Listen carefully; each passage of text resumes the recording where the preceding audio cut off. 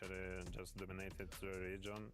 Top 5 of power ranking, like 17, Falcon, Twisted. They still, I think, good and gonna show some good results on EWC. That has been BB Team. I'm Barney Banks. See you in the next one.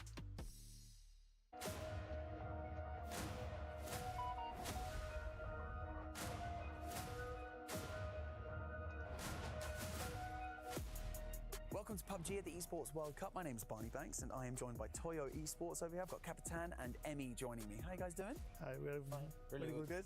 Yeah. How was traveling in? How are you feeling? Yeah, it's a long trip, but fun. You're happy to be here? Yeah, we're so happy to be here. Second time, so. I want to know a bit about the lore of the team, the history of the team. How did this roster form? The roster formed principally with Emmy and Benja. They formed with Toyo, a team. After a few weeks, a few months in another team, like us two in Bestia, we decided to form a Toyo with Pipa, and after a few weeks we changed it with Rivo. So we are like a fresh team with Rivo and qualified to WC, our first tournament together, so pretty amazing. Exciting times. Emmy, typically you guys have been known as like a contender team, but then you've come into EWC. The improvement over the past year has been amazing. What do you think has been the key thing that has been the source of all of this improvement for your team? Yeah, I think it's been the hard work. Like, we put so much at least the finals into the bot reviews and everything, so the discipline is really good on the team, so I think that's the key. So now that you're here, you're at EWC, we've got the best teams from around the world, right? So what are your expectations coming into this tournament for yourselves? Like, how are you guys feeling about the competition? Like, Kapitan, what do you think? Yeah, we think we need to do a step for step. Like, our goal now is only qualify to finals. After that, the next goal, who's winning it, obviously. We are a strong team in the game, so we are very confident to this tournament. And coming into this tournament, Emmy, you know, there's obviously a lot of teams from around the world that I'm sure you've come across a lot of them before as well, but are there any teams in particular that you guys are like, okay, like they're dropping near us, we're kind of like, do we push? Do we get aggressive? Do we avoid? Like, you know, all of you guys have the ability, but is there always a thing like in the back of your mind, like let's be careful with our approach? Yeah, I think in the game, we're going to be careful with the Vietnamese team. I think they are the most aggressive ones, so you have to be careful. You have to be like watching at every angle. So I think they are one of the strongest and the most aggressive teams. So. Do you agree, Kapitan? Yeah, I agree. Very agree. They are aggressive, aren't they? They are aggressive too. It's going to be an exciting time. Guys, thank you so much for joining me. That's been Toyo Esports. I'm Barney Banks. See you in the next one.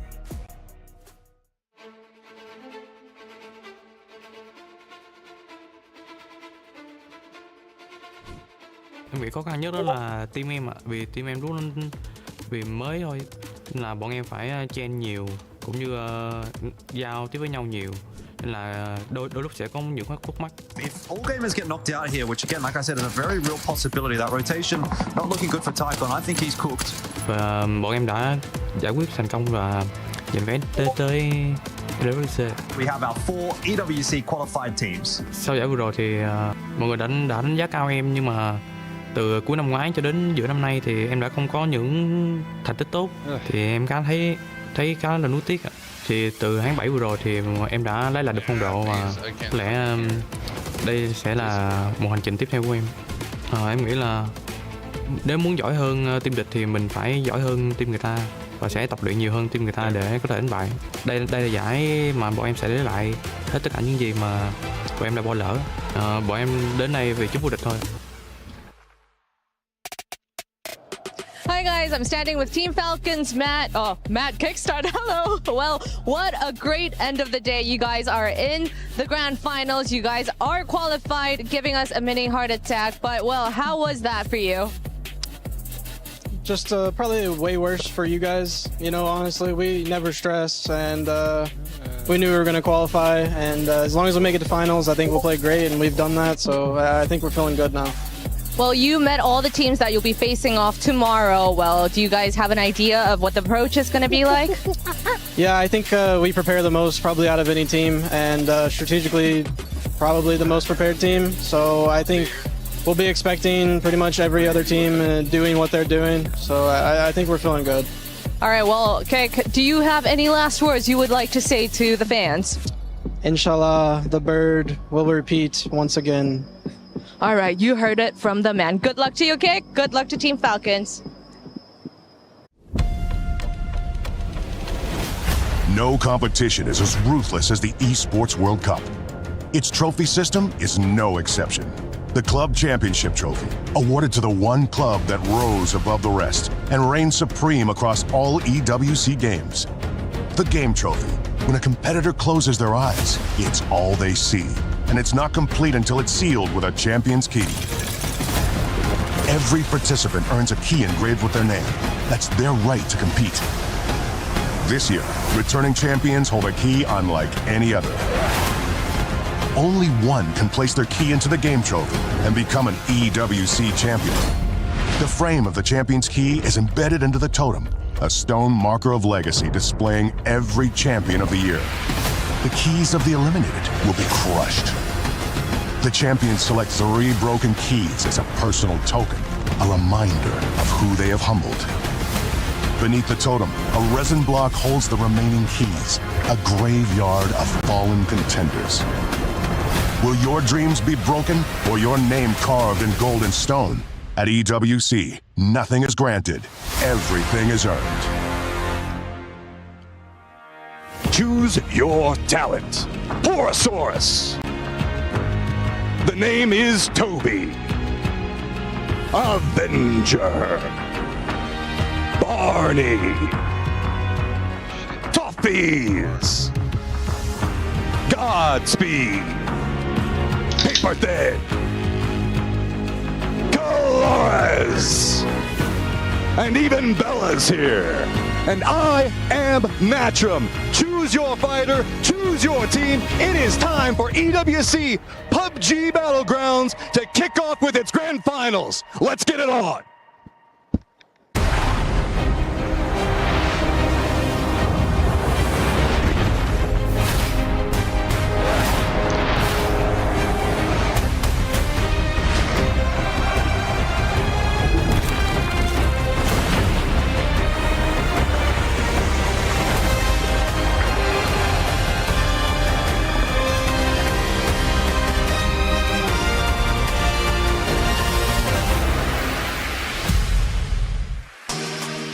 It's a beautiful thing. 16 teams here in PUBG Esports, live from the Esports World Cup. And we have the opportunity for one of these teams to be able to claim the championship here in Riyadh. Every single team has a chance here. Best of 12. Which team will be molded in the furnace and find themselves the championship at the end of these next 2 days? That's the big question. Here's the Jamil Motorsports walk in from the hotel. All of these players getting ready and good to go for what is sure to be an absolute barn burner. Welcome, ladies and gentlemen. My name is Colores here for day number 1 of the grand finals, and I do have Godspeed. And also, we are joined to start things off by 2 dashing gentlemen. We have Gunnar joining us from Falcons. We have Scoom joining us from Virtus Pro as well. We have all the retired pro gamers trying to do something else in like. No, I'm joking. I'm sorry. Don't hurt me. But Gunnar, Scoom, lovely to have you here. You too, Godspeed, I guess. Gunnar, I'm going to start off with you, my friend. Obviously, last year, you guys were able to take it all. The year before, you guys were able to take it all. Last year's group stage, 81 points. This year's 80 points. Is it all going to script? Is it all okay?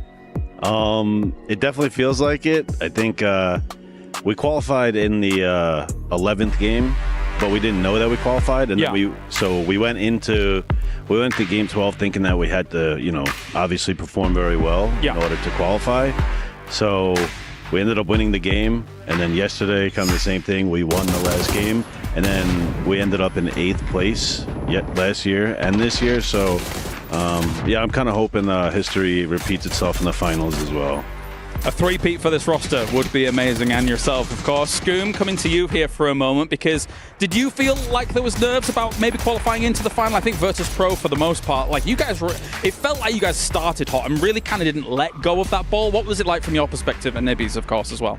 I think we were really confident going to day 2 because even though we started like really hot on that Erangel game, and then it kind of fell short, like all our games were tough games. Like we didn't really get like any specifically circle lock. Like we had to win some fights to like actually take it to our games. And because of that, and because of our calls, like we were confident day 2, as long as we carry on like this, it can't go wrong. Sure. One of the coolest moments in the tournament, I would say, was from you guys. We got to kind of listen into the comms as you guys took out DN Freaks in that first game. That was an awesome listening. Have you guys listened back to that and kind of... I mean, I was listening to it live, so I knew that the comms were really good, but they obviously they went back and listened to it, and it was just super clean from the boys, so yeah. Yeah, I mean, it was some of the cleanest comms, and I mean, it was so fast how you guys dismantled them. I'm kind of going to ask you both this question, starting with you, Scoom, is, I mean, how do you feel about this Grand Finals lobby, right? With big teams missing, like BB Team, like Liquid, I mean, GK Esports, right? Even FN Ponchon, like, this is probably not the lobby we all expected. So, Scoom, how do you feel about just how it's unfolded and now looking at this heading into the Grand Finals? Yeah, I mean, in PUBG, unfortunately, there's always going to be upsets. Like it happened last year with Twisted not qualifying. For sure. You know, Falcons not qualifying PGC when they were expected to. It just always happens, and it's just another day at the office, basically. Nothing really changes for us. Yeah. Owen? Yeah, same thing. Usually when we come to these events, we just plan for every team making the finals, and then obviously plan for our groups. So then once we see the teams that make the finals, like we already have the prep work done for them. But I mean, regardless, the 24 teams that are here, they're all good enough to be here, which means they're all good enough to be in the finals. But you know, obviously you're going to have teams that you just expect to be in the finals. Right. And there's never been an event where every team you expect to be in the finals makes it. So it's, at this point, we're kind of just used to there being upsets. And then, you know, James mentioned it for you guys, I mean, back to back to back. Is there any different prep that you guys did coming into EWC that you would for like a PGS or PGC, or is it just, again, kind of like business as usual? Well, obviously, like, I wouldn't say we did like any more prep by really going into every event. Like, we try and really study the teams that loot around us. Sure. And just try and figure out ways to punish them or ways that they can punish us. But with the Esports World Cup, I'd say we definitely put in a lot of work, just like constant double blocking scrims. And we do that for PGS, but come Esports World Cup, it felt like there was like an extra boost to the team's morale to like really want to put in that work. Yeah, I mean, I remember even talking to Tig at PNC, and he's like, dude, our goal right now is just strictly EWC, and we want to make sure we win that. And then for you guys, I mean, you guys had an amazing pickup in Corexy, obviously an incredibly talented fragger. So like, how has he kind of fit into the team and like the culture of what you guys are trying to build over there at VP? Yeah, I mean, adding Corexy obviously added a lot of more firepower to our team. And not only that, Corexy, I feel like he's really good at like doing the micro stuff that we kind of didn't have before. Like, he's just always filling the gaps, which is really good. Obviously for us, we grinded a lot once we picked up Corexy because we wanted to implement him to everything. So as soon as we got him, like, we just went back to the basics and just did all the fundamentals with him. And he's still catching up to speed. Like, it's still not there yet, but I think it's gotten to a really strong point. Obviously, it's a best of 12 final. It's not something that we play often, right? Normally, we're playing best of 16s. Sorry, best of 18s, I should say. So I guess, Scoom, from your perspective, I opened the day with anybody could win this. What's your perspective here? Yeah, I mean, 12 games, it's anyone's pretty much, as long as we keep playing the way we are and you get a little bit of sucker luck, you can just roll with that and you can win it. I mean, that's how PUBG is. Yeah, I mean, Gunnar, you guys believe you're the best of 12 specialists. You've been able to do it before. Are you resting on those laurels as well here this time around? I mean, I don't know if we're like the best of 12 specialists, but I mean, obviously, historically, we've done pretty well in best of 12s. Yep. But yeah, I mean, it's just going to be the same thing for us. It should be for the other teams.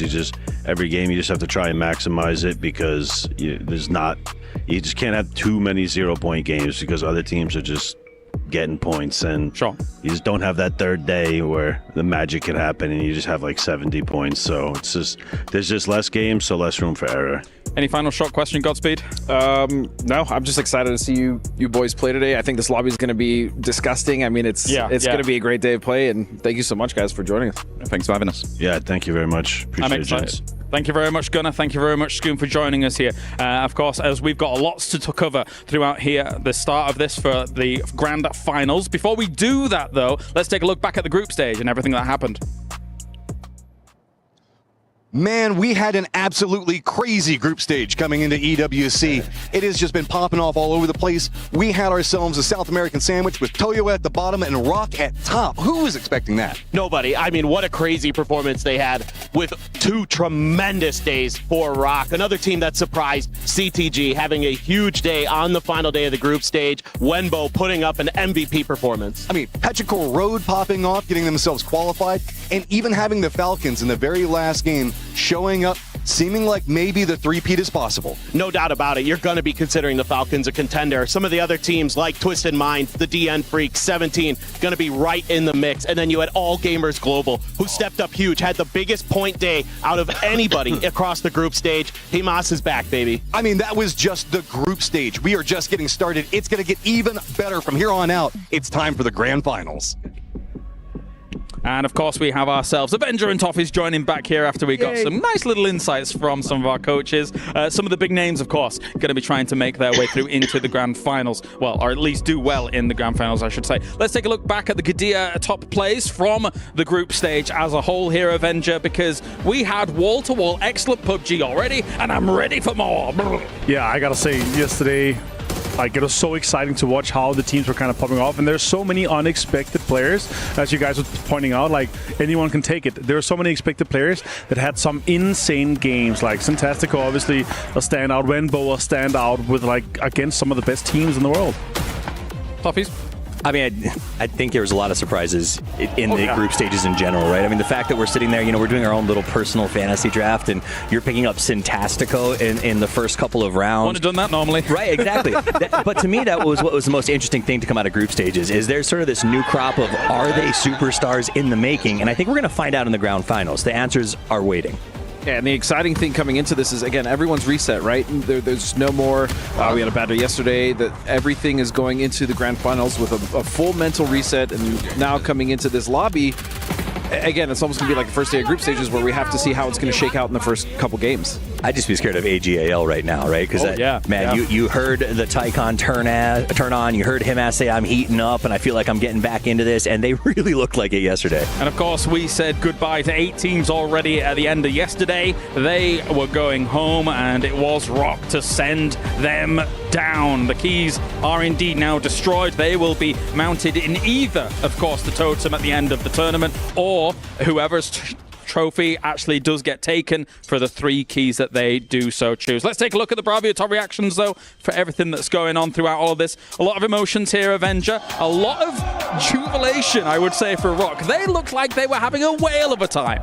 Yeah, especially when they're taking the keys down. They're just waving goodbye to the 8 players, 8 teams that's going down, getting crushed there. But yeah, throughout, like, you could see, you know, everyone being super happy. But one of the biggest ones was the excitement on Ixleft when they won that game when they had to. We talked about them only having 1 point in 2 games, and they popped up with a big one. Like, they were so excited. They were so happy to finally get things going. It was interesting because it was polar opposites, right? We see Twisted Minds make a comeback. They were very, like, low-key when they got their wins. Falcons was the same way when they sort of had their big moments. But then you go to the other teams, and they're just so joyous. All right, let's talk about it. Grand Finals Day 1. Here are the 16 teams that are going to be entering the Battlegrounds. One of these teams at the end of 2 days will become your champion here at the Esports World Cup. It's all to play for. It's all open. We started things off with Rock looking fantastic in those group stages. That's exciting to see. But now, as you can see here, brought to you by Jamil Motorsports, the players are making their way to the stadium to figure out who is going to sit atop the mountain. Will it be Petrichor Road? Will it be 17 Gaming? I will say, I've been impressed by what China's been able to throw our way so far here, considering it's not just been those 2 here, Godspeed. Also changed the game, has been able to put up numbers too. And the thing is when we look at Change the Game and how they played, yes, they got a lot of circles, but they also got a lot of kills. They were incredibly proactive, which we saw not a lot of the teams were, and we saw the top fragger coming in for that team, able to get, I think he had like 18 kills. So it's just disgusting. In 6 games. From a team, again, that we did not expect to be that active. Oh, definitely so. They're a bit of a wild card for me. We'll see if it's actually going to materialize here throughout the next 2 days. But let's focus on number one from group stage. They deserve it, absolutely, considering what they were able to put up. Rock is ready to roar, and will they be able to continue this on into the grand finals, Toffees? I'm not so sure. What do you think? I mean, I think if they keep this attitude, they can get here on a roll. It's not as tight of a final as we thought it would be, so I think there's some openings for them to make their style. I like their play system. They play percentages early. They go to compounds with a high percentage of catching circles that they know other teams don't favor. They don't have to worry about defending crashes. That saves them for the late game. Then they make a move. If they catch the circles, great. Now we're ready to fight. If they don't, they take cheeky sends that often seem to work out. I think this is good for them. A reminder, if you weren't here yesterday, you're joining us for the grand finals. This is a team that's been grinding for 4 or 5 years. Two of the players, Biel and Santastico, who have been great, met 2 years ago and have been building this team, and it's nice to see them collecting fruit. What I really enjoyed about this style was like the macro players was just so on point. They were reading the lobby extremely well. I agree. Being on the kind of lesser populated side, the less dense side of where the other teams are being, and then taking space where there was space that was given to them based on kind of the circle, then moving slowly, kind of making sure they're the last team to kind of move into the edge, taking control and slowly pushing the teams ahead of them. Like, I really enjoyed their macro yesterday. Let's see where we've placed them then on the Aramco power ranking, because we've changed things up for the grand finals. We've had a little bit of a mix-up. Favorites, Twisted Minds, Falcons, All Gamers Global, and 17. Rock is coming in as our dark horse here, Godspeed. And again, the reason why is not because it was the way they played. Rose question marks. It's the lobby. Can they continue that momentum going into this? But Yes, Steve, yes. you brought up a fantastic point. I think because of the way that the group stage shook out, there's a very big possibility they can continue this going And forward. for those of you at home, maybe you don't know what a dark horse is. It's a horse that surprises everyone and wins the race, right? And that's why those teams are in there. T5 as well. Shocked a lot of us coming in second, only a few points behind Rock.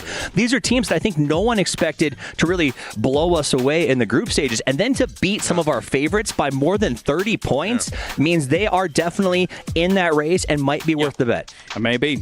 And another of our teams here that's back on LAN. We're very excited to see them. It seems like they've already shaken off that LAN rust as well. It is All Gamers Global, who's over with Bella.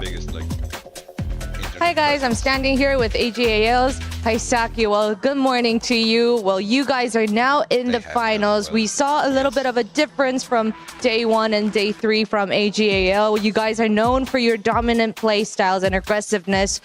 But I wanted to ask you, why do you think you guys had a relatively slow start in the group stages? Thì nói chung thì bọn mình vẫn chơi theo phong cách của bọn mình thôi, nhưng mà bọn mình sẽ chơi nhanh hơn, kiếm nhiều điểm ngay từ ban đầu để giữ khoảng cách với tất cả team còn lại. We will just play as what we have been doing so far. However, we will have a distance compared to other teams and try to gain a lot of points in this final.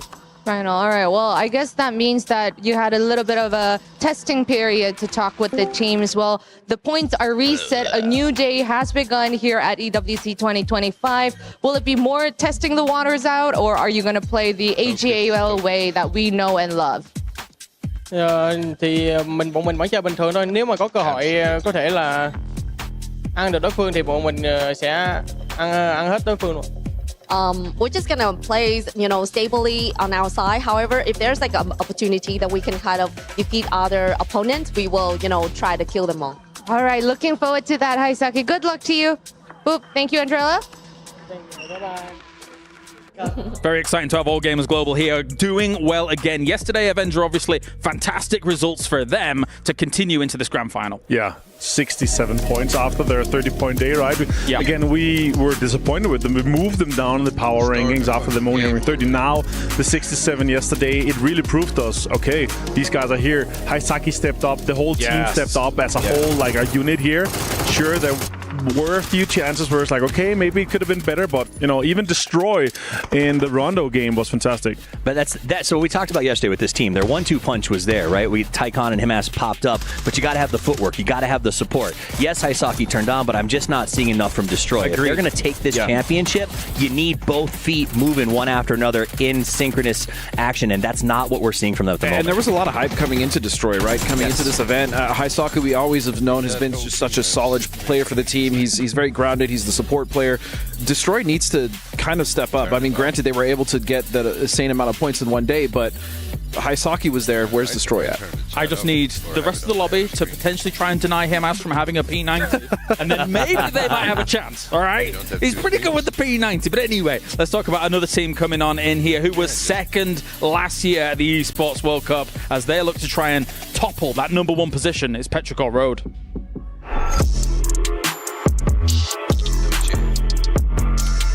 Hey there guys and girls, it's me, Kalaris, here for PUBG at the Esports World Cup, and with me I have Mingming as well as Ike's left from Petrichor Road, one of the challengers at the top. So let's ask them a few questions and see how things are going.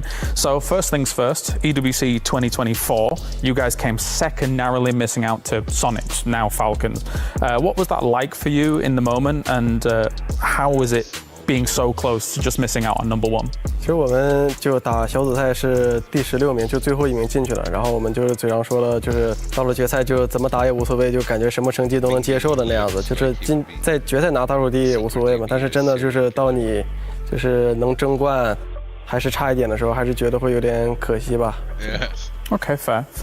And since then, Ike's left, you've kind of had mixed results here and there. Have you been happy with the performances over the last 12 months of the team? 个人来就是拿了一个联赛冠军嘛，但是在后面的 PCS 的系列上就是打得不是很理想嘛。但是我个人来说，我感觉其实还可以了，毕竟就是今年还没有结束嘛，还有年底的几个比较重要的比赛，就再往后看吧。Have you done any different preparations coming into this tournament because it is such a big stakes tournament? 那其实有特别大的，其实也没有吧，就是加强了一下，就是队伍内的训练啊。毕竟就对于我来说，这压力不是那么大。你看这个去年打世界杯、打 EWC 都没有进决赛了，那今天要是打不好的问题，肯定给他们就行了。其实像针对性的就没有吧，就像左哥说的，就我们平常加强了一些训练吧，然后尽量反正不要有太大压力吧，然后慢慢打好自己的就可以了。As you can tell, it's a good job I'm fluent, and I was able to understand everything that was going on there. No, but obviously the Petrichor Road guys were in good spirits about coming into this tournament, Avenger, and they do have the chops. I do think they are technically what should be a super team from China to be able to attain a #1 spot. What I was hoping, though, with Mingming coming into this roster here, though, was we're going to see the 2022 new Happy Mingming alongside Ike's left with Nan and Chewy kind of supporting that roster, rather than it being Mingming make sure Ike's goes out and frags and he's the turret on the team still.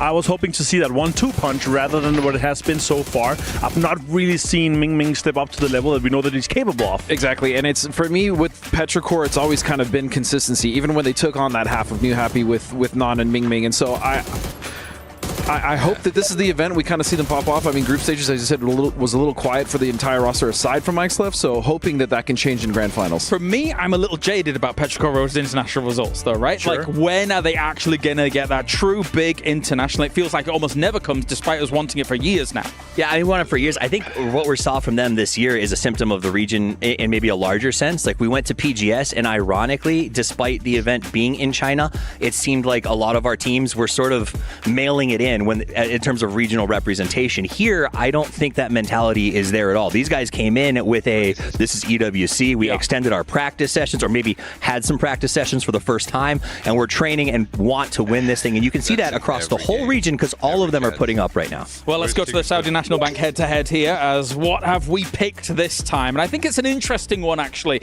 because you obviously have #1 from groups with Rock going up against All Gamers Global. And this, for me, is a tale of two trajectories, Martin. I'm concerned that Rock might not be able to keep it up in the grand final, whereas it feels like All Gamers Global was going from strength to strength. I will say this as well, the way that the meta kind of shifts and how everything is like, it's such a level playing field when everyone starts from zero, right? Yeah, it changes so many aspects of the game and how everyone is kind of approaching it. Some teams coming in, we already played six games against someone that haven't played any yet. Teams play differently based on that, and it changes in the finals quite a lot. So that's what I'm worried for Rock. For All Gamers Global, I feel like the amount of kind of high confidence and morale that they're going to be building in from yesterday to today, that's going to benefit them quite a lot.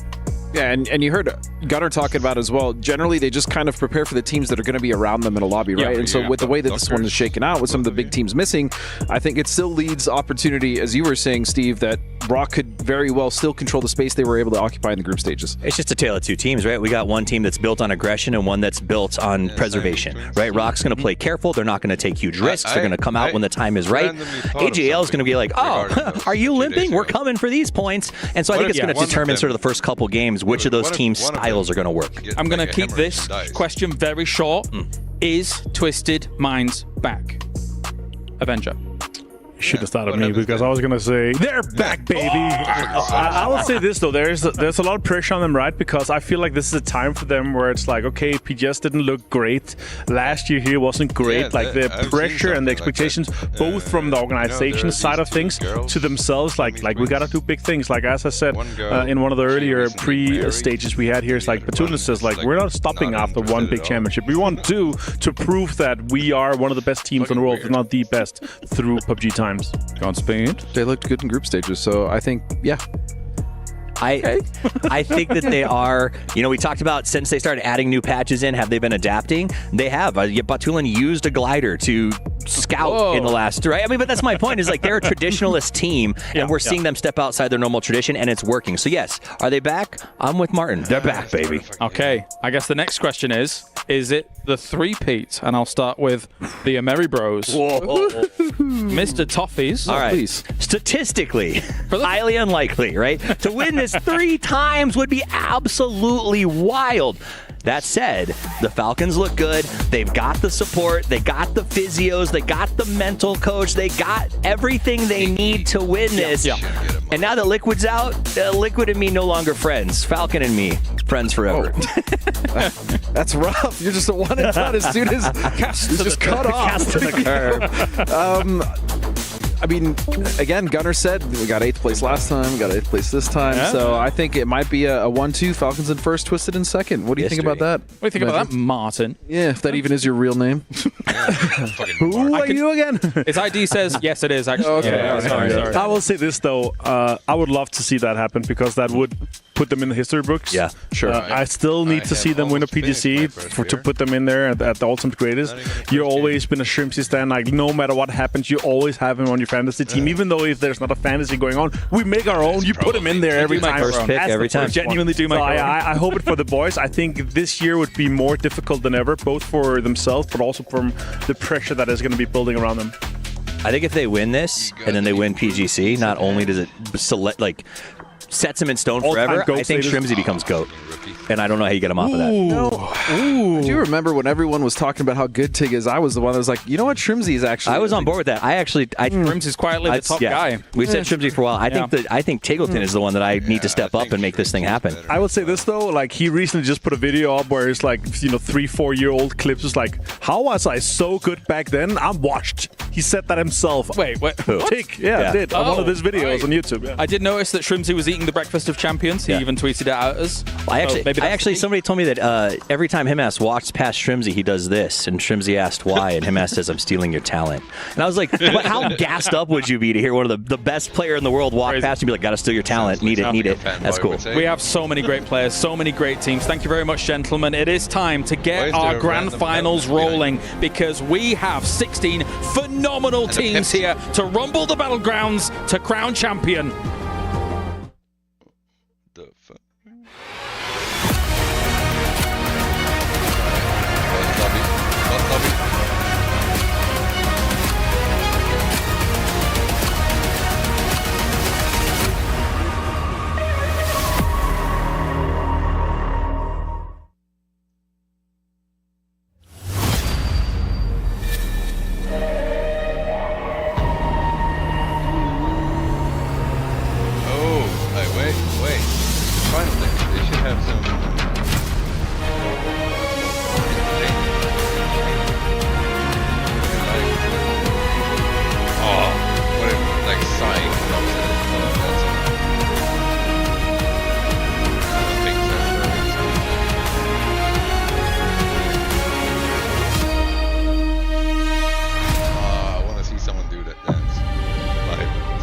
8 teams have had their keys crushed along with their hopes and dreams of staying in this competition. And today, the remaining 16 will go toe-to-toe, an edge closer to that $2 million prize pool and, of course, our stunning trophy. My name is Barney Banks, and I am your host, and welcome to the grand finals of PUBG at the Esports World Cup. Today is not simply about the prize pool, and nor is it about the trophy. Today is about legacy. And so, whether you are at home or right here in Riyadh, the heart of Saudi Arabia, make some noise as we introduce your finalists to the main stage, starting with the Expendables.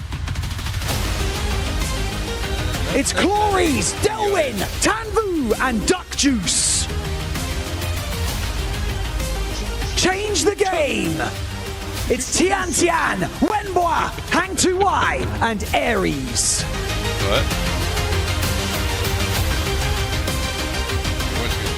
Gen G. They are Tosi, Bean, Orca, and Flame. All Gamers Global. They are Himas, Haisaki, Tycon, and Destroy. Why?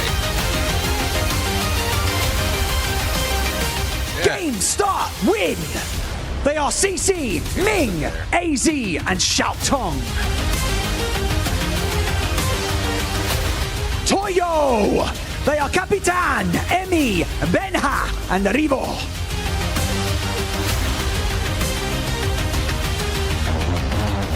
Petrichor Road. They are Aches Left, Ming Ming, Chui, and Nan. 17 Gaming. They are Lil Ghost, Xiao Bei, Xiao Wu, and 7-7. T1. They are Type, Raining, E-End, and Heather. Navi. They are Fearist, Sosit, Hakatori, and Extents.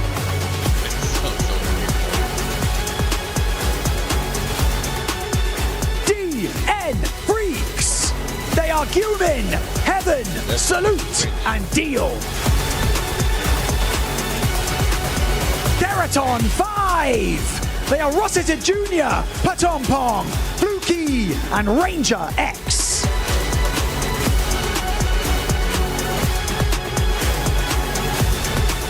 ROC Esports.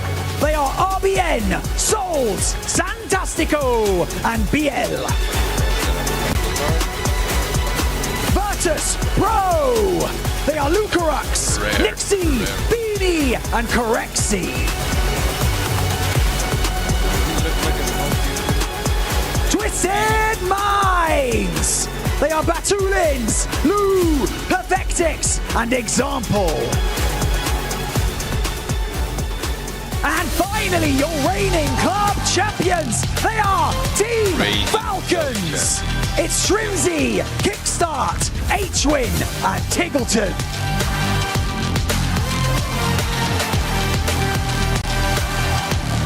The journey has been grueling, but this is where the real work begins. 12 maps, 12 opportunities, 12 efforts. When you say it like that, it doesn't sound like much. So dig deep, lock in, and make each game count. It is time for the grand finals.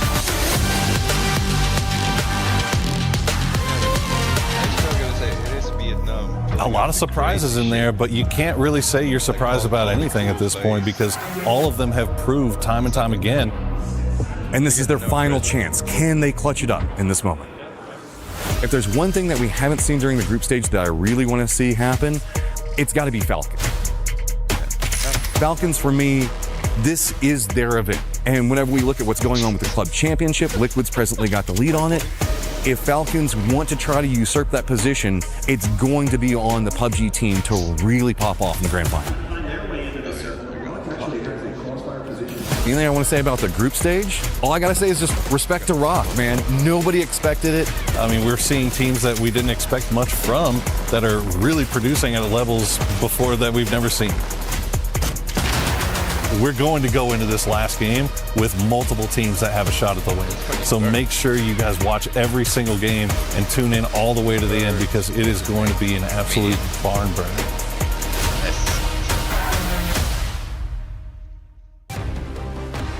There you have it. So, ladies and gentlemen, all rise for one of the most extreme and extravagant fixtures of the calendar. PUBG at the Esports World Cup, where one team will delve into the desert and pull out diamonds. One team will reach that prestige. One team walks away with the championship. My name is Carl Laris. Joining me to break down what's going to start things off, we have Avenger, we have Godspeed, we have Toffees. This is the Esports World Cup, Avenger, and one team will rise to the occasion. But who's it gonna be? Yeah, that's the big question. That's what we're all here for, waiting for, looking for. We've got 12 games to decide things here. Like, I'm so excited. Last year, Petrichor Road had 2 0-point games. They can't do that again here if they want to contest the very top. They got second place. Falcons had 1 bad game, one 1-point game, and they won the whole thing. Nothing is given, everything is earned, and that's where that path starts right now. These teams have to come out game 1 in a best of 12. The second that their feet hit the battleground, they need to be thinking, this is the moment that I get the point that wins this event from that first match, and that's what I want to see. None of this just 16 qualification crap. They need to come in hard. Exactly, and we saw the chaos that was the group stages, right? And we saw some teams playing way too safe than we would have liked to see, and that's not going to cut it here. Again, with only 12 games on the line, with some of the mistakes that we were seeing in the group stages, it's just they need to be on point. This is one of my only problems when we have to at the beginning of the day say, hey guys, you've got to pick the teams for the Aramco Power Rankings, because I'm like, there's just too many damn favorites, right? If we look at a team like DN Freaks, who looked spectacular at PGS 7 and PGS 8 here, Toffees, they have to be in the conversation for winning an international at some point with this roster. They have to be in the conversation. I mean, they literally took the best of what was available in Korea and put together this roster. They have the same expectations a lot of our other teams do without the deliveries to account for them yet, and this is their moment. Now, they look like they were improving slightly. They said, Salute said, if I can just be finals, Salute, we'll do well. Well, it's finals time, and all of them need to step up and be finals, Salute, if I'm being honest. Yeah, I mean, group stages was a bit of a disappointment for Freaks. It was. I mean, let's just call it what it is. They didn't garner the points they did, on top of the fact that they didn't control their space the way that we normally are used to Freaks kind of putting their will on the other teams in the lobby. Salute just doesn't turn on until finals, guys. He's just too relaxed. Like, it's not even exciting. We just need to get top 16. It's like, then finals comes around, then he starts fragging. I'll bet you he's going to be top 3 in frags or damage. But here's the problem. It's 8 years in, and we're still suffering from this disease about, like, hey, face Sunday. There's always a comeback potential. Not anymore. You got 12 games. I'm tired of teams being like, well, I need time to turn on. Even in group stages, having Toyo come in and say, I'm just playing for 16, has to get to a point where I'm getting irritated by that. I want you to come in playing your best game from the jump. And that was a close 16, listen. And that's what happens if you don't come in playing your best. No, definitely. Another team, of course, 17 game win. They come off the back of having that PGS 7 win. Yes, PGS 8 kind of slips away from them, but it's no doubt in my mind, Avenger, when you look at 17 Gaming, they're unbelievably consistent. A litany of second places at internationals as well. High profile second places, mind you, that they should also be considered one in the running. Yeah, and you can't deny them having central loot spots in the majority of the games are just such a huge benefit. It's such a difference.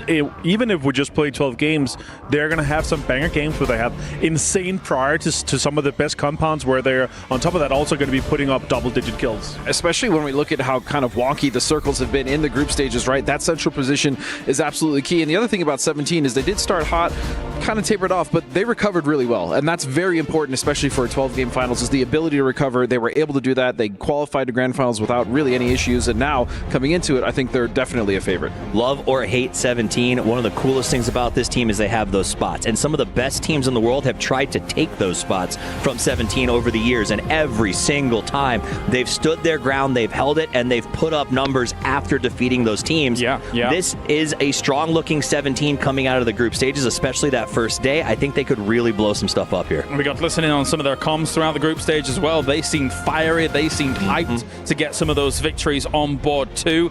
Another team, of course, coming in from China, Petrichor Road. We've already kind of talked a little bit, or even ad nauseum, about how they need a big international on board on their side of things. But the PGC champions in the Expendables Godspeed. Surely you still have to consider them. It was a rough 7 and 8 when it came to PGSs as a whole. However, they looked pretty decent in the group stage for sure. Yeah, they look good. They were consistent pretty much the whole way through. And that roster is just disgusting, right? Clories, Delwyn, Tanvu, Duckjuice. Delwyn, for me, has been probably the most improved player mechanically as an IGL. I think that's great. And coming into this grand finals, they should be one of the favorites, or at least they should absolutely be contenders. The problem with PGS is that everybody watched and went, "Whew, maybe that was a fluke," right? And that's what you never want as a PGC champion. Yeah. I need them to come to this event and pop off like they did in the group stages so that the haters are put to rest. I want to see the Calories MVP of PGC 2024. I want to see the PNC champions of Delwyn and Tanu. I just want to see them turn up because we know these guys are capable of fragging. Delwyn was, I think, one of the best last year fragging IGLs that we've seen, up to a level of where we can compare Batulans as well. Yeah. All right, gentlemen, it's time. Everybody watching around the world as well. We are getting our PUBG Esports World Cup Grand Final kicked off right here, right now. Let's head over to the casters. Game number 1 of the Grand Finals. 24 teams walked into this arena days ago. We have said goodbye to 8 whose dreams were crushed along with the keys that represent their organization. 16 remain, Toby, with the hopes and dreams of an Esports World Cup championship resting at the top of their hearts. But they are going to have to get to work quickly because we have only a 12-game final to determine that champion. And what a great 16 we have. I think from all ends of whatever tier lists were made coming into this tournament, some of the teams who didn't expect to do a whole lot has performed beyond expectation. Teams where we thought they were guaranteed to be in, they aren't even here. And now we have them, the 16 qualified for the finals, taken to the battlegrounds for the first of 12 matches to come to try and claim this exact trophy and be the EWC 2025 champions. Slates have been wiped clean, and we are heading over to Erangel to see who will start their grand finals on a hot streak. Everybody really hoping that it will be them, but we have a very southern plane to start off things. And wouldn't it do? Wouldn't it do, Toby? We haven't seen one yet. A military island circle? We have, yeah. I mean, there was one in the group we did. stages. Yeah, you're right. I think Virtus Pro would be sad if we said we hadn't seen one. They're like, "Hey, come on, Paro." I remember now. Virtus Pro coming from the blue, wrapping around Twisted Minds, hanging out on rocks. Exactly. Absolutely. Just had to get the engine going, you know. Exactly. Yeah, there you go. There you go. But here we are, as you say, somewhat southern plane. It's going to fly out just over Mansion in a second's time. And good for this lot because there are a lot of southern looting teams in this grand final. Not a whole lot of teams will off of this plane have to get to alternate drop spots. So overall, I think the vast majority of players on this server are going to be very satisfied. Na'Vi and All Gamers Global, 2 teams landing side by side. I'm not expecting early confrontations, but we have seen fights for vehicles in the group stages, and this could be something happening here once more. Yeah, that southern coast looking very populated. Also a very wide 2-2 split here from our defending, back-to-back defending EWC champions team Falcons. I know they've got a lot of fans in the building rooting for them right now. They're going to be... Wow! Ooh, there we go. We called it the Billy Circle. For it. And right off the bat, well, let's see how these teams decide to deal with this as no one currently on that military island. Yep, exactly. Even though the plane actually allowed for it, no one opting to go down there. Game start win had themselves a really good game from that position, but opting to go towards Georgipol instead. I'm sure right now they'd be happy had they just gone military straight away. But you know what? Come to think of it, I can't recall the last time we had a first circle on Millie with no one looting Millie early on. Wenbo is going to be the literal only player on the entire island. He's only getting over there now. It's free real estate.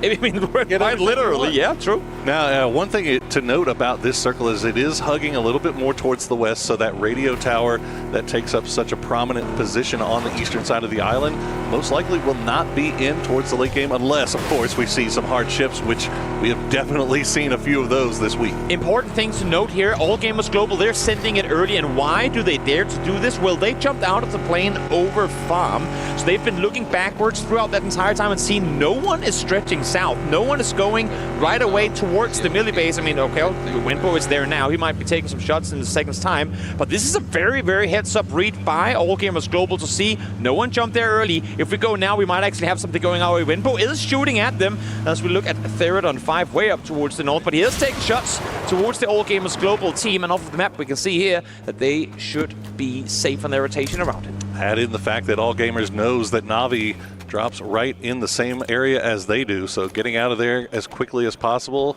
best decision that they could have made, and they'll find themselves into Novo as we check in with Theraton 5. They are all the way up in North George. They will most likely take their time, come in late with the circle, but there are a number of teams up there on that northern side that might have the same idea. Exactly. Gen G with a similar read to All Gamers Global. Of course, they jumped earlier, so wouldn't have the full info. But there's no one here. Maybe that's why they moved a second or a minute, or should I say, later. But they too gonna get themselves a pretty darn decent position down here towards the west of Millibase. We also have Rock sending RB in from Primorsk off on that western coast, coming around to that south side. So a number of teams already making that quick move over as see Gen G just repositioning themselves. Falcons, meanwhile, after that long 2-2 split, already all in vehicles, all in the move. And it looks like they have free path down into that eastern bridge should they decide to keep going. As Twisted Minds now just to their east also look like they started to consider making a move. When you thought you were safe on your bridge rotations that were already triggered, now you're getting a bridge that's getting red zoned while you're trying to rotate through. So play it safe here, guys. Hold your cars on the northern side of the water for at least a little bit. Or if you're in a boat, just go for it. Sail down towards the southern side. You can see RBN is already making landfall now. It should be just fine on setting up this southwestern rotation for Rock.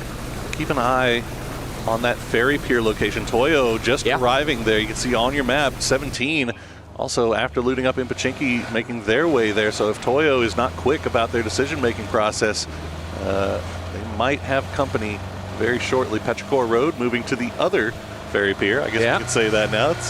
It's several years, I think, that we've had the 2 times. But Navi has been sticking around. Navi has not made that move.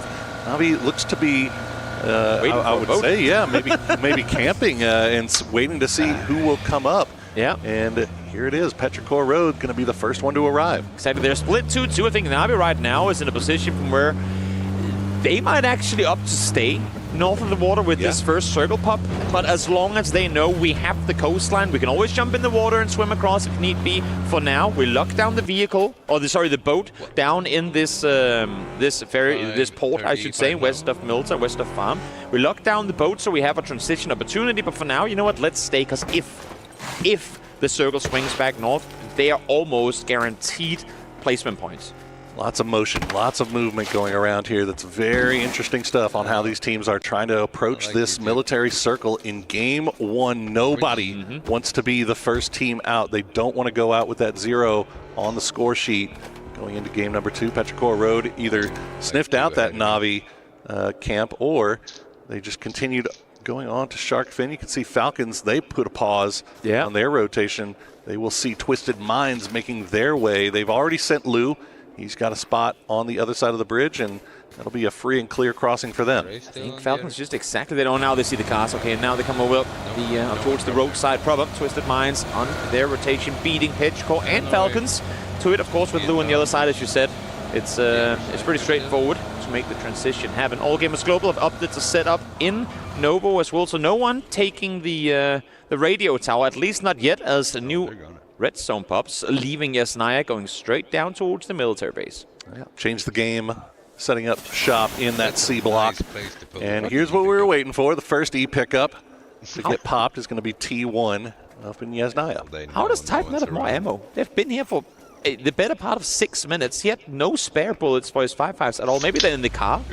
Maybe he left them somewhere to pick up the emergency pickup. I'm not sure, but my man gets some ammo because your helicopter is coming. I'm guessing the e-pickup thing. I think we've all been there. We've all been there in the past where you've had to drop half of your inventory just to be able to pick up that e-pickup and pop it. But we'll see where T1 decides to go. They are the plane path, helicopter path that they're taking is favoring that western side of the island, which there's still some places left for them to play here. That high ground hill being the most notable. The only threat for them right now is, of course, coming down early, which I say because they're going to be over military before the new circle pops. If they land up on the Granny Tower on the Western Hill, and the circle goes anywhere away from that, they don't come with vehicles. They have very limited rotation opportunities from there, unless if they do the double E pickup there on 5 style, where they pack an extra one to bring it along. But we'll see what's in the playbook, what's the call going to be for T1 when they do make it down to the south. Speaking of Third on 5, Virtus Pro looks like they might be doing a little bit of hunting. They're waiting. It might be Wabbit season, as they have camped themselves in position by those bridges. Let's see if Theraton 5 is got their good eyes on today, as we see T1 making their way through the skies, just now approaching the river. Definitely. All Gamers Global parked here on the southern side. I think Rock Santastico could have been the one taking a couple of shots towards Hayasaki, and now they're leaving, making their way back down towards the southwestern coastline. So smart on them to have a place to back off to. Yeah, level 1 helmet, not a whole lot to work with. And there you go, look at the kill feed. Nixie able to find Rossiter Jr. VP off to a good start, sprung the trap, and it worked out perfectly for them. Sure did. Maybe the best news for Theraton 5 is they only lose 1 in that. True. As, I mean, it's... It's not great losing somebody early, of course. Well, Ranger X will spot that out. He's going to put himself in a position to maybe take a few shots over in this direction. Correct? He's still holding that northern side, that northern angle. 9 first aids. We know what the spread is. If you've ever watched a single game of Virtus Pro, you know that they're going to have a lot of first aids. That is a quick pick and flush. Yep. And there goes Rossiter Jr. And you can see T5, they're waiting around now as well. They want their teammate back in the game, of course, with the blue chip. Get him back on his feet, get him back on the server. Smart on them to wait this one out. Well, T1 did pop that esports pickup, but the emergency pickup rather. But instead of going to the high ground, they opt to go into the western side of Military Base proper, and as a result, they are gonna lose Raining early on. The rest of the gang still trying to reach ground, and it looks like for the time being, they will find safety in this dip, but they do lose a member early. That is rough sledding here as we wait and see where Circle 2 will take us. Definitely scary times for them. Game start win is going to be in the air. Let's see, Circle 2, are we committing to the island? Yes, we are. Everyone on the northern side now going to wrap on over. Falcons already on the move as well. Looks like Pathampong may have been able to... Okay, never mind. He's not stopping at the revive station. They may have been able to pick him up as we see the fight now popping off between Falcons and Petrichor Road on the bridge. Shrimsy going to go down early here. Tickleton and Kickstart on this side, H-Win on the far side of the bridge, so only a duo here to take on the full strength of Petrichor Road. Yeah, exactly. A little awkward timing on their rotation on over. I'm not sure if Falcons thought that maybe Navi they were playing on the backside, but yeah, as you're saying, Navi come down this way too. I think they were opting to go for the boat, but then they realized, wait, Freak's actually coming in from behind us. It's too dangerous to just hop on down and hope for the best and crossing over. So Navi forced to go eastbound. Little do they know there's 2 teams fighting in front of them. Little rock there. That's fine. Meanwhile, that western bridge looks pretty safe, so the Expendables should have a pretty free, clear spot over is... Oh, yeah, that sucks. Yeah, Shrimsy just immediately coming up over the top. Great spray from Non. But putting the Falcons on the back foot, but Petrichor Road, they cannot stick around here forever. They got to be very careful about how they approach this, as Navi just on the other side. You can see them just off in the distance. It's awkward timing, right? I mean, because Navi, I don't think Navi has any plans of even third-partying this if they get a chance to. They want to get over. They want to, like, their only idea right now is to cross and preferably avoid this whole confrontation. If they knew what was going on over here to more extent than the info that they have over the kill feed, they were probably swimming as we speak. But opting to stick around, and that's going to force Freaks to stay too. Kickstart with the Mini will land shots onto Ice left. Go for the aggressive grenade here. He's got Tickleton backing him up, trying to cause a distraction, but Tig's going to go down to half HP. The grenade falling just a little bit shy. And now Kickstart is the forward man.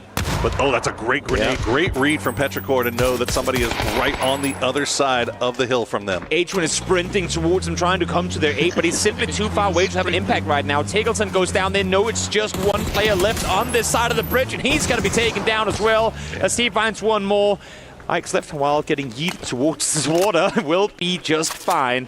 And H1, all you can do from here is chill, maybe run over the bridge later, pick them up and get them rest. I'm not sure if that's a viable play. We'll see what he opts to do. Such a tough situation for Falcons in game 1, and now 17 and the Expendables finding themselves in a tough situation on the bridge. 17 try to set up a little bit of a camp here, but they lose Xiao Wu early. The Expendables lost Delwyn. Yeah. Trade coming through. Good grenade will find Xiao Bei, and the Expendables claim at least the bridge for now. But you see Lil Ghost and 7700, they still have angles, so the smoke wall needs to start coming down. Incredibly hard to make this transition happen. We said this was a safer bridge to cross, but 17 knew exactly how to defend this crossing. Lil Ghost will get the flush onto Cloris. So it's up to just Tanvu and Duxius now to try and make something happen here. And to make matters even worse, I see Gen G on the map feed. They have mortars in hand right now, so we might be looking at a bridge about to blow up. I say, it looked like 17 was committing to the compound just off to the east there, but immediately, as soon as they saw the Expendables starting to make their way across the bridge, they put themselves in position to do a little bit of camping here. And they managed to pick up 2, but unfortunately, losing 2 of their own. So west new circle pops again are going to go west, and that's good news for the majority of the teams in this lobby. But you see all the business that we have still going off on the eastern side. H-Win's still alive for Falcons. Navi have made their way over. Petrichor Road has made their way over. Virtus Pro now the next one to arrive, and Theraton 5 are hovering around in the farm, eating a little bit more blue zone. And to go back to what I was saying before, H-Win actually is running north. He's running, I believe, to go up and get his teammates back in the game. They can do so until the 24-minute mark, so there is a chance for him to get at least some of his players back in the game. But of course, he's on foot, doesn't have a vehicle, and to make matters even worse, here comes Virtus Pro. Oh, they see him though. Oh, and they do! The timing couldn't be any worse. Oh, how unlucky is that? H-Win trying to play the hero for Falcons here. And just, you can see him just shaking his head, man. The timing just did not work out this time. But now, VP, they've got to decide how long they're willing to stick around and try to take this man out. And I was going to say, I mean, if there had been any other team, they would probably be like, nah, you know what, let's just cross all over. But Virtus Pro, they are the masters of healing in the blue. Do they go for it or do they not? I mean, there's, again, it's phase 3. You have to go west side melee. They might just be crossing it. You know what? They think there's more than one guy in this position. I mean, they have no information. Exactly. They don't know it's if it's H-Win. Of course, if they did, they would just send 4 guys down and find him. But for them, this is causing them to try and redo their decision. Looks like Duckshoes was able to pick up the chips from his fallen teammates. And he sends it back over to the ferry pier to get them back. Where do they go? There's a lot of real estate, a couple of compounds that they can still find themselves on here on the northwestern side of the circle. Definitely. It depends if they were ever in a position to scout that out. It might just be a blind send, but we'll see. VP does end up crossing that bridge and leaving H-Win to his own devices. Theraton 5, meanwhile, they'll pop their chip, and they will get their fallen man back on his feet. As we see Virtus Pro still eating a little bit more blue zone damage, hugging that northern side of the island. I mean, we're phase 3 closing in. We have 6 teams that are still outside the circle. Some barely, I mean, not even on the Millie Island at all. You can tell how careful they're wanting to be. Exactly. Because, I mean, and that's, again, very much a factor of the blue chip, the rest opportunity now being a factor in this game. So the entire western part of this third circle is completely free outside of Toyota. Oh, no.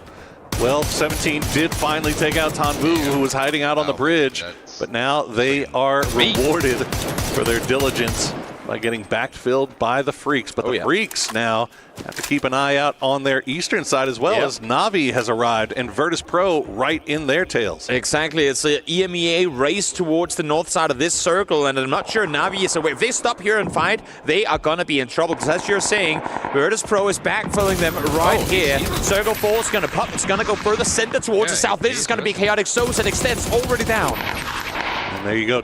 You see the revive helicopter coming through, so there's 2 members of the Expendables and 1 Rossida Jr.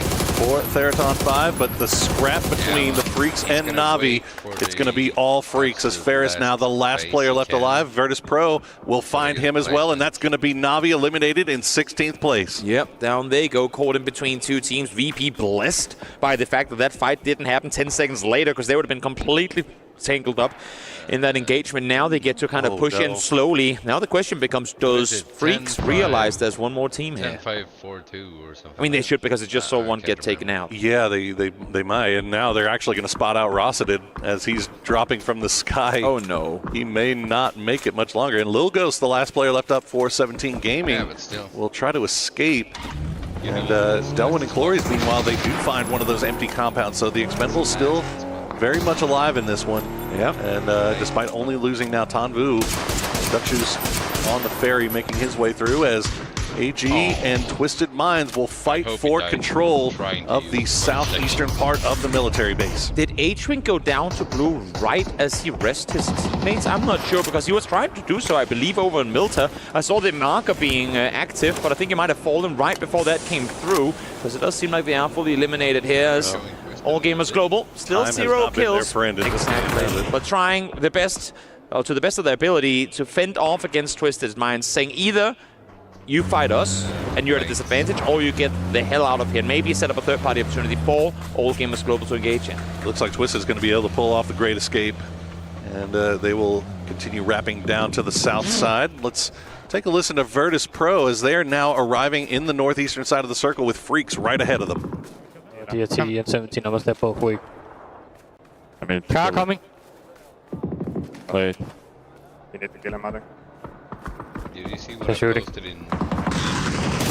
Knock. Nice. 3 in front. They're running up for green tree. Headshot the green tree, naded. One orange, one green. Orange 3. Behind you, different team. CTG. One no DNF. Just play for this point and tank the blue. 6 for this. CTG is not full. CTG is not full, boys. Yeah. 3 man CTG. I'm just taking a picture. Give meds to one guy. Yeah. Let them fight. Give meds to one guy. I'm top of you like 2 more. Yeah, you can band it up. 18 seconds on. 6 first days on me. Yeah. Keep going now. One knock. CTG. DNF.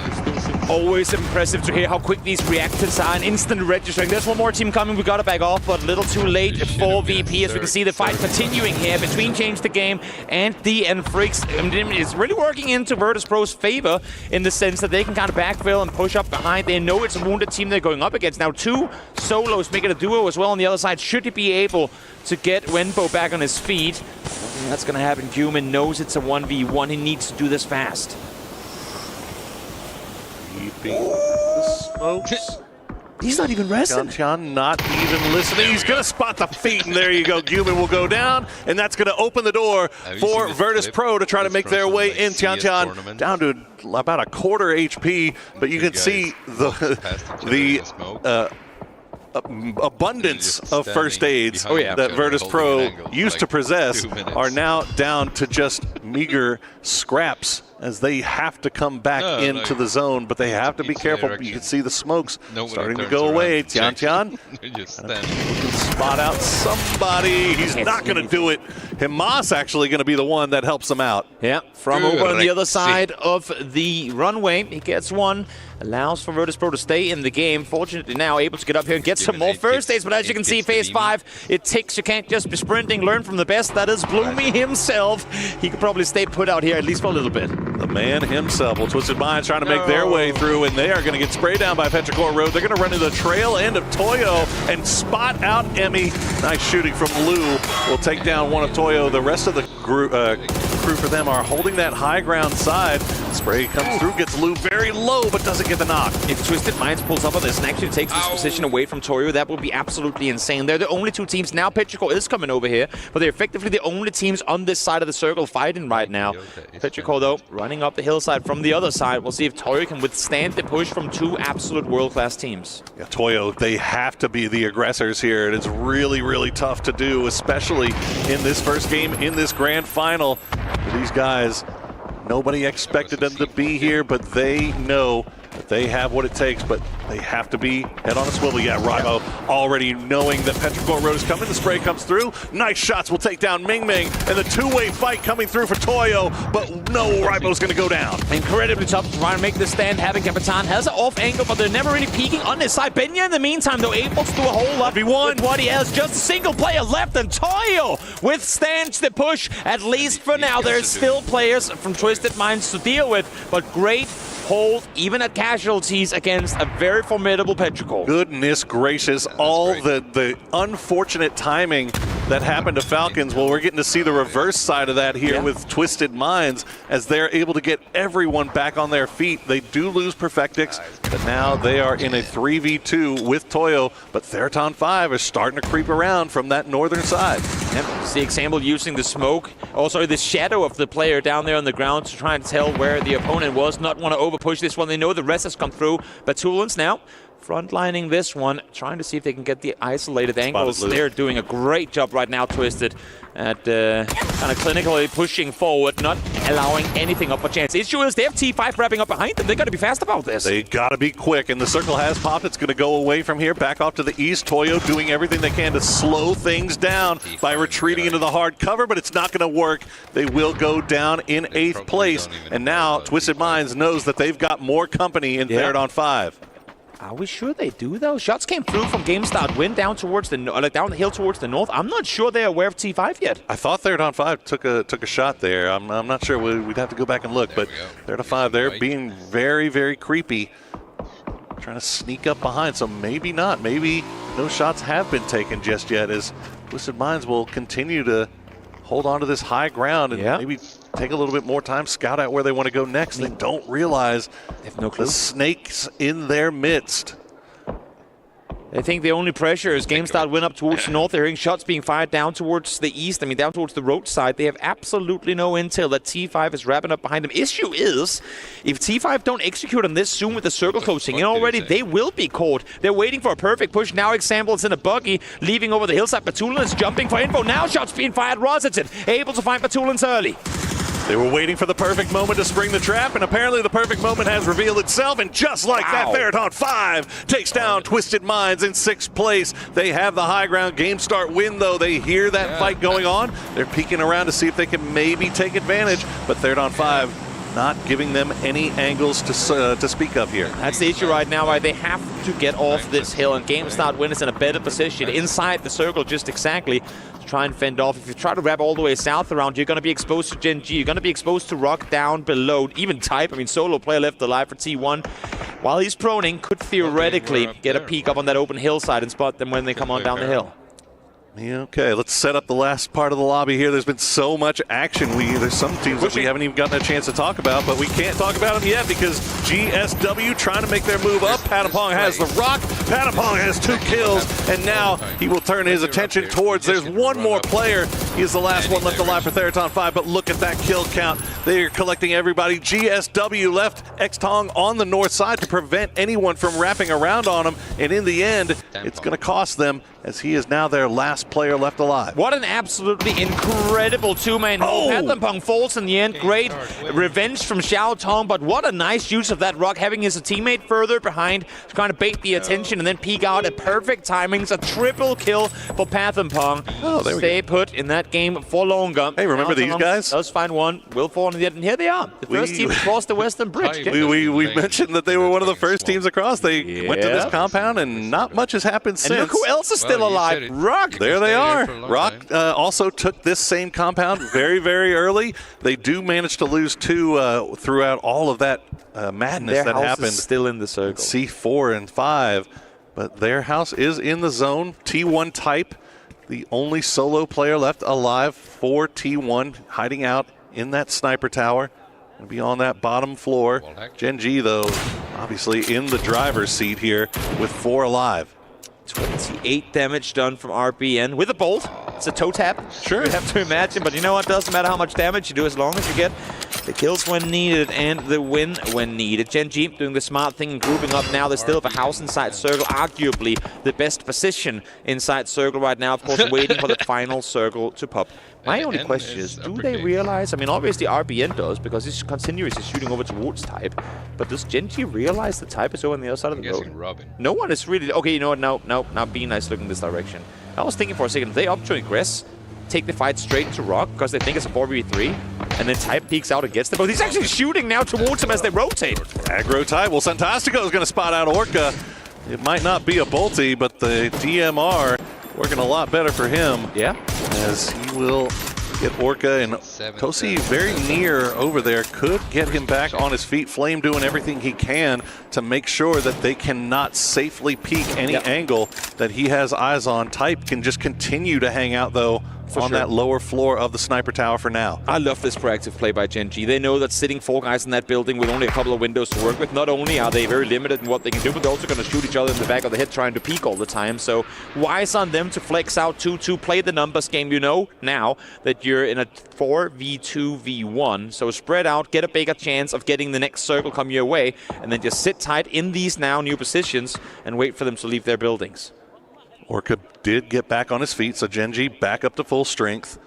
Rock still have the compound that they can hide behind for a little bit longer. I think everybody just kind of positioning themselves for this next shift. Yeah. See who is going to get favored here.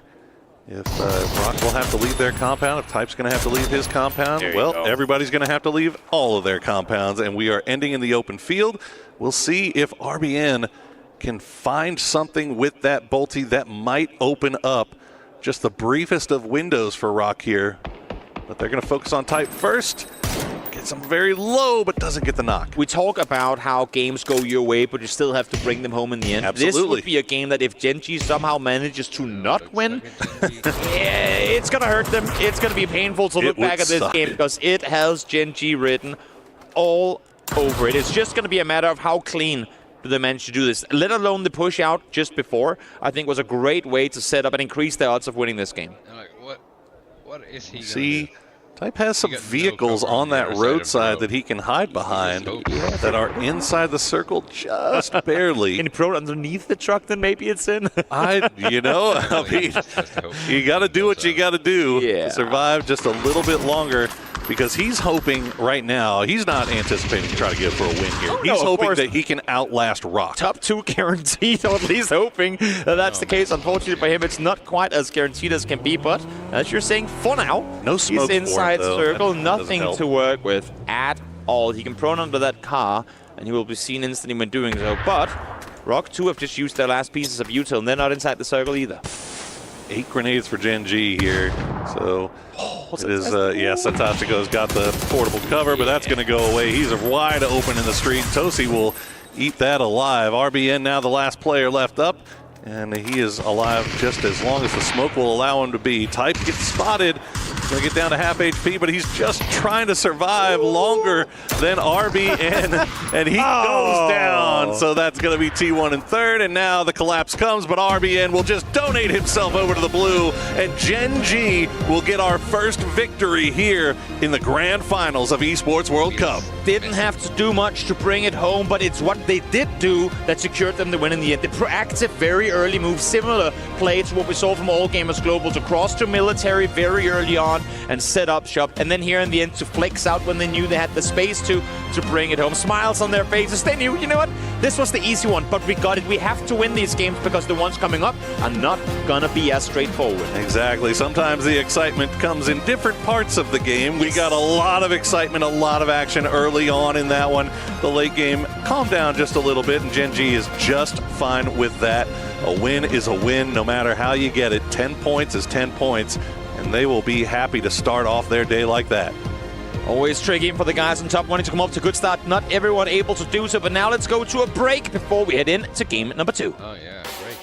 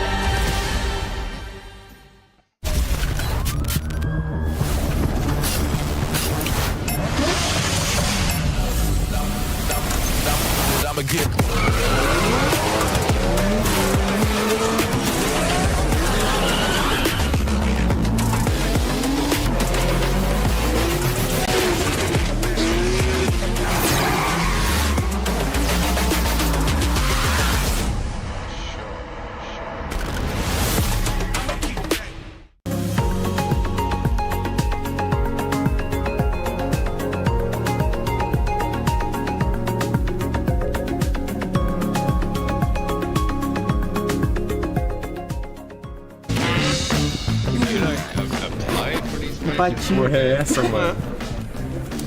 Aí, pra você tem patinho rosa. Ah, porque o meu é rosa. Não sei, velho.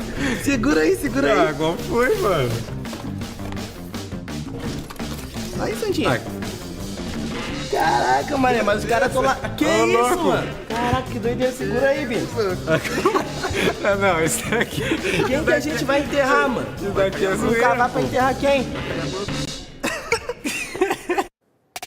Hi guys, I'm here with the STC Club Championship updates, and this just in, TFT, Virtus.pro just defeated T1 in the semi-finals, and they are now moving on to the grand finals.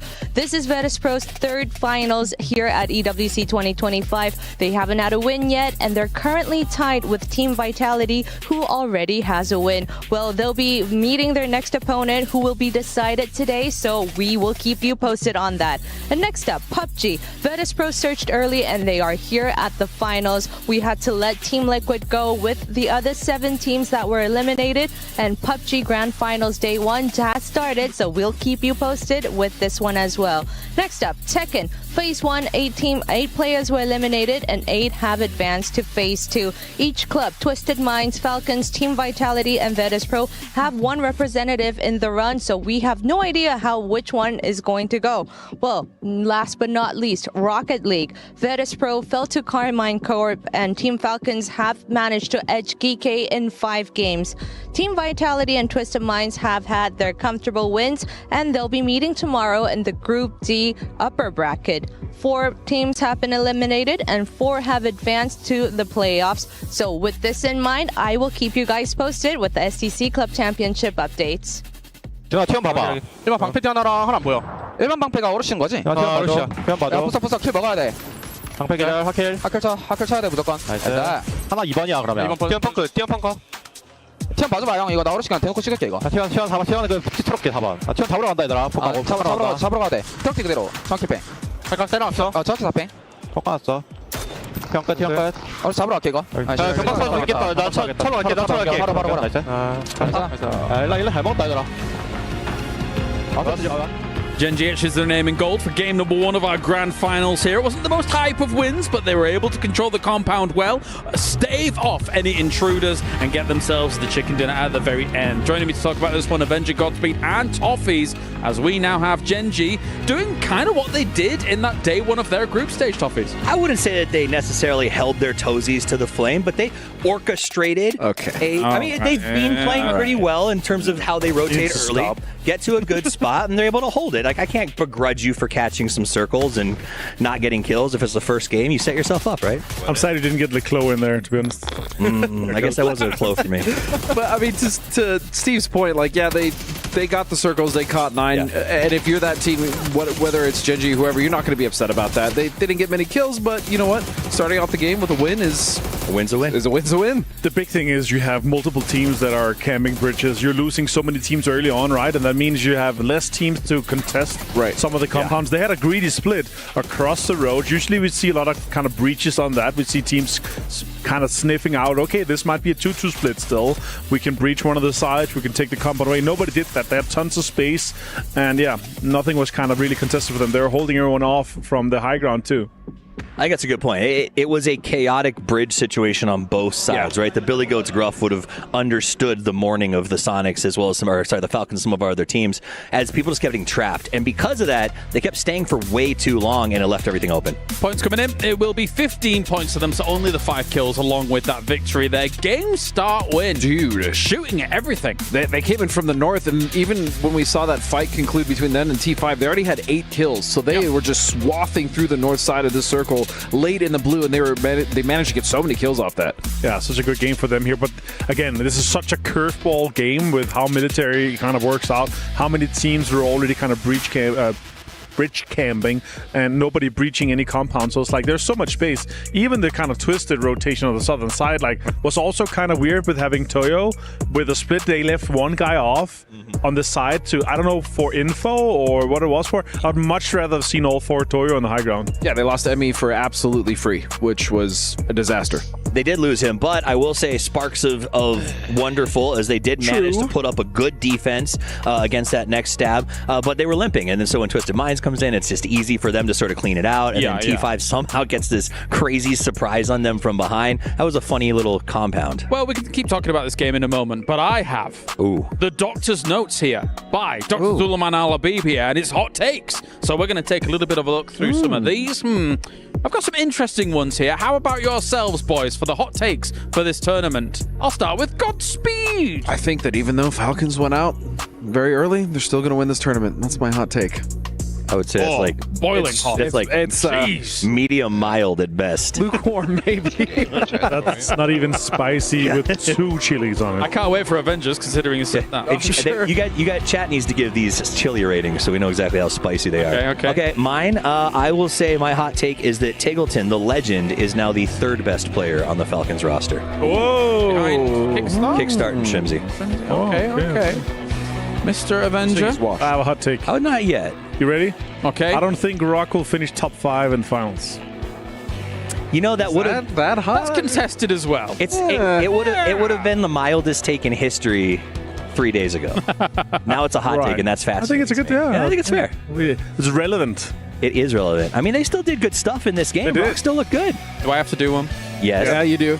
Of course. Unison, yes. I think notes. Gen G will win this tournament.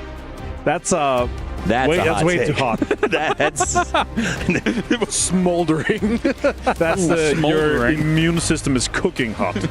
It's a tough one though, right, to sell, right? Because as much as they do get a win like this, they should have been able to convert on a game like that Avenger. And then we have questions about their consistency, especially from the group stage. Never mind the other tournaments we've seen in them internationally. Yeah, I mean, again, it's a storied org with a lot of expectations on them, but they have yet to have been showing us something, I would argue, since Pew left. Yeah. It's one of those things where we've watched them too many times and said, why are they still GPT, right? And now this is their chance to put it up. And the fact they started this with a chicken dinner maybe makes the take slightly less hot, I guess. But I think the reality is that, I don't know, it's not likely. You know what? I think they're going to win. You're right. No, you're absolutely right. Genji's going to win. Stop it! Even when I said it, I didn't believe it. But of course, all of these teams here gearing up for a second Erangel. The crazy thing about an Erangel like that, though, of course, is once you get that military island circle, is that none of these teams are dropping there to start off a game like that, Toffee. So everybody's having to make that rotate. It makes it all the more difficult, all the more precarious. It's actually, if you remember the group stages, we also started with one of those circles where we're like, this is one of those games where you can't say, well, I should have done well. It's one of those off games where you start to come right away and say, you know, this might have gone bad for us. So to start this best of 12 the exact same way, I think it's going to be a little alarming for some of our players. I would love to see that C4 from All Gamers Global and him as used differently, but also used on the Gen G compound. Like that was, I feel like, one of the strongest compounds even in this.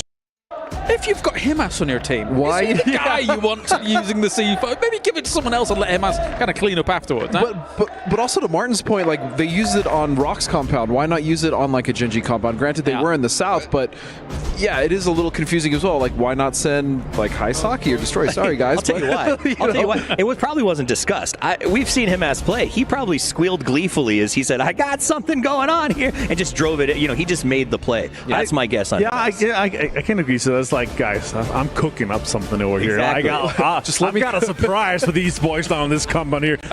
Let me cook. I got a Dr. Zulaiman Al-Habib hot take for this, right? For this Rock team over here. But I think it shows a massive growth in him as to say, like, I don't have to stay alive and be the carry for this team. The fact that he was like, I'm in the position to make this play instead of stopping and handing the C4 to Destroy and making you do it all. He was like, now's the time. I've got the gear. I'm going to do it, and I trust you to finish this out. Of course, you guys at home can keep up to date with everything that's going on at the Esports World Cup, and I'm sure those Falcons fans are as well, with the app that you can download via that QR code and make sure you're up to speed with not only what's going on here in PUBG, but also what's going on with the club championships and the other titles that are going on. It's not only this week, we also have another week coming as well, which will contribute to those club championship points. You were going to say nothing, because now we are heading on over here again to the grassy pastures as we have our casters ready to go. One game in the books, Gen G with a big win to start things off. Will that be the start of their snowball rolling? We've seen it so many times in the past, Toby, where if you get a little bit of a lead, you start playing a little bit more loose, a little bit more aggressive, but it's not much of a lead to speak of after getting a little bit of compound love. Have you ever done that thing with a snowball where you roll it down a hill, you expect it to become this big giant thing like from a Disney movie, but then it just kind of stops? You know, I'm from Texas. I think, well, fair enough. Not a lot of snow. Yeah, I can tell you, do it with a pebble, thinking there's going to be a landslide to follow, and the pebble just kind of stops before it even gets off the hill. Sure. I'm a little worried that might be what's going to happen for Gen G. Having said that, they did play an incredible previous game with what they were given. They maximized. They got themselves a win. So, if they get similar situations coming their way here in the next game, there's definitely a chance for them to continue to extend that lead. But you know what, Poro? What's that? Now that the desk got to do fun hot takes. Oh, okay. I feel like we should join in. Do you have a fun hot take for this grand final? Oh, let me hear yours first. What's your hot take? You're buying time over there? Absolutely. You know what? Okay, I'll say this, and I have literally nothing to back this up, but that's what makes it hot. If DN Freaks don't finish top 3 in this tournament, they're going to pick up Seoul next year for PGS. Wow, that's pretty spicy. He needs to be back on a good roster. He's an incredible player. That's like a long-term hot take, though. But that's still relevant to this tournament. Is it? And there's literally, like, for everyone out there going, does Toby know something? I know nothing. This is just me. No, I can. If anybody's asking that question, I can guarantee you Toby knows absolutely. I don't. Well, here's my hot take. A hot dog is not a sandwich. Well, we are back on Erangel. Ketchup on lasagna. We start once again from the southwest, and we're going all the way to the northeast this time. So a little bit more of a higher angle here for the boys.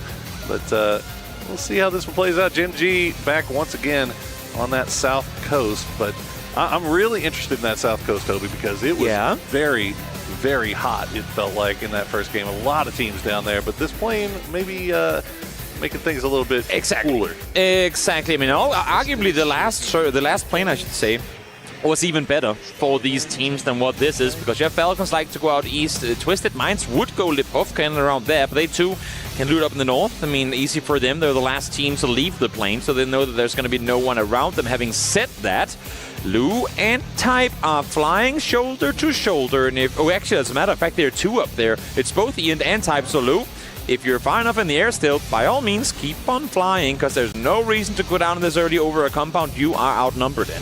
Yeah, that's an interesting drop from T1. Wow. Ouch. Okay.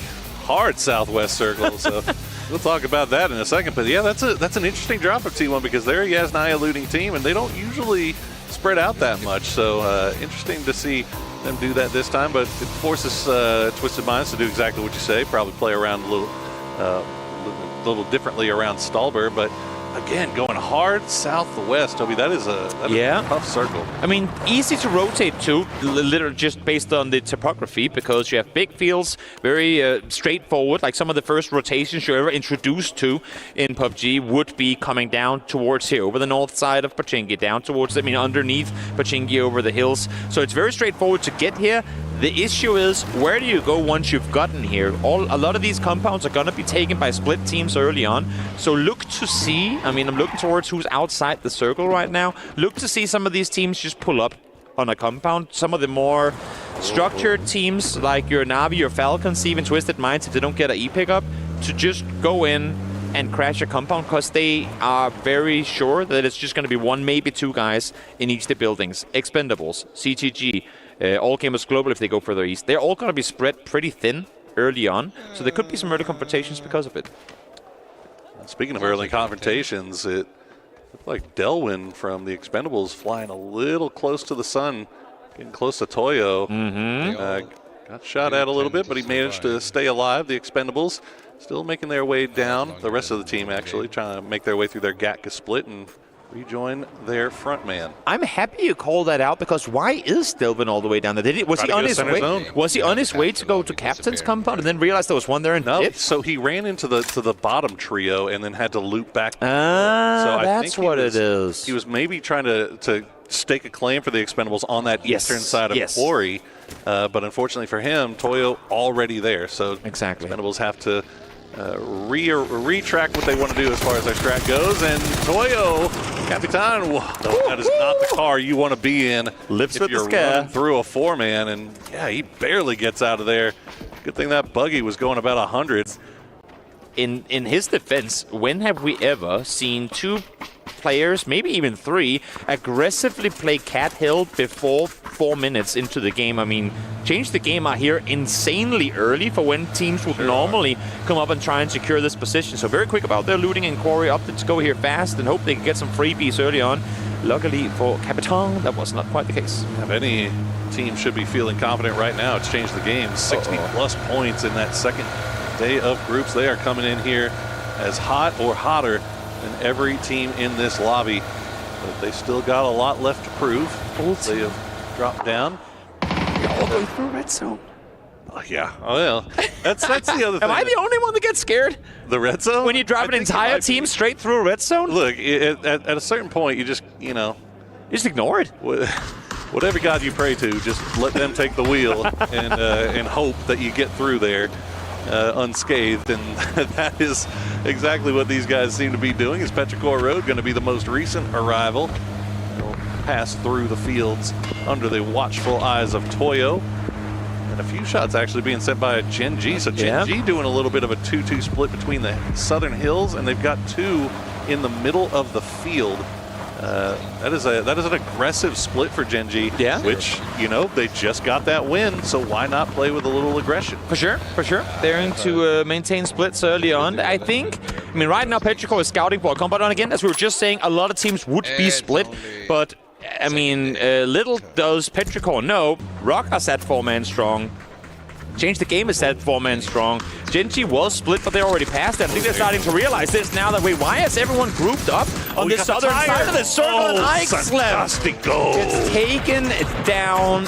James and other people that will pick some Tastico and Fantasy rejoice as they take down one.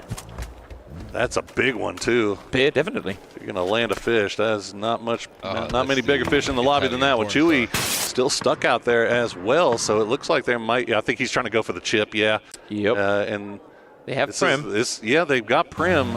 And if they can actually get down to the southern tip of Prim and just hold that down, they can most likely get their man back, their captain back, and get him geared up.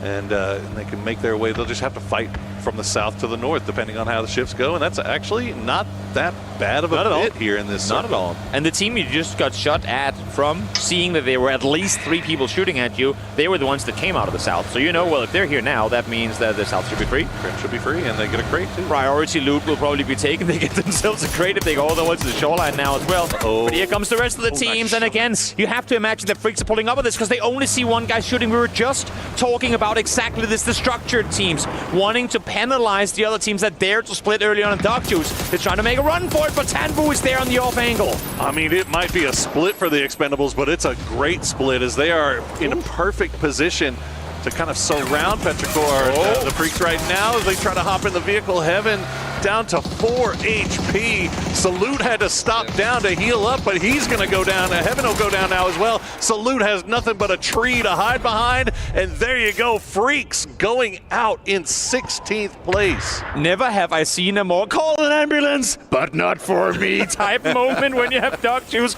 sprinting away from 4 hungry Freaks.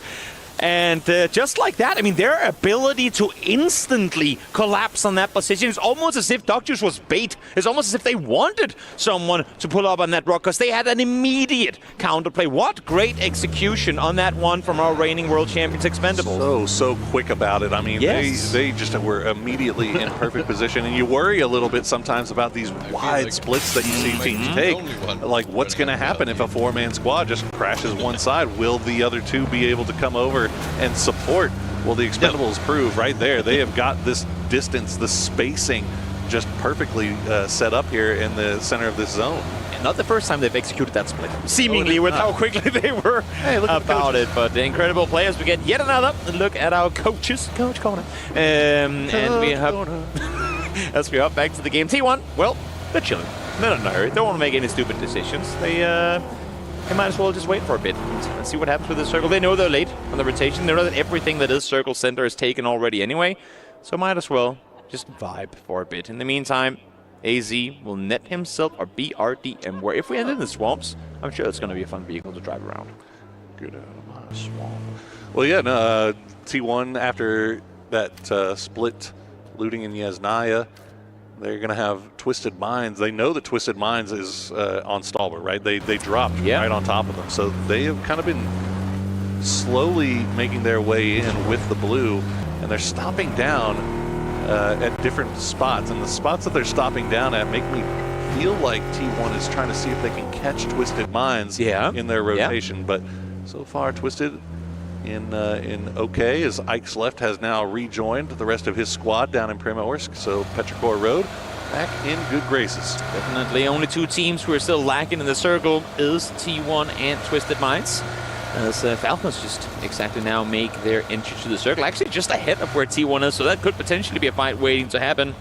And for Twisted Minds, I mean, Twisted Minds as a team are synonymous with school and apps. They've fought against Petrichor for years on end for it. Now they've given it up. But what better for them than drive through here and go, guys, remember those 6 years we've looted and rotated from here? How about we do the exact same this time around? Why not?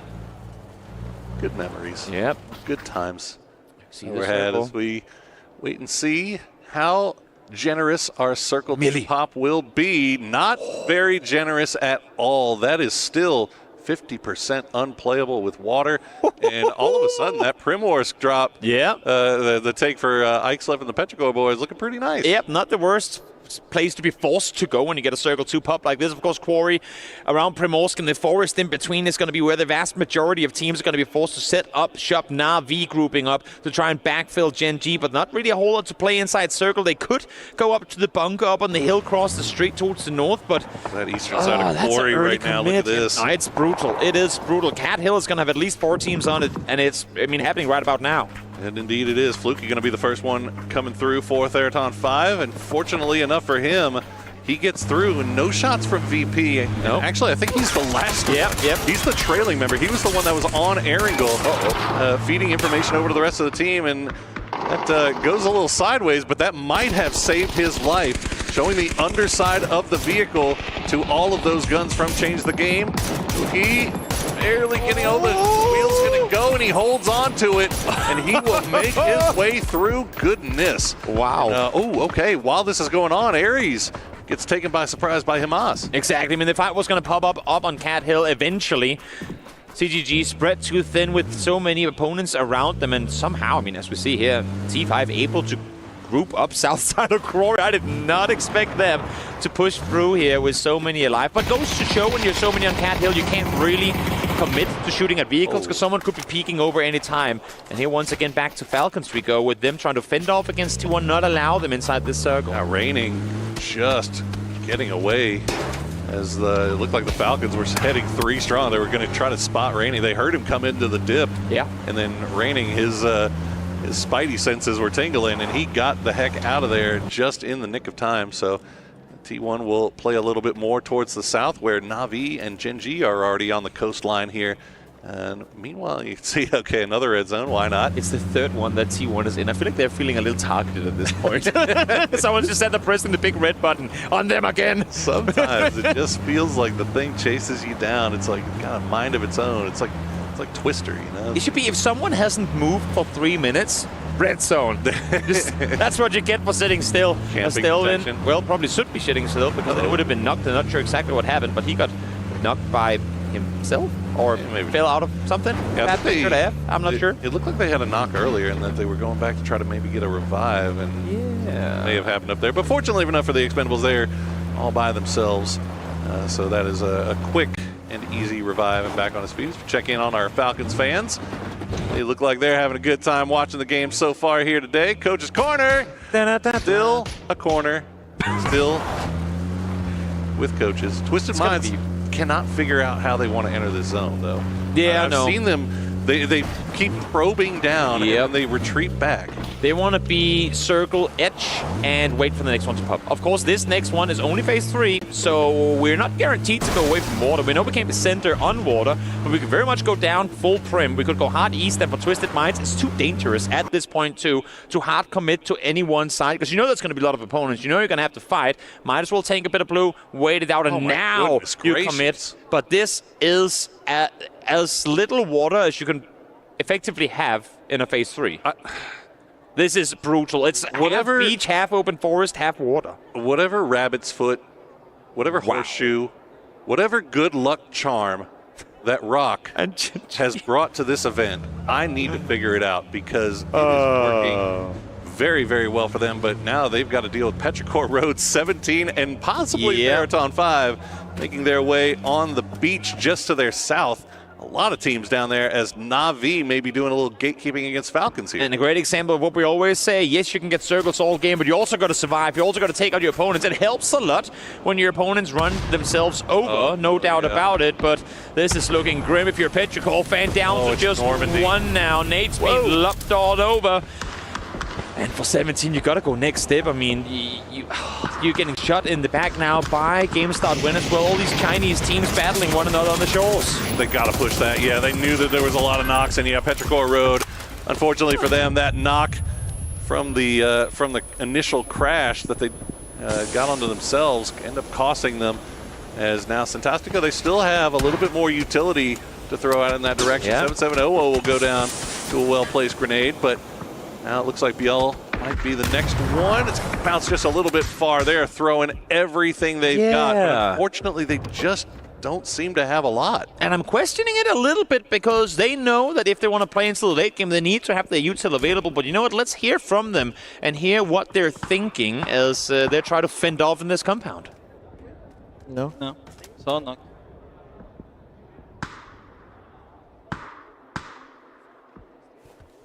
Agora fica ligeiro também pra esses caras passar correndo qualquer coisa. Não, relaxa, eu vou subir telhado ali. Não agora, falou de vai tomar um crash. Tem que ficar ligeiro aí nesse lado de vocês, mano. Crash aqui, ó. Aqui não vai ter crash. Ligeiro neles. Pode ser neles, né? É nele, provável. Vou aproveitar pra subir, mano. O porteiro foi bom? Foi muito bom, velho. Vou aproveitar pra subir no telhado. Nossa, foi muito mano, bom, o cara véio. tá bem no meu 2. Acabei de ver. Well, if you speak Portuguese, you know exactly what they're thinking. They are cool, calm, and collected, considering they just saw Petrichor Road go down. Now they've got 17 on their doorstep. GameStart Win just running across the wide open beach here. AZ, well, we'll see if he gets anything close, but 17, they are surviving right now. And that's all they have to do. They know that there's so many teams up towards the north fighting one another that if they can outlast just for a bit, they should be all right. Circle's going to shift on land, we know, which means it should go effectively straight north from here. But let's see, Twisted have managed to get their way inside the compound alongside Toyo as the circle goes, as we were saying, effectively the only place it could go. But look at the west. We have All Gamers Global, Virtus Pro, T5, and if they want to, GameStart Win could join in on this party as well, as the kill feed gets light up. And just then, Tycon, solo player left on his feet with a chance to potentially get him as up. Oh my goodness, while this is going on, you've got the Expendables crashing the Twisted and Toyo compound as well. So number of 4 team fights going on across the map. You can see Virtus Pro have the south side here. They've left Beamy alive on that quarry to try to see if he can get some long-range shots in here. Patapong just going to take shots at anything that peeks their head through the smoke, and just like that, all gamers will go down. Nate was thrown through the smoke. He instantly reached where it came from and instantly headshots Tycon to follow. Great performance here to start the day by Patapong from 3rd on 5. As we now see Virtus Pro continue their push forward. They still have Beamy out in the blue behind. Try and get the off angle, but it's Nixie up close, able to get the double as they sweep the entire western side. Issue for Virtus Pro is this journey ain't done yet. You have a very difficult next rotation to make. Just a beautiful display of patience on the part of Virtus Pro there. I mean, it is so easy to get greedy, get hungry, and try to go in there and try to steal some knocks, but they waited to the perfect time. Now they have the West to themselves. They've got all 4 alive, and now we've got to see how Na'Vi and Falcons will come to a head here. Na'Vi have the bunker to play around in, but a good grenade from Kickstart will spot extends. An important fight to be cleaned through as well, because there's no one else engaging. It's an isolated fight just between the two of these teams. So if you can come out of here with 4 alive at the end of it, you have a really good chance to make a play on forward. Emergency cover does get utilized to separate the two teams a little bit more. Ferris lops a nade over, able to get himself the double. They forced Shrimsy to retreat off a good grenade, and they pushed him right into Kickstart. And now Tiggleton, the last player left alive here for Team Falcons, has that high side.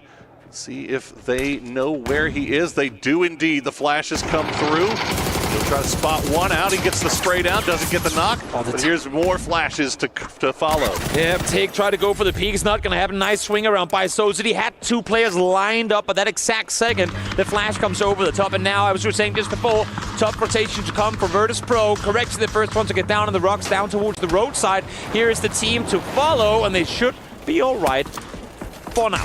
For now. That's not saying much. For now. But, okay, so we talked about it earlier. 4 teams had crashed into the compound. They're still sharing it. So the Expendables, Toyo, Twisted Minds, all in the same compound, changed the game, have retreated back to that warehouse. They're going to maybe come in from a different angle, but yeah, this is the situation that they're dealing with. As you see, Scoob's happy with that one, and he should be. That was a great play from Virtus Pro. Definitely, that's what you want to see happen, especially when you bring in a new player. I mean, of course, Corexi is incredibly skilled, comes from a former team of FaZe being an aggressive roster, but there's so much in the synergy, being able to engage together in moments like this, or when you see a moment as a coach like that where they just know exactly where they have one another in a hectic fight, you know, we've hit something good here. New pop makes things a little bit more interesting as this compound is now out of zone. Yeah. It also makes things interesting down with 17 and Rock. 17 have made their way into the compound. Meanwhile, we're waiting to see who moves first. It's a game of chicken between these 3 teams. Change the game also could get involved at any time. So Minds will try to lead in with a grenade, but it's not going to find Benya. And I think they have pinned out that there is a solo player in here. Oh yeah. That's the one they want. Flashbang lobbed up, flashbang lobbed down. That's going to stall them for another 8 seconds. In the meantime, you can see Expendables. I would actually have thought they were going to do more to push up north, but now Glorious is busy with his mortar, so he doesn't really care. Yeah, Glorious just doesn't care. Yeah. Well, example, continuing with even more flashbangs here. Benya will get spotted by Lou. Yep, there you go. And a valiant effort there, but holding off a 2v1 push from Twisted Minds. A very, very difficult task here as Rybo will just escape and stay alive for a little bit longer, as it looks like that 17 and Rock fight has now kicked off. Yeah, I mean, if you're... I was going to say 17 here, you have to fight your way through this. You have to take it one room at a time, and if there's a team that's dangerous when it comes to up-close fights, that is definitely 17. Rock has been great when it came to hold teams at a distance, but they're not going to be allowed to do that here, so let's see how they can fend off. They have one player knocked who might be able to get him back on his feet, but it's going to be a tall order to stand strong against 17 Gaming. They were able to slow things down just a little bit with the well-placed Molotov and a smoke, but here comes the inevitable push from Lil Ghost and the rest of the boys. They've got BL and RBN cornered, but the smokes keeping them alive for now. Xiaobei looking in every angle, in every corner to see what he can see, but BL just holding the staircase, waiting for the next push here. Santastico and Solds looking if they can find any angles from the outside to help their teammates. And they're getting tangled up now in a really weird way. I mean, you don't want to over-aggress. You never know when there's a shotgun waiting around the corner. I don't think 17 has enough utils to clear room by room. I say that, but 7-7 actually does have a flash that he could try and utilize. That's all he's got. Yep. Fortunately, and we see Lou get spotted out. Or Twisted X down to example on that northern side, but 17 still clearing room to room. Have they not checked the broom closet at the stairs yet? Because it was smoked off. They ran straight past Beal. If they don't realize he's there, send 2 guys up the staircase thinking they're good to go. That could be a huge moment for Beal to make a play as Xiao Wu outside finds one.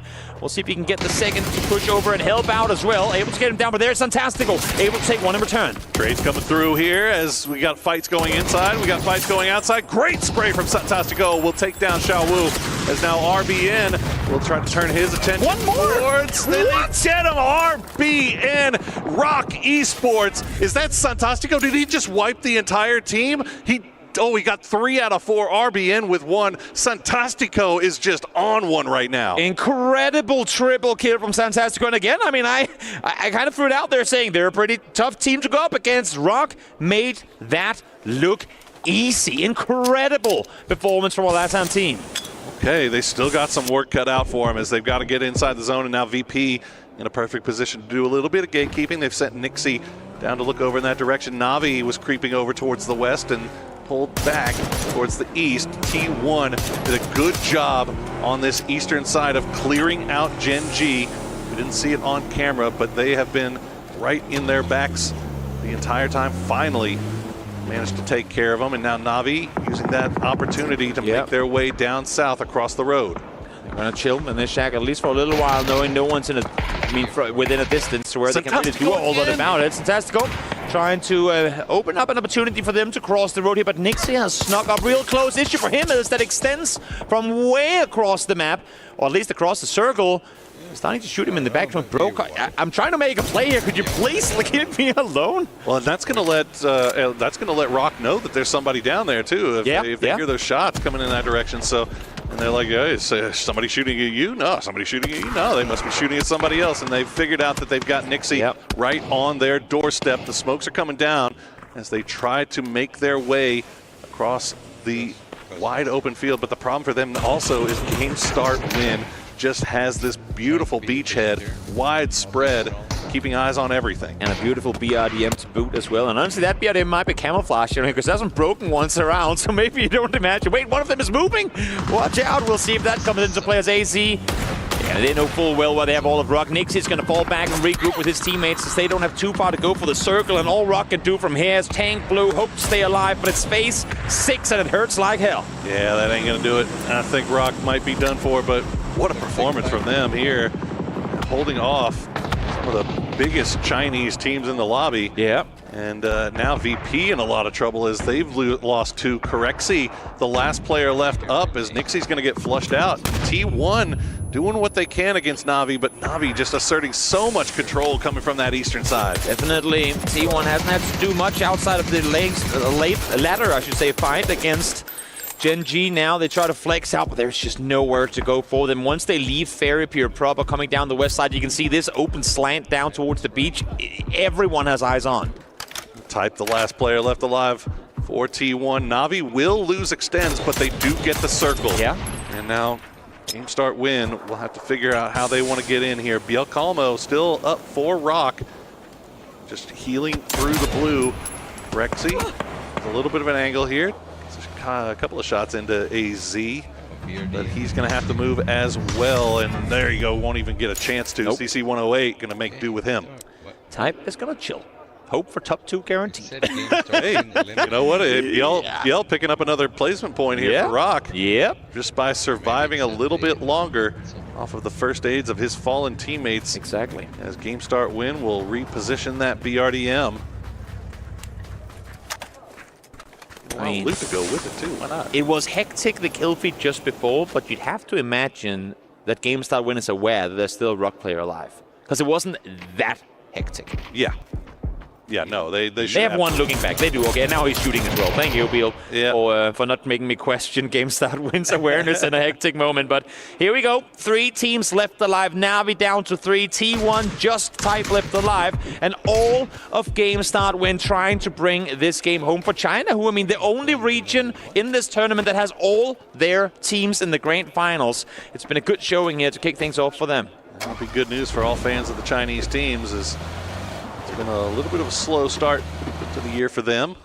Game start win in a beautiful position here to get a good win. 6 kills already as Type shown himself to be difficult to get rid of. Sosid will take him out though. Tongdo will find Sosid and get that trade. So now, GSW, they know they are down to 2. We've got to make a push now. For sure. Danger is to lob too many people inside this BRDM. If there's a Panzerfaust on the other side, that could potentially be a double down instantly. There are 3 in here now. Going down towards Xiaotong. They have to make this crossing. It has to happen now. They are really, really hoping that nobody on Navi is sitting with a Panzerfaust, and it's looking like They should be okay for now as they reposition themselves, get on the other side of the hill. Navi able to get Sosa back on his feet. And go ahead. Hello. A little bit of probing here with CC108. And he's going to find out that they don't have a Panzerfaust, and instead will distract them long enough for the push to come through. Now, Hakator doing everything he can from range, gets 2 knocks. And he's got that hard cover to play around, but it's asking a lot. If he finds Xiao Tong here, that's actually a 1v1. I mean, obviously the res is going to come through with Ming being back on his feet now, but there was a moment there where he got the initial spray down and then make a sit. There was a chance, but now asking a lot, man. Shaq for cover and literally nothing but that. I can't wait for someone to get in that BRDM and just comes honking towards him. This is looking nigh on impossible. Like I'm actually the one that has the Panzerfaust. Yep. He's putting all his attention over to Xiao Tong as AZ will run down the hill, get knocked down to about half HP. Boy, Hakatori doing just about everything he could possibly do to make this difficult for Game Start Win. It's a 4v1. Man, you would think they could just finish this off, but that is not a man that you want to push blindly as, well, flashbangs come through, and there you go. It's all done. Game Start Win. Get our 2nd win here in the Grand Finals. One of the teams to dare to go out and take beachside control early on alongside Petrico and 17. Seems like that was the strat of China altogether to claim the beach early on. Game Start Wins were the one to come out victorious off of doing so and get themselves the win in the match as well. And managed to pick up a nice little stack of kills for themselves as well. Unlike our first game's winner, Gen G, this one a little bit more difficult. So Game Start Win, feeling good about themselves here, but we got to see a number of our teams that we had eyes on. Rock looking like they're coming in here feeling just as confident as they were during the group stages after another strong hold, keeping off Petrichor and just winning the fight against 17 straight up. This Fantastico triple is gonna shut a lot of haters up, I'm sure, coming into the matches coming up. A lot of people saying, I mean, I think some of us included, they got circles, can they do it in the finals? Well, they just showed up against one of the best teams in the world, 17 Gaming. So I think if they weren't hyped already, if you weren't hyped on behalf of Rock already, now it's a good reason to be just that. There's still a long, long way to go. We've got 4 more games to play today. We are done with Erangel. We are about to move over to Rondo. See who will start. Maybe they can get their game right after starting slow here on Erangel. But again, we've said it before. Only 12 games, Toby, in this final.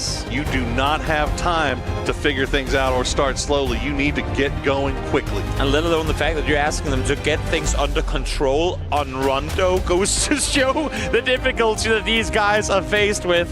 It's not been easy here on Erangel to start things off. A melee game followed by non-stop beat shifts in game number 2. The map where you want things to calm down a bit was the one where things were the most hectic.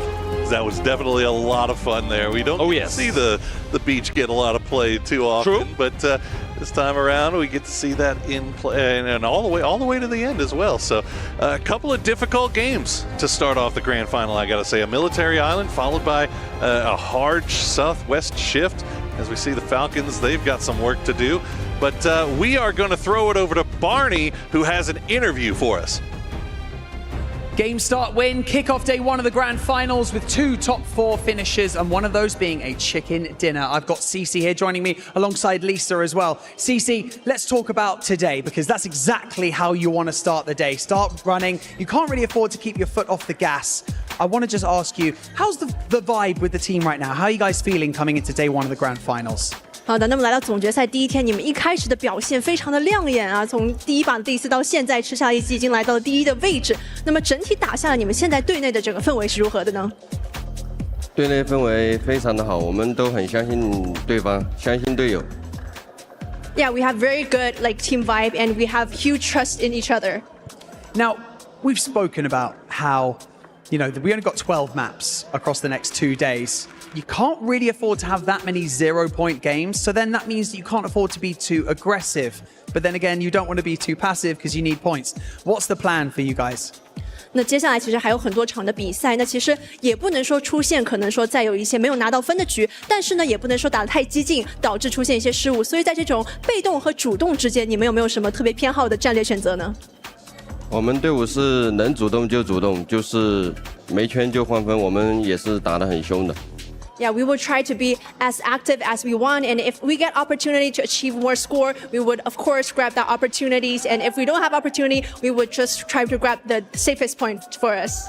I like that. Grab all the opportunities you can. There's been plenty already, and you guys have managed to secure it. Congratulations so far, CC, and to your team. But for now, we're going to head to a very quick break, and we'll be back with more PUBG.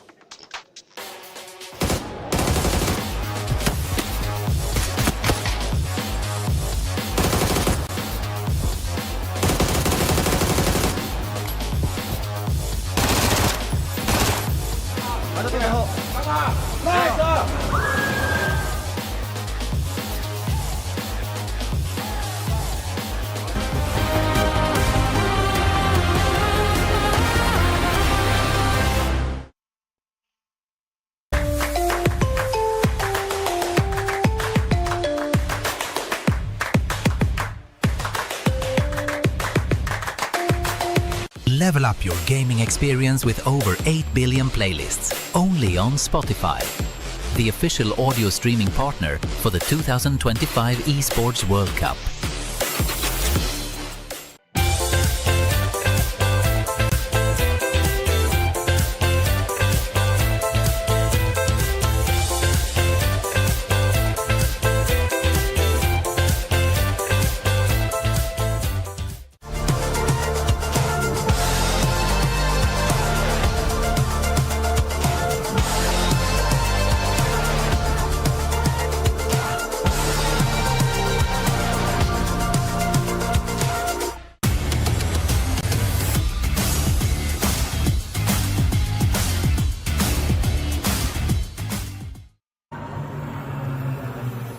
Vamos puxar.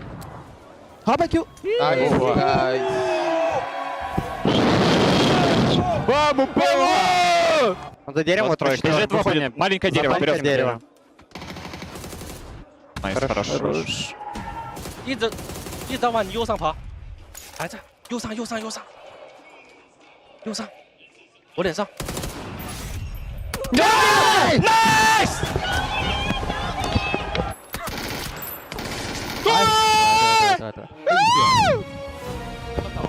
ได้มา ไม่เห็นวะ ได้มา ดูไงวะ ยิงน็อกโคตรเยอะกูได้2 คิว 9 คิว 9 คิว ได้แล้ว ใจจำหมายมูลายจำมันนะ nó sướng nè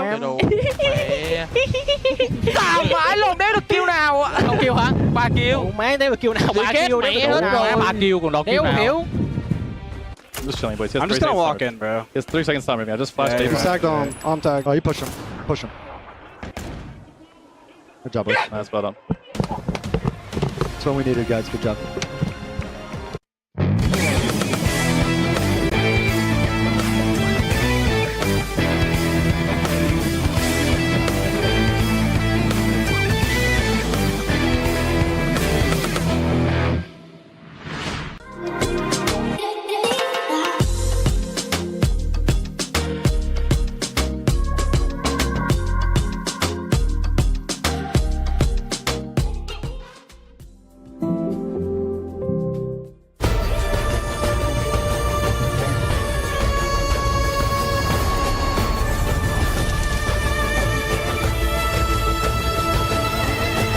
This land is calling.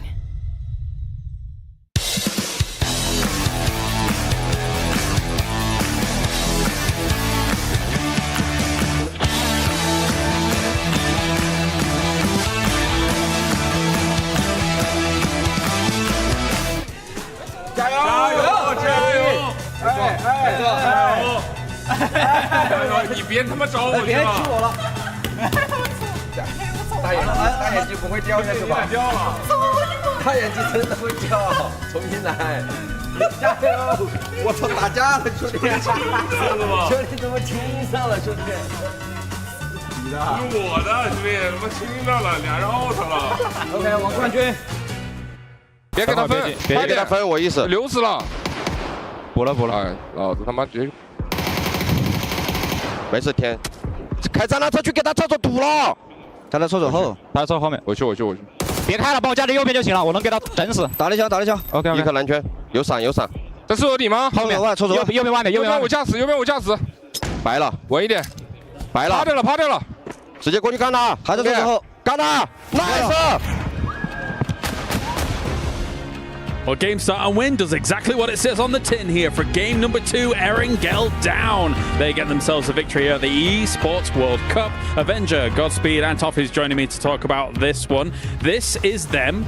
They also had a brilliant start for our first Erangel here, Toffees, and now they get it done again. I hope that the narrative for this grand final is not underwhelming wins, because 2 in a row, I mean, they got, this is another one where I'm like, again, okay, a point is a point, a win is a win. I can't take that away from them. But again, it was sort of a passive late rotation and getting some kills. That's what Erangel feels like lately, right? That's a good point. It's just so figured out that everyone knows exactly what to do, exactly where to go. Like, it's just like checkers. Like, it's just, everything's just slowly going forward. Everyone's like, okay, there's a team there, then we got to do this. Yeah. There's a team here, then we're going to do this. Okay, our last resort is pull up of the compound. Yeah, and it seems like the circles also are forcing a lot of those situations you're talking about as well. They just, it's figured out, and then you have these really wonky circles. One team just happens to get the better position, and then, yeah, it becomes this kind of stalemate. Well, I think GSW's, their strategy is predicated on, if we find a flare gun, we're just going to wait and play in the blue, right? So they found a flare, they waited, they got themselves a BRDM, they late rotated. They don't have to worry about getting picked off. I'm not saying it's a bad strategy. I'm just saying it's not a manage to hold this position through 16 strategy. To give them some credit, they did kind of thread the needle with that rotation. That's true. So yeah, it's not like, you know, granted, it's not like Genji, who just got every circle last game from where they looted, but even still, they could have got more. That's fair. 19 points for them, alongside Na'Vi getting 15 points. Na'Vi's been able to slot themselves in here and there, Avenger. 15 points, not too bad at all. Yeah, after a 0-point game last game and them stepping up here, Hakatori, he managed to kind of hold out, but then you looked on the side of Game Start Win, they had 5 Molotovs, 2 nades, some blue zones. Like, there's nothing you can do to survive like a shack like that. And I will say, maybe I'm being a little too hard on it. I didn't realize they had pulled up a full 9. I thought they had finished more in that 6 mark. Well, of course, though, we look back at Rock. Sentastico, man. Godspeed. Sentastico is playing out of his mind. Yeah, I mean, a 1v3 against 17 of all teams in the fashion that he did it, very crispy, quick, just juicy, delicious peaks on those teams, and the angles as he was taking as well. He's cutting off a lot of angles, giving himself 1v1s. And Steve, I think you'd agree. I mean, it was just absolutely what we wanted to see, especially when we had questions for Rock coming into this. Yeah, I mean, they're playing their game, and they started out this thing. They went to a high percentage chance of pulling the circle. They didn't have to defend any crashes. I think they were a little mad at 17 because I forgot who it was on the beach that 17 crashed in on, but it was on the back of Rock's Nox, and they took a bunch of those kills from them. So Sentastic got a little bit of vengeance here as he held a good position, and they went much deeper than I expected them to go when the circle shifted away and 17 was in such a good push. You just can't give him 3 1 versus 1s after him coming off such a high note from yesterday, how well he was able to play. Like, he's so confident in his peaks. Like, you can't give him 1 versus 1. You gotta push us 2 or 3 men. Like, they were not playing together as a team there. They're pushing 1 by 1. That's exactly how you shouldn't be pushing a compound like that. Yeah, no, very impressive stuff. The Americas looking great across the board. And of course, Falcons here as well. I think if I'm getting word correctly, we do actually have a Falcons kill package to take a look at as well. So let's take a look at that. The picture of your desk, like under your left screen. All right, we're back because they've not killed anything yet. What's going on? Martin, where are they? Yeah, I don't know. I said Peterborough Road last year. They had 2 0-point games, and that's why they didn't win the championship. And now we see here with Falcons 2 0-point games to start things with. That's a little bit rough. What do you think about America? That lukewarm take, all of a sudden getting a little hot. Oh, hey, not too bad. You cursed them. I mean, I don't know what's going on. I'm sure the fans at home are also getting angry as well. Yeah, the first game they got trapped on the bridge and things go badly. In this game, I don't even understand necessarily. You heard Shrimp just say, well, I'm just running in. Like, it just feels like they're behind the 8 ball the entire time. I really do hope those crickets in the back of the ground of that moment. But anyway, let's take a look at everything going on in the overall rankings. Game Start Win is #1 with 31 points after just 2 games. Genji in second place here after their Game 1 victory. T1, or should I say Type, is getting to these late games. I don't understand. Well done, Type. Yeah. Yeah, this is the 2nd game in a row he saved his team and gotten a top 4 placement. something I've noticed as well in the last game, especially in this game with how much water was in it, we had some awful shifts for the players involved in this one on that South Beach. A lot of these teams have opted to start to rotate even earlier than they have before in group stages to the center of the circle, trying to bunch up. We saw how many teams were around Llama Hill as well as the quarry. So Cat Hill. Or Cat Hill, whatever you want to call it, you know. It's just well, I'll tell you who wasn't up around or survived it, and what's shocking, 15 and 16th place right now, Freaks and Falcons. The two favorites. Teams, yes, exactly. Two favorites. Two of our favorites are zeros, which is shocking, and all three of our dark horses are contesting for top 5 right now. It's wild how this event's breaking out. Are we in a PUBG reckoning where everything is now topsy-turvy here at the Esports World Cup, and we're going to get some crazy results? Because unless the Freaks and Falcons and the like are able to get things rolling quickly, we only have 12 games. There's only 10 games left, Martin. We're getting conditioned here to get, crazy things happening throughout the year now here. I mean, I think it's awesome to see, curveballs being thrown at the teams. It's difficult to adapt to BRDMs, to adapt to all these things that kind of being thrown at you, but the best team in PUBG is the team that is best at adapting.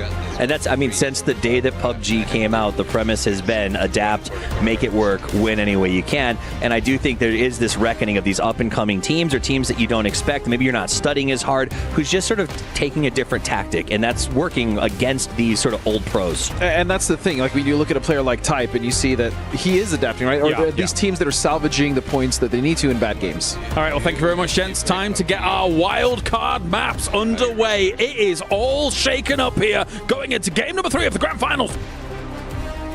Thank you very much, boys. And game, start, win, kicking down the door here in the first couple of games of Grand Finals. 31 points. They only managed to get 28 points on their first day of play, only 36 on their second, and they have come in here 31 points in 2.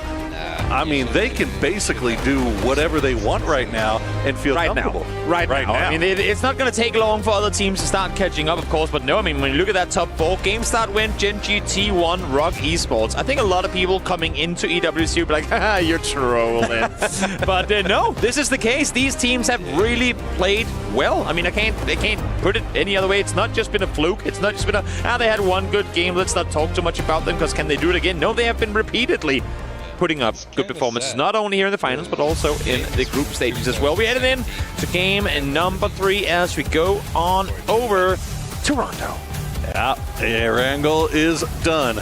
So hopefully they can translate that success that they found in the grassy pastures over here to the condo on Rondo, which I will never ever enjoy saying. I don't know why that became a thing, but it didn't. I'm telling you, James and Martin say something, and all of a sudden, there it is. It's done. It's etched in stone. It didn't become a thing. It stays a thing because you continue to say it. That's how it works. If it's not mentioned, it will be forgotten eventually. As we head on over to Rondo, I was a little worried because I think I saw one of the Freaks players with, they have their paper with the map drops and whatnot. He was looking at the Taco paper. So maybe like, guys, we don't even care. Let's prepare for Taco now because Rondo skippable, but of course with only 12 games to play total, even if you only play this map twice, 2 full games, a lot of points can be garnered. So let's see what they can make of this with a very, I'd say very kind diagonal plane. Now, the boys wanted to do the Falcons dirty on the desk with that kill package highlight reel, but you know what? Freaks. We giggled. Freaks not that better off. They've only gotten 4 points so far. Petrichor Road only 5. The bottom of this leaderboard just as surprising as the top. And that's what tells me this is going to be a close finals. But as I say that, let me hold that thought for a second, because it looks at me like Lin has more than 4 players dropping. As a matter of fact, I think there's a full-on 8. Ming from Game Start Win even is all the way down here to see what's going on. There is a hop drop going on in Lin, and we need to get down there. It is between T1 and I can't make it out. It's Petrichor as well. That is dangerous too, team. I mean, T1 came off to a good start, so they might be feeling brave about this. But Petrichor has 5 points total through the first 2 Erangel games. I'll tell you this right now. This is Petrichor Road wanting to start something, because Yulin has been T1's drop spot all year, essentially, here on Rondo. And AG also sniffing over in that direction as well. So multiple teams wanting to take it to T1 here on Rondo for some reason. I'm not sure who they managed to get mad but they're on the clock right now. I might have bamboozled people a bit when I said it was a kind playing path, because it is, because you can go most places. Issue is, and I think that might be what has led to this awkward standoff, it is a southern one, and the vast majority, if we look over their loot, like preferred loot spots, the vast majority of teams are actually more northern in their loot. They want to go Stadium, they want to go Yaotin, they want to go even all the way up to Nanchuan, and you can't get there with this plane pass. So maybe Petrichor thought, we have a good audible to go with, we can get something going here. Issue is, there were other teams thinking the same thing. Even All Gamers Global have opted to peek down in this direction. Haisaki kind of silhouetting over the ridge line here. See if there's a straggler he can take out with Destroyed down towards the roadside, ready to pick him up if it gets a bit too spicy. And I'm going back through the okay. Come on, Haisaki, you hit those. You had an SKS, bro. I'm telling you, Haisaki. You had the greatest DMR in the game. Okay. And you opted to go with the 4x spray. Just a little bit. I'm going to keep saying it until, well, this patch, because now no DMR is the greatest DMR. That's fair. Yep, so That's there fair. you have it. Okay, I will say I was going back and checking back my my drop spot maps from group stages. Yeah. And Petrichor Road did say, or did claim Yulin. But like I said, I mean, this has been T1 spot for a while now. And now Petrichor Road has gone down to the south, and they're going to catch RBN all by himself, but it looks like he might be able to escape. He's going to get a few shots to the back for his trouble, but should be safe.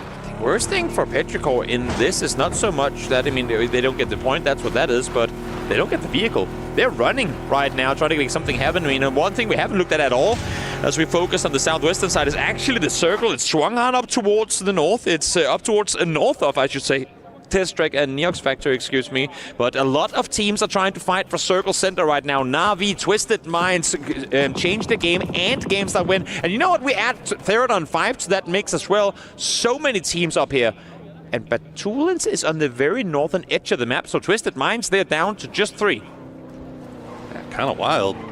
As it's like 17. I mean, we remember so many times seeing 17 over in that same area, but they have since moved on from Test Track, so they get a little bit lucky this time around. We do often see these circles. Good flash from Perfectix. The double. That was, you know what? I don't think he meant to do that.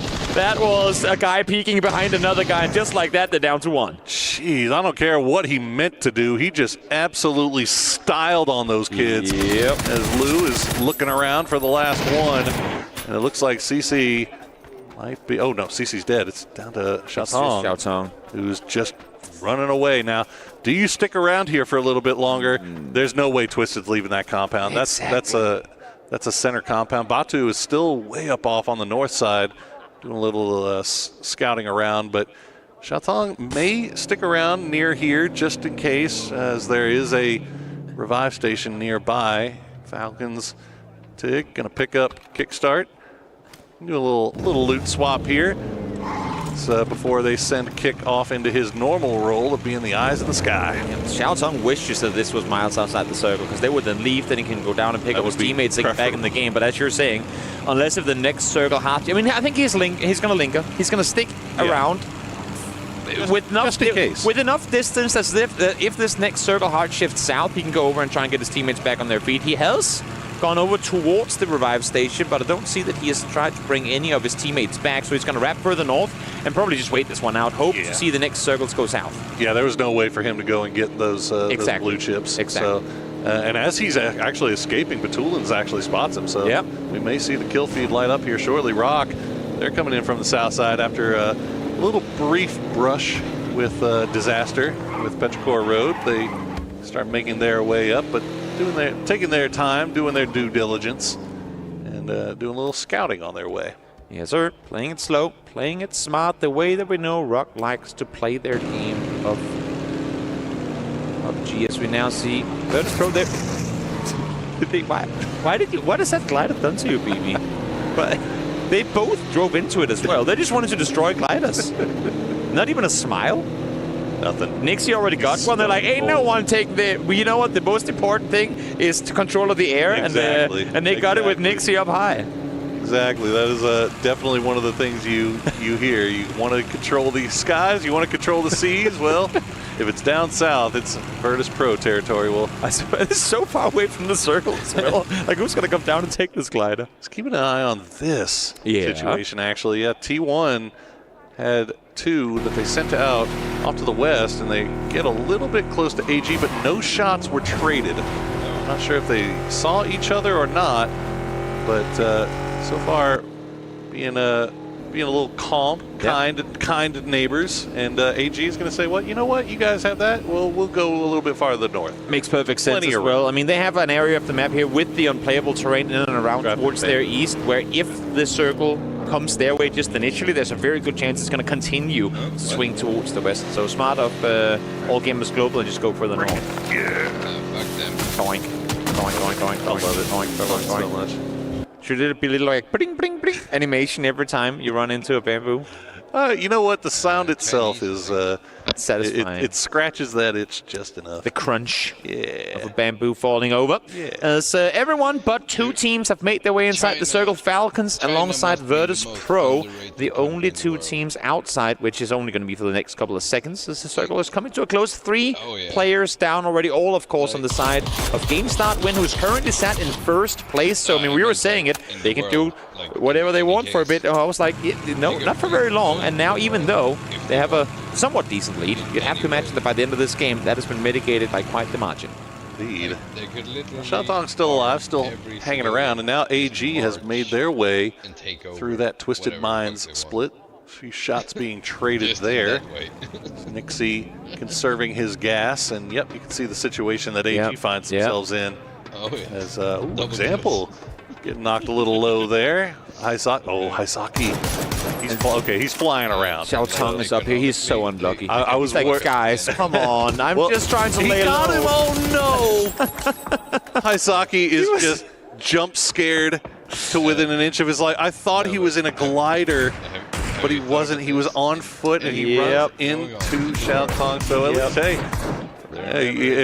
GameStart Win. They might have lost 3, but they are still getting points. 1 point, more point than Falcons. Okay. I'm sorry, I'll stop. Guys, what are we doing here? Falcons. We get one. We get one. I used mine. EWC champions. I used mine already. It's been a slow start, sure, but the boys in green. They'll make something happen. We know I have it. all faith that they will come back. They'll make something happen. Absolutely. No doubt about it. Let's see where the second circle decides to take us, shall we? A lot of interesting opportunities here with this shift. If we go south, it's of course pretty clear how it will turn out. And well, the entirety of test track is in. At least it's an area of this map that we've been before. So let's see how they get to play this one out. I was going to go into the north and all these interesting things we get, but nah, test track, we've been here before. We know how it plays. Sure. Well, I mean, in fairness, usually when we see test track circles, we see test track being on the easternmost side. Correct. Or the north. So now we get to see a little bit more of the northern part of that area as the Freaks running into 17. Having to salute the last 2 up. He's going to spot out 7700. And now Lil Ghost, I think, at the compound. No, he's still driving around, but he might be the last one left alive. Yep. Can he flush out any of these remaining kills? Duck Shoes still off in the distance as well. Might be able to get involved in this. Lil Ghost, I think he's committing to it, though. I like this. Yeah, that's true. I mean, there's really nothing else for him to gain this game. They're on the very edge of the circle, There's 2 trying knocks. to creep in. Yeah, exactly. A well-placed nade could bring 1 more down, and then you're looking at a 1v1 for potentially 4 points. He's going to run away from it, though. Able to take down Deal. And does he make... Yeah, I mean, now shots are coming in from the north as well. CTG changed the game. They have eyes on, and there's nothing for him to make a play for here. Kill secured. 1 point in the back. At least 1. So, yep, Lil Ghost and Xiaotong have a lot of the car broke down. Yes, unfortunately for Freaks, car's breaking down, so they'll have to put a pause on things here for the time being. Meanwhile, Falcons, they've got Type right on their doorsteps. The grenades are falling, and they get him out of the car as he's running away. Good stuff there from Falcons. It did take quite a bit, but they do get him. given that Falcons came in as one of the most southern teams not too long ago, this position they're able to take away from T1 is actually a really good place to be. They have some unplayable around them, so we know it's probably not going to end up on this hillside, but they have, I mean, given that they're coming into the circle so late, they now have a really good high ground position from where they can scout forward, see what's available to them, that had they stayed on the low ground throughout, they would have had no info of. And the best news for them is that there's nobody really left on the west to wrap into them, so even the north side, unless All Gamers decides that they want to pull away from everything that's happening in front of them. Batu smoke off his glider. He's getting shot at by I believe that was Tycon or MS on the north side still, but be able to get that thing back in the air maybe. Or no, they're just going to go for the pickup with Liu, and Xiao Tong holds down his fort. He's going to sit tight. Again, hope that circles go test track, because then he might actually be able to rest a teammate. Again, keep in mind, you can rest your teammates all the way up until the 24-minute mark, so it's actually quite late into the game. See another one of those care packages dropping right in the dead center. Not going to fall on top of anybody this time. No free gifts. But Twisted Minds will get everybody back into their compound 4 strong. They do have Falcons on the high ground off to the west. So they got to be careful about how they peek around. AG has to do the same, as Destroy just got shot at from Kickstart. But here we go, checking down in that test track area.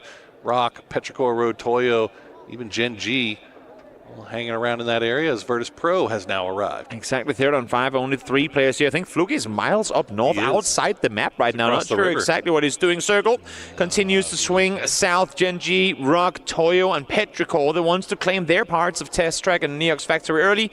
Happy that it continues to do just that. And you know what? Maybe Xiao Tong, with this shift, will get to revive his teammates. We'll see how that happens. Well, Freaks able to revive theirs. Looks like they will be able to get young Deal back on the ground here shortly.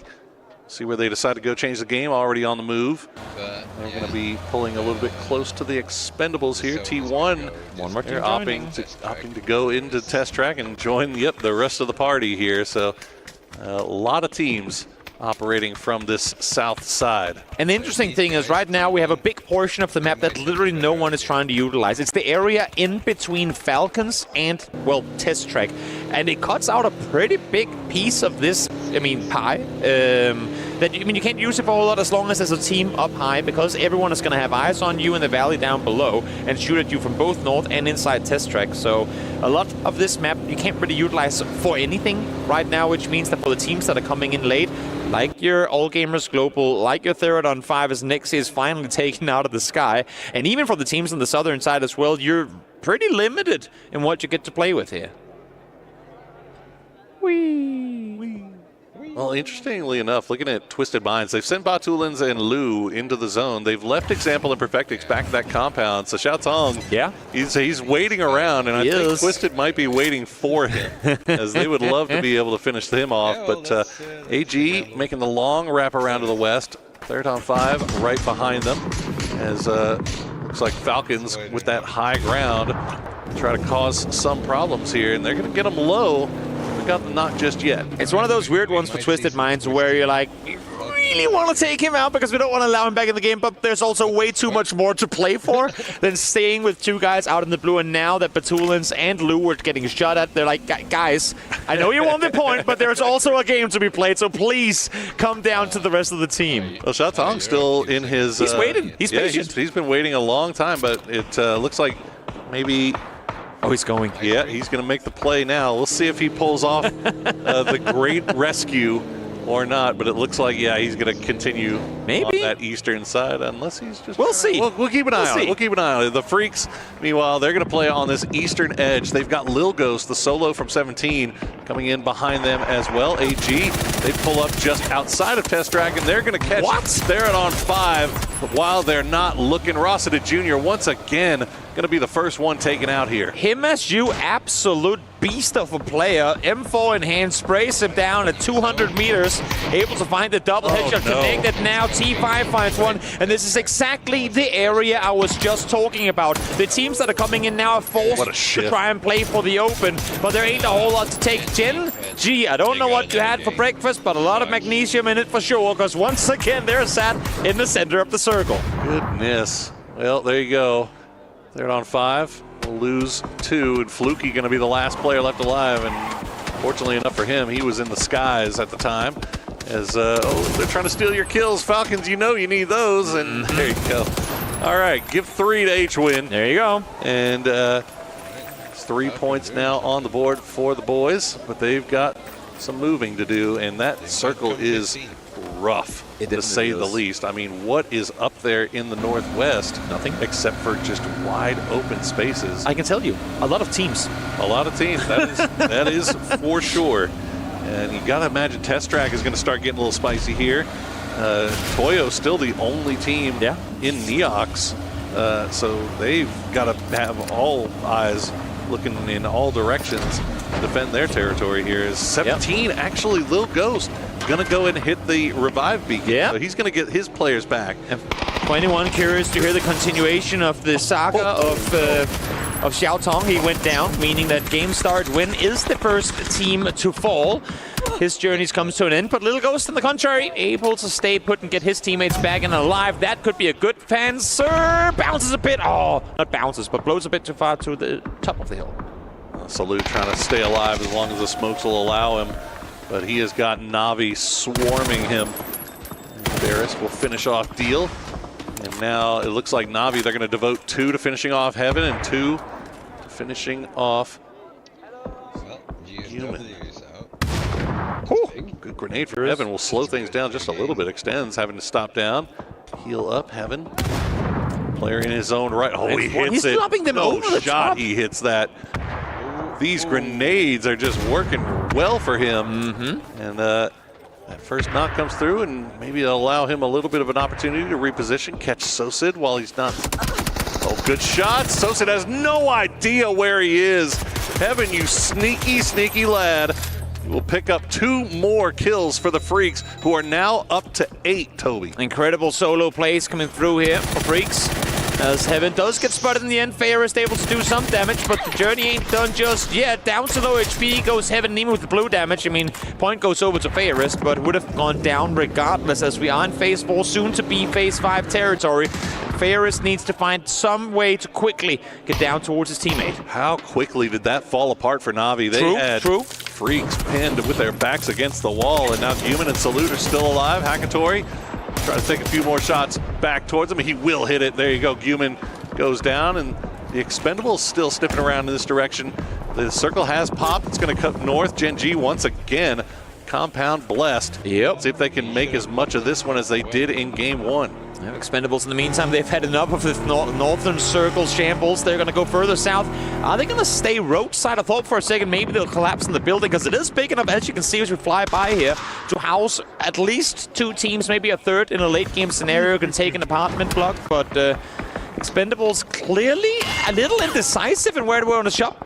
This is a very dangerous place to try and prone out. Yeah, this is just a disaster. This is like, I don't know what else to do, so let's hide here for now and hope for the best, as the Expendables will stay alive for a little bit longer. Falcons and Twisted Minds, meanwhile, trading utility with Fluky hiding in the midst of the Falcons. They have no idea that that man is there. He could strike at any moment. Oh, yeah. As the Expendables continue just play around on that roadside. And the Falcons do have the dip. They've got cover. As Fluky, oh, he's got a P90? Are you kidding me? This is what we're giving snakes these days? Goodness. The level 3 geared up out of his mind. And now Example and the rest of Twisted, they have made the decision. They need to clear this out. I mean, Twisted Minds might accidentally kill him with util here, and in doing so help out Falcons, because this backstab could be fatal. Let's see what's going to happen as this fight finally happens. An Uzi kill, that goes to show how much ammo 17 Gaming has to work with. They all just landed and are trying to find weapons here, but nope, not going to stand too long. Strimsy able to find Example. Good first knock here in this fight. go, Shrimsy. Gets the knock, the flush comes through.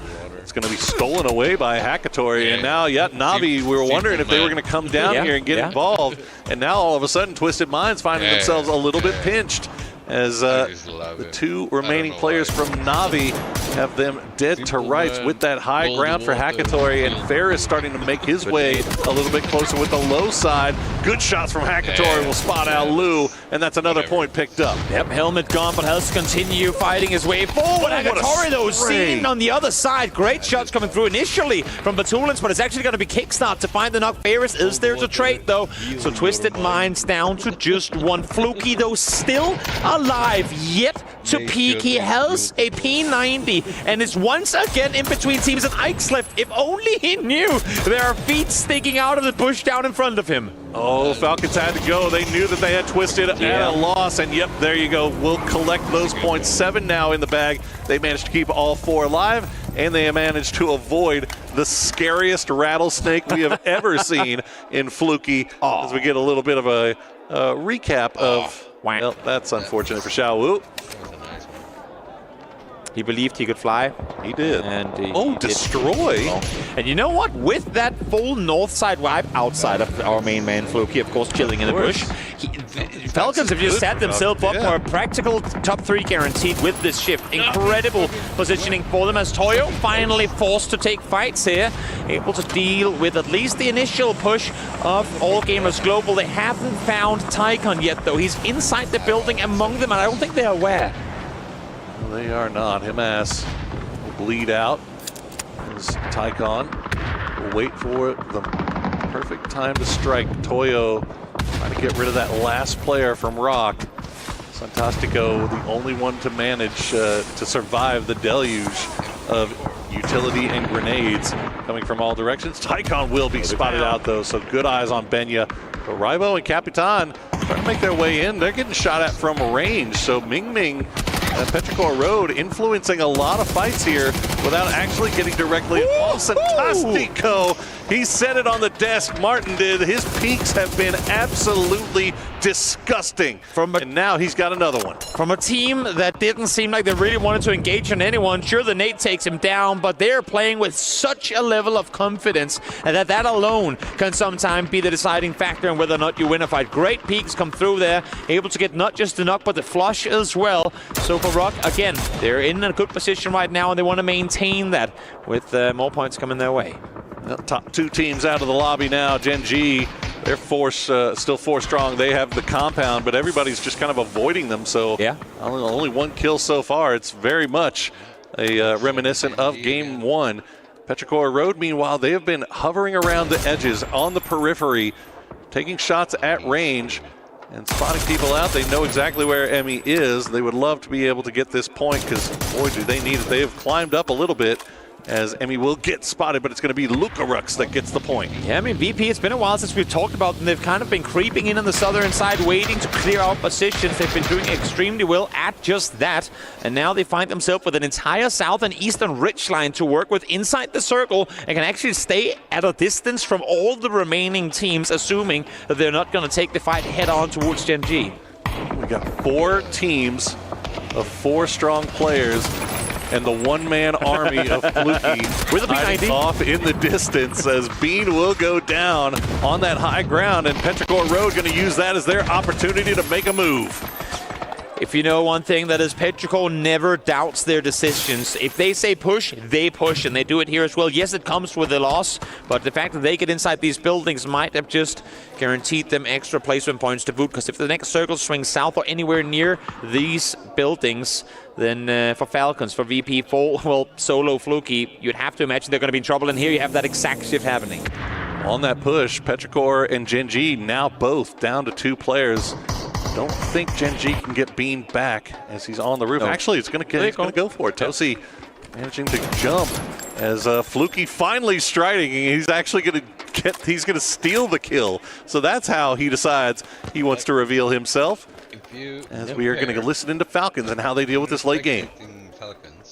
VP. Okay, let's clear this. We want to hit apps later. Let's figure out the apps crash. Let's look at it. He's on the tree right in front of me, the far one. Which one? Which one? Mark it. Hold on. Okay. So VP's 4, there's 9 players. We can just...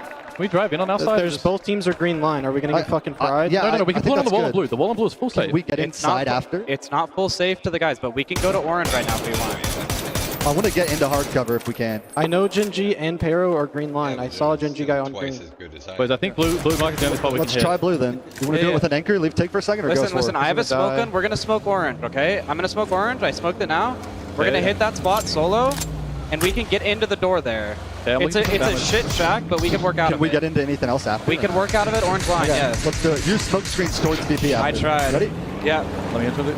Let me go first. Let me take the bird of it. Yeah.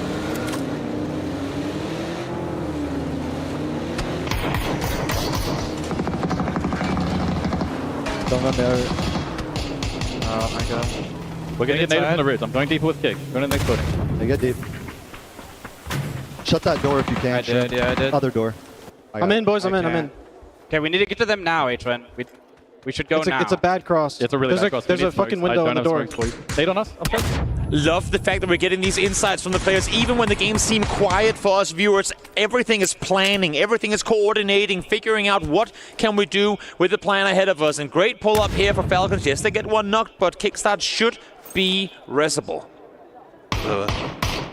Good grenade, ambitious grenade from Ike's left. Finds kickstart, but as you said, Tickleton getting back on his feet. So 2-2 now for Falcons. Yeah. VP, meanwhile, they are just hanging out on the edge, waiting for their time to strike, waiting for this next circle to crash. Exactly. And see if they are going to be forced into making a move here into the compound. And it looks like they can still... It's going to end right inside the fence. So VP will have to make a move as they're the only ones outside circle. Well, they have one They have car. A little bit of a ridgeline still, maybe in One circle, car but it's just not and good. 3 smokes. Yeah. 3 smokes between the 4 of them. I don't know how you place them to make that 100-meter run possible, but it is going to be difficult. What you're hoping for, effectively, is that for whatever reason, the other team start fighting each other, and then you make the run for it. Or you get a knock on a player on the roof, and maybe there's a chance. That's the thing, right? The problem for them is Orca and Bean on these roofs. They just cannot afford to stay where they wanted to, but you can see Bean running out of ammunition now. Yeah. And actually, all of Genji on those roofs here as what are they splitting right now? Already, smokes. Yes, it's got to be smokes as you see Luca just busted vest. The smoke wall's going to get laid down. Yeah, that's 2 of them. They have one more. Falcons looking in that direction as well. I mean, this is effectively going to be the semi-final of Petrichor versus Genji, Falcons versus VP, because Falcons are the only one at an angle from which they can really defend against Virtus Pro. And now there comes the nades to try and suppress, allow them to make a run on forward. They had 3 smokes to work with, and 3 of them has made their way there. Corexi is the one staying behind, the one to make sure that his teammates make it safely to the wall, and they have. Great smoke wall from Virtus Pro and a great work from Corexi as serving as that anchor and keeping their attention on him. But Orca has made his way down. Yeah. Does Orca have that offensive utility that he can lob over? VP has a beautiful wall that they can still work around. He's got 1 Molotov. That's it. That might not be enough. As Beamy is edging so close to the edge of that wall, Orca just waiting for him to peek, but it's not coming. You have to imagine that Orca goes for the dry peek here, but now he made a run for it. Beamy heard him. Beamy just heard him. He had to run inside circle. That's a really awkward timing for Orca. He had the element of surprise, didn't dare to make the play happen when he had the chance. Forced to make a run, and instantly Virtus Pro reacts to it. Absolutely great work from Virtus Pro. You know the situation. You know the comms are going to be scary, but they still manage to hear the footsteps and take advantage. Tosi, this is a very brave res here. This might be a little bit too aggressive for Genji, but they have a wall that they can hide around. They could be crumbling. Bean is now solo duty player with 14 spare bullets trying to fend off against what's coming at him. But he too has to make a move. He's going to be outside circle now, running downstairs, trying to make his way further towards the circle center that will keep on moving until this game is over. Strimsy spots Corexi out in the tree. Pre-molly lopped on over, but Nate comes in return. Good nade. He's got Corexi. One more. Tree, and he can't peek again. So good work on the part of VP to defend their man, get everybody back to that wall. 10 kills for Falcons right now. They've still got 4 alive. but you can see the situation that they're dealing with. This hard cover that VP has, or the deployable cover that VP has laid down, is serving them so well. It's an inner wall, outer wall fight, and look at this. They're not only using these deployable shields for cover, they're using them to try and peek over these fence lines. The dot is not in their favor, though. They have to make their way inside, and Shrimzy still in a beautiful position to take advantage. Mike's left will spot out Bean. Shrimzy, though, is going to go down to Luka Rux. They still have the high ground here for Petrichor Road. Ike's left trying to get involved. H-Win will see if he can lay down the smoke, get his man back up as Virtus Pro is trying to take advantage of the knock and make a push. H-Win goes down. They just saw all of them outside. Shrimzy gave that info across. They know they're all sat out there waiting. They don't have to go far. This is going to be a close one with a good chance to bring it home. Fantastic execution on the part of Virtus Pro, but a dirty angle from Tiggleton will spot out Nixie, and now it's a two-man attempt from Falcons to keep things going. They spot out Orca. Genji is down, but Tiggleton, the last player left alive, and Virtus Pro in the driver's seat. One player left alive. Tiggleton, do you have it in you to take down the entirety of VP? No, not gonna happen. Virtus Pro out victorious with the toughest of rotations to make. They make it happen with just the 3 smokes available. What a final game, or final circle there for Virtus Pro. Everything was looking like it was going against them. I mean, they were the one team on the outside. Usually you kind of favor the team that's on the outside, right? Because they can avoid all of the craziness that's going on inside of the compound. But this time, because of that high ground, because of the roofs that were at play, it looked like VP was in a very, very tough position, and they were. But they did everything. Perfect utility use, perfect use of the deployable covers, everything they had at their disposal, they used so well, and that is a huge win for them. Oh yes, Beamy sat there looking stone cold, knowing full well, let's not celebrate too soon, my guys, because there is a lot of PUBG still left to. Look at him, he's just staring into the void, trying to figure what could we have done better, what can we do even better than we already did for the games to come. I don't know if there's a better way that they could have played that end game, but huge one for them as we throw it to break and get ready for game number 4.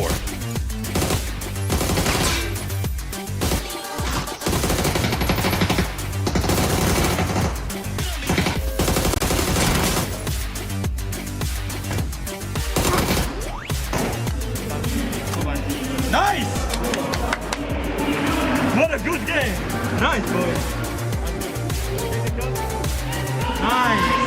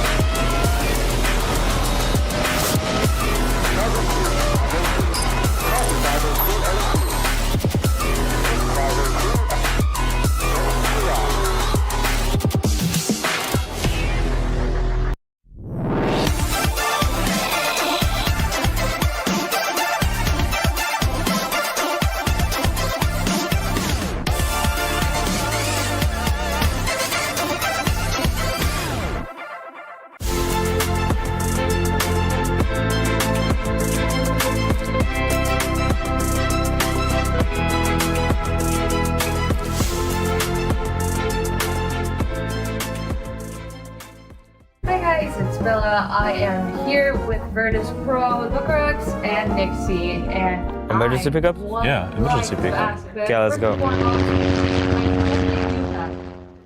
Hi guys, I'm standing here with Virtus Pro's Lucarex, and oh wow, you are popping off. You had an amazing day yesterday. You're in the finals, and there's a picture that I would like to discuss with you. We heard that there was a hidden gem, a secret fifth member, Lucarex's pillow. What is that? How has it traveled all the way here? Can you tell us more? I mean, at home I got used to playing with pillow on my back, so I had to do it here as well. And the pillow, I didn't travel it, I just got it from hotel. Do you think that's like your lucky charm? I guess it is, we will see. We shall see. All right, well, we have only 2 days to play out in the grand finals. What is VP doing to make sure that nothing stands in your way?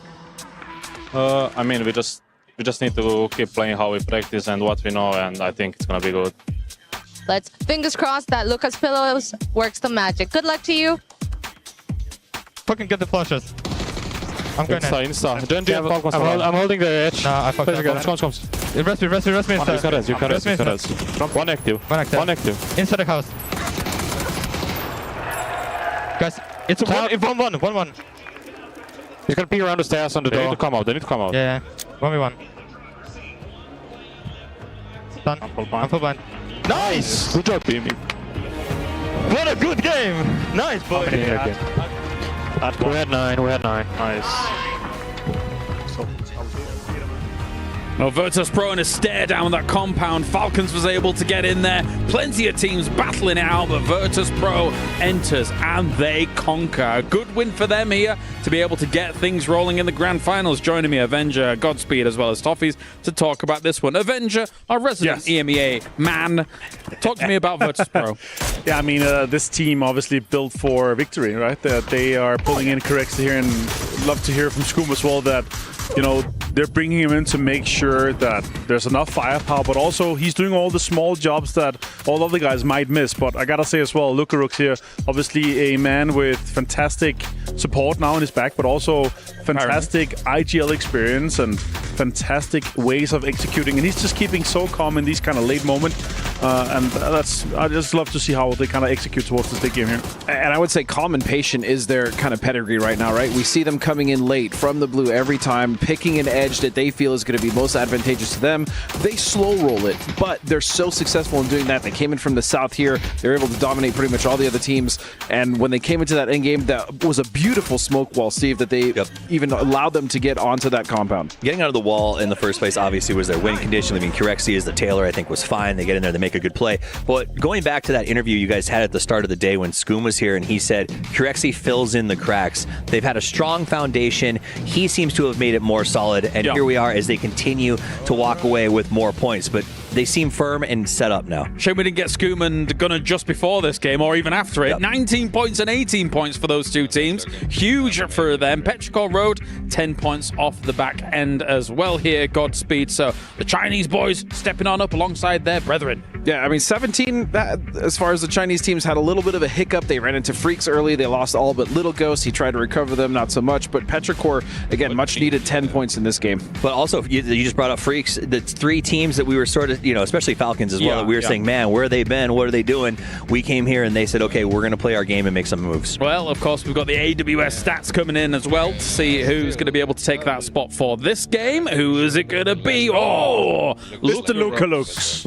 He's done well for himself. Yeah, that's good. Since PGC 2022 in Dubai with the Entropic boys obviously coming in here and showing young guys still. I believe he's still only 22, 23 years old. So it's good. Also, these guys and how VP is, everything is built around them. I think they have like 8 or 9 guys here. Mamich is in there. They have a media guy. Like the whole support staff is around them, including of course Scoom and Ibiza. Like it's a big crew to make sure these guys come here to succeed. So it's good to see. And a few times now we've gotten to hear sort of the late game comms when Luca's sort of leading the charge. It's not oversaturated. There's no counter calls going on. Right. Everyone seems to really buy into what he believes in. And sort of talking to the coaches last night, they said, we think this really has built, like this is a good roster with tons of potential.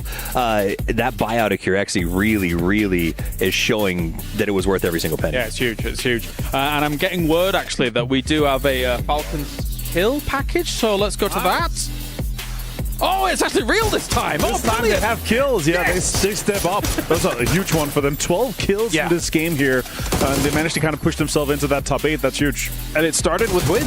Win got 3 kills at the start of this game. You just saw it right there against T5. Insane, I mean, by the way. and they just went from the north. They let Twisted Minds pull in front of them as they were holding off the northwest ridge, and then they went on to Twisted Mind. Fluky was a big threat for all of us. I think we were looking at him like, please don't backstab the Falcons. But then they made that beautiful crash from the north side of the compound, and they were just lights out this game. But a big part of this win came off of all of these players did what they haven't done in the previous games. They had to win 1v2s. They had to do things. They had to just do Falcon things. This is a huge one. Jumping up to tying here, James. Yeah, the overall rankings coming in. Game start win, technically at number 1 still, but Virtus Pro, a massive jump up for them. Falcons, a very important jump up because before this game they had 0 points. So good for them to be able to move on up against all these other teams, really keeping themselves in the running.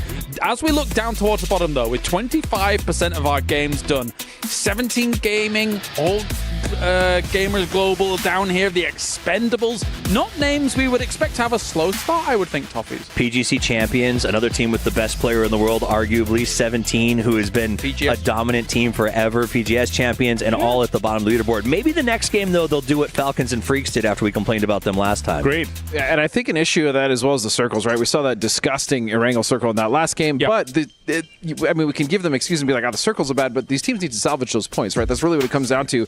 All Gamers has not done that so far. This is kind of the same start they had in groups. Yeah, I gotta say this was just one of the best games we've had so far. Like the way that we saw macro being executed, the way we saw kills coming in, the way teams moved around, obviously staying 4 guys alive for Falcons, VP, and so far. Like, great games, but also the breach from Petroglyph Road that managed to get them tons of points coming in, actually surviving quite a while. Genji had to back off. Like, really great game. Like, by far, way better watching experience than we saw in Erangel, which was extremely chaotic. Yeah, I mean, I think that talks about what we have. Everybody's just used to Erangel. Everything is formulaic. Everything is expected. Here, this is a wild card, but I also like some stuff we saw. Batulin dropping early to go north and get himself a glider. The amount of gliders we saw. Kickstarter, I think, grab one early on. The need to get information on this map and air superiority is sort of proven to be the key to doing that, and I like the teams have really embraced that. But Martin, you brought up a good point. Gen G had that compound. They were center for a while. Yeah, Again, they did not get a lot of kills, so even with the position that they have, they're not flexing out. They're not being as proactive as we want, especially given such great positions. Yeah, I mean, they had a great 2-2 split, changed the game, saw that backfill. They kind of drove scouted a little bit around it, saw they didn't get shot at, but the bigger compound with all the houses, like, it's just so difficult to defend as well, right? You have to back off. If you don't get the first kind of opening knocks or utility push off, you have to back off. You have to get kind of the stronger side. It's just, it's too big to defend. And once a team is in, both of you no longer can defend that compound, right? You have to just hold up, and then we see 3, 4, 5 teams get in there, and that's when it was sort of win scenario was Falcons or VP. There's no way that someone not on the dot is going to be able to make that cross. Great listening in the Falcons as well. Like, you can hear, all right, let's take the northern side. We cleared out Flocky as well. Like, we're going to be able to breach the northern side here and then kind of flow into the compound slowly. Managed to get tons of kills coming into. I think Kickstart ended on like 5 kills as well, so it's huge to see. And one thing to talk about when we talk about comms, VP so far of all the listens have been my favorite. I mean, just super crystal clear, very calm. There was a moment there where Shrimsy had to be like, guys, hold on a second. Like, there was kind of a lot going on. Everyone's talking at once. He had to slow things down and make sure that everyone's on the same page, and then they got that crash. Taking it very seriously, very studious as well, as the coaches have been able to rendezvous with the players between these games, and Kirk's taking a look at some things going down. So, as I say, as you guys have previously mentioned, the support staff around them, the energy. Basketball player walks in here. Oh, it's Ibby. Warping the rest of the members. Ibby walks in and says, "How are you doing, children?" I think I heard the cameraman audibly sigh when he walked in there. Well, there goes the shot. But I do love that they have both of these guys. 2 really great PUBG minds sitting there together in the coach's corner every single time, heads together, listening to comms, and considering how do we lead these guys. I think it helps as well because you've got someone like Ibby and Scoom who have been together for so long, back to like those original Team Liquid days. But anyway, gentlemen, we are done here for game number 3. Right on the other side of this, we have game number 4 as well as the Dusty Dunes coming up here for day number 1 of the grand final.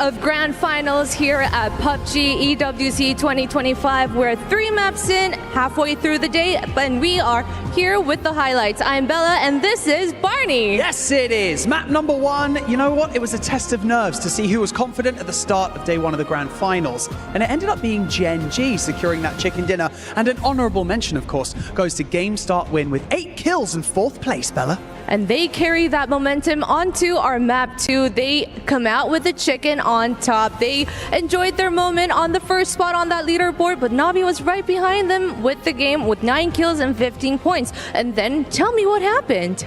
Map number 3, DN Freaks decided to show up, and they managed to secure 8 kills, but our final showdown was between Falcons, Virtus Pro, Gen G, and Petrichor Road, and it was a bloodbath with Virtus Pro coming out on top, but an honorable mention goes to Falcons, securing 12 kills and flying up that leaderboard. So that is it for us here. We've got 3 maps left to go for day 1 of the Grand Finals, and the clock is ticking for our teams to secure as many points as possible. So guess what? It's time to Tago. Tago. Oh dear. The dream of the three-peat is not dead for Falcons. Those first 2 games definitely made it feel like it was maybe donezo, but they managed to rally it back together. But big beneficiaries, if we're looking at this for the club championship paper, then VP. Yes, exactly. This was something we talked about at the very beginning of this event, that Virtus Pro is one of the teams that's actually in the hunt for the club championship, one of the teams that's in the top 5 going into this week, and they need a win because you can't qualify for the club championship to win it unless you've gotten a win in one of the events here at EWC 2025. So this is massive for them. A great start. They're tied for first right now with GSW. Never thought I'd be saying that coming into this. Yeah. But here we are. I mean, I thought I could see VP having a really good Grand Finals. GSW is popping the heck off, though. I mean, Game Start Win all the way to the end. They were finding first 2 games. I mean, the first 2 Aaron Gills were a bit kind of crazy, whenever we look at how the circles went through. So, I mean, they just found ways to benefit off of it. Rock also still in the competition as well, having good runs through our games, excluding the last one. But Rock proving the fact that maybe it wasn't just group stage hero play. Yeah. Definitely not. I mean, they're a really well-balanced team. I think if you look at, obviously, Santastico is going to be your standout right now throughout, not just here in the finals, but in the group stage, that he is individually so gifted, and he is playing at an unbelievable level right now. But it's more in their decision-making, their caution, their ability to read circles early and prioritize certain spots on the map and then get value out of that. That's been a big part of it. I'm also going to want to talk about some of the teams that have to start getting points like right now. Which one you want to start with? Because there's a few. AGAL. AGAL has to pop off here on Tago. Man, this is like, okay, we know AGAL and that squad and those players have some consistency issues at times. Sure. This isn't the time for it, though. It used to be that, group stage could be a bit inconsistent and they'd have their big pop-off games, but then we get into the Grand Finals and they go. You can't do that, man. We're a quarter of the way through this Grand Finals right now, just 3 games in. You can't continue to let it slip through your fingers. Precisely, Matt. There just isn't those opportunities like in an 18-game Grand Finals where you can afford sometimes to have a 20-point day. Like, that does happen. We've seen it before where teams are able to win events with a bad day, but this is not going to be given the opportunity to do that, as there is a skirmish here. T5, CTG again, involved in some early damage, and man, oh man, Tian lucky to even get one there. He got lit up on the way around that corner. Pathapong is trying his hardest to get as many points for T5 as he can. I mean, T5, with the way we look at this circle, this is actually a really big spot to have control over as well. So skirmishing for this early could give you a lot and propel you into the later stages. Winbo, though, gets a couple of peaks, but not the damage out that he wants. Low on ammo is everybody pretty much, as that is going to be Winbo going down as well. Full momentum now into T5's favor. Yeah, this is a really nice start for T5, and today it feels like Patampong has been kind of carrying the team, but Ranger X there able to find one as well, but really Patampong has been incredibly impressive. Split drop coming up from Change the Game, so Song Am's going to be where the other members are.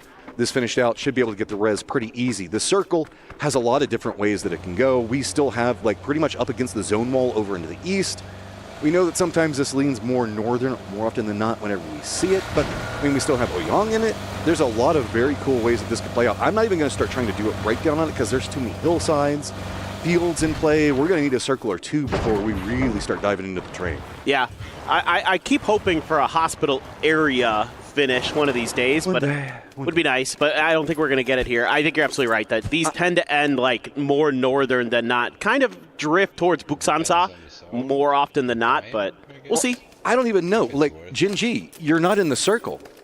How did this happen? It's a bit strange, isn't it? I know. They've also been another team that's reading their situations well in terms of prioritizing early positions that have paid off, but they're going to need to show me a little bit more. They're going to need to show me that they can fight in open space, and this is their map to potentially do that. If they're going to be a team that has really any hope of winning this, yes, you've got a nice start. You win the first match.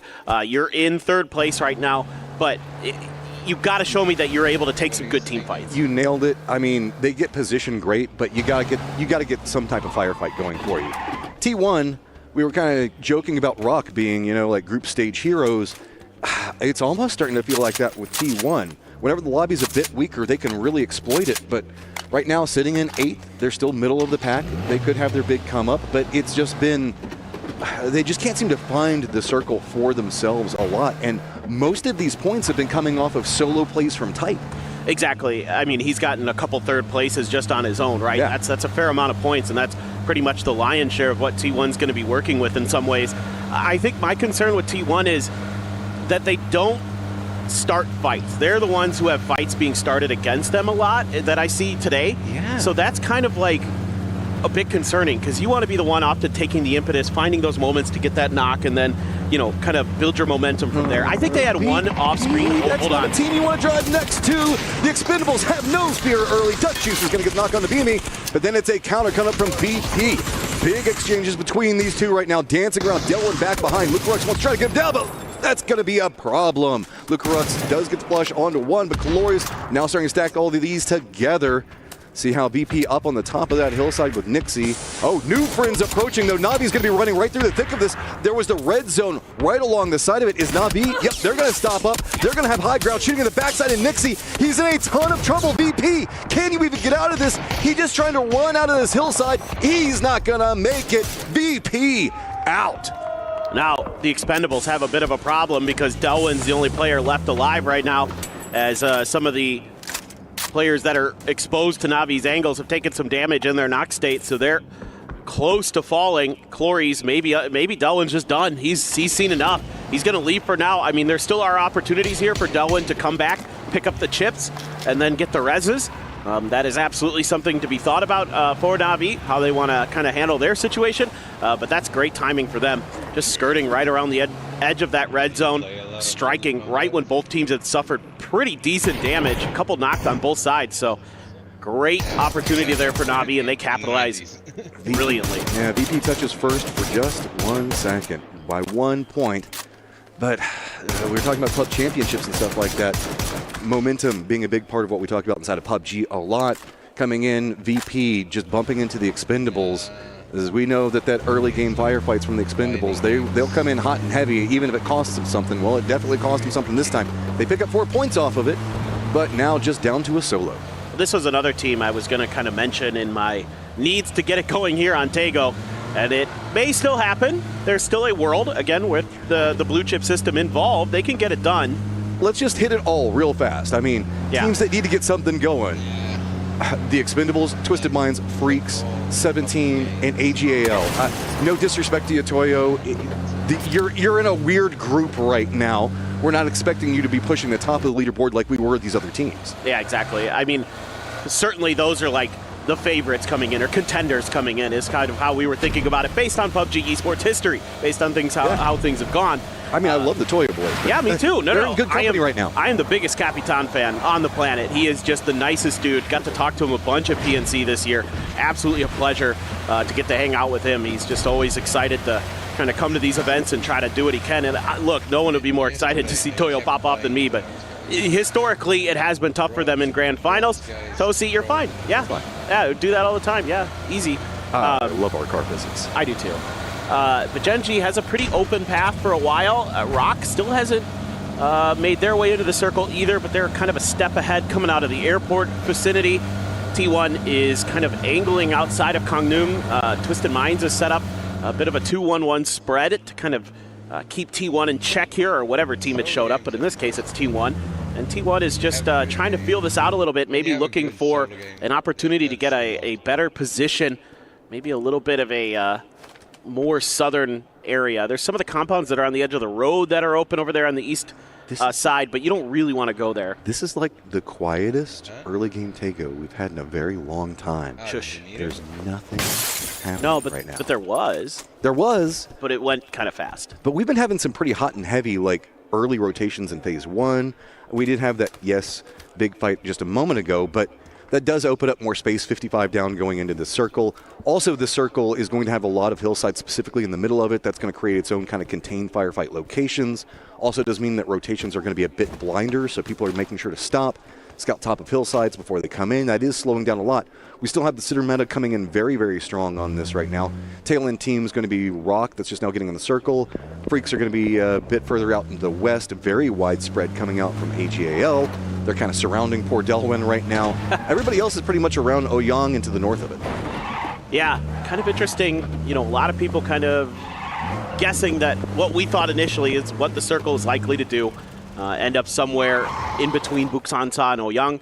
That's pretty much the general idea of these circles, you know, but, you know, hard shifts are available. DN Freaks coming into the circle late as well, joining their Korean brethren, Gen G, up on the north. But this team is on the south, have tons of open space here, in part because of that fight that kicked off early. You know, a couple teams just beating each other up. VP, TE, they're gone, so that opens up a lot of territory on this map, especially with TE being weak, because TE early likes to take those wide splits. They like to try to contain the edge of the zone and look for those trap setups. In this case, it was a rotation kerfuffle as they bumped into each other. But this is going to, look at this, this opens up so much of the map here for the Freaks to try to get their way through. Second circle, where, oh where, will you be taking us? Yeah, I mean, we're waiting for everything to collapse in. Going to go just a bit down to the south. Means that hillside just south of Buksansa is going to be a core component that a lot of the teams are going to have to work around. AGAL is going to have an inside track to play around that. Petrichor Road already inside Buksansa itself.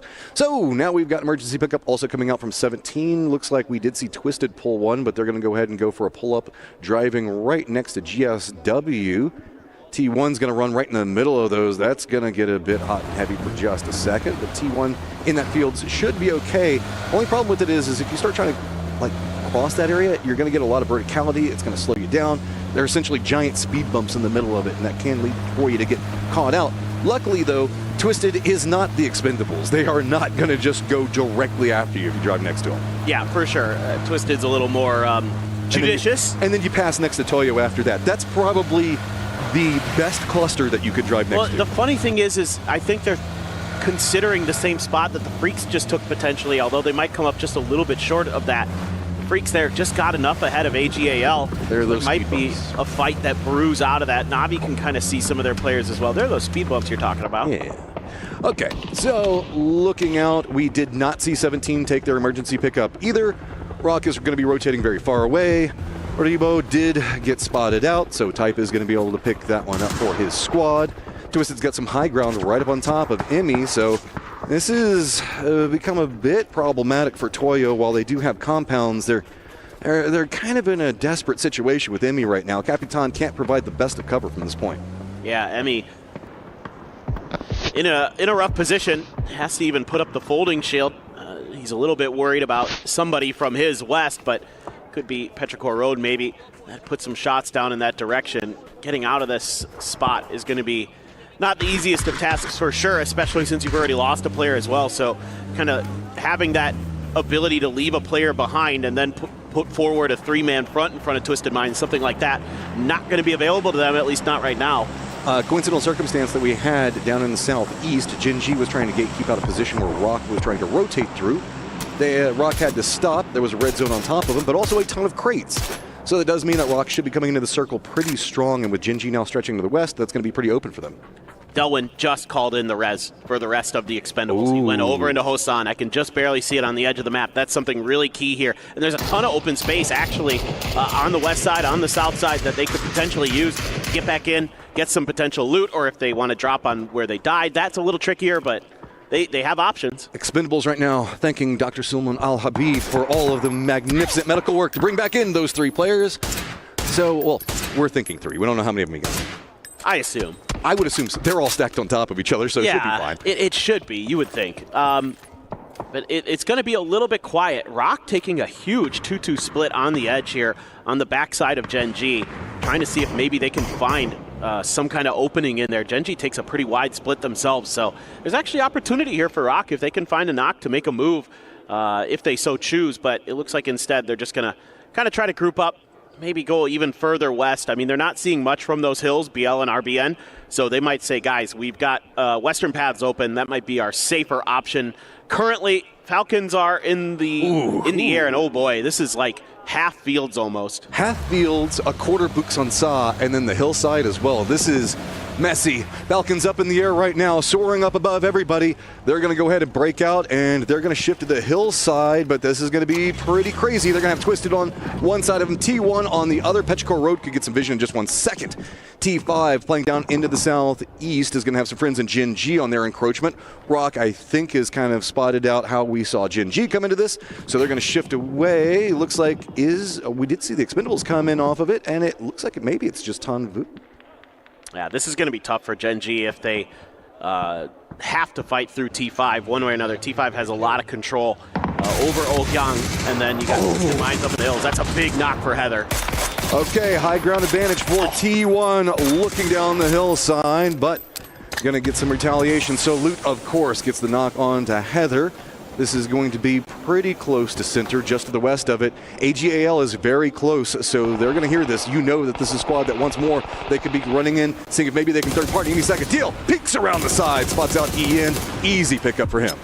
That's huge for the Freaks there to get something out of this fight, because it looked like they might just get bodied by T1. I was talking about I wanted to see T1 be the one starting a fight, and they did. And so far it's okay, but yeah, with AGAL looming in the shadows. This is taking too long.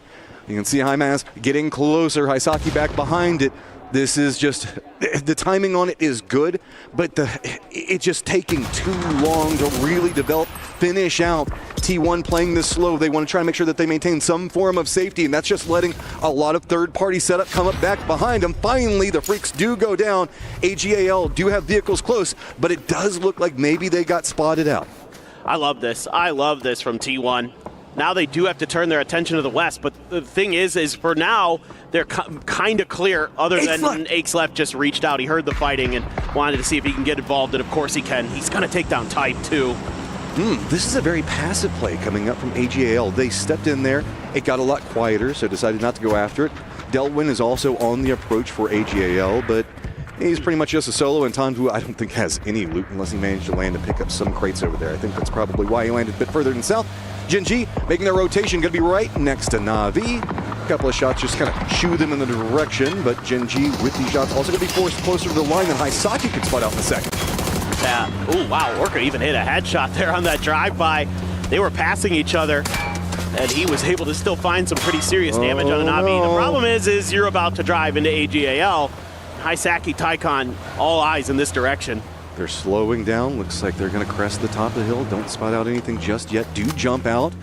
The rest is going to continue a bit further forward. Circle pops and it's a hard shift down towards Ohyang. So that means that Buxonsa entirely out. We still have a section of this fields that are going to be in play, but into the north, 17 Gaming going to have a very difficult rotate, and specifically over into the west where we see Na'Vi, T1, Gen G, AGAL, and TE all stacked up on top of each other. This is going to be a hard path. Yeah, oh man. Ooh, played there. Able to get Taikon. I thought this was going to go rather poorly potentially for Gen G, but you also have Delwyn getting real close to this, but he's shut down by Destroy, trying to see if he could cheese out a few points. Meanwhile, Himas going for the reload there. Plenty of damage done. Haisaki. Oh, he had a chance there to find that knock. That's okay. Himas is there.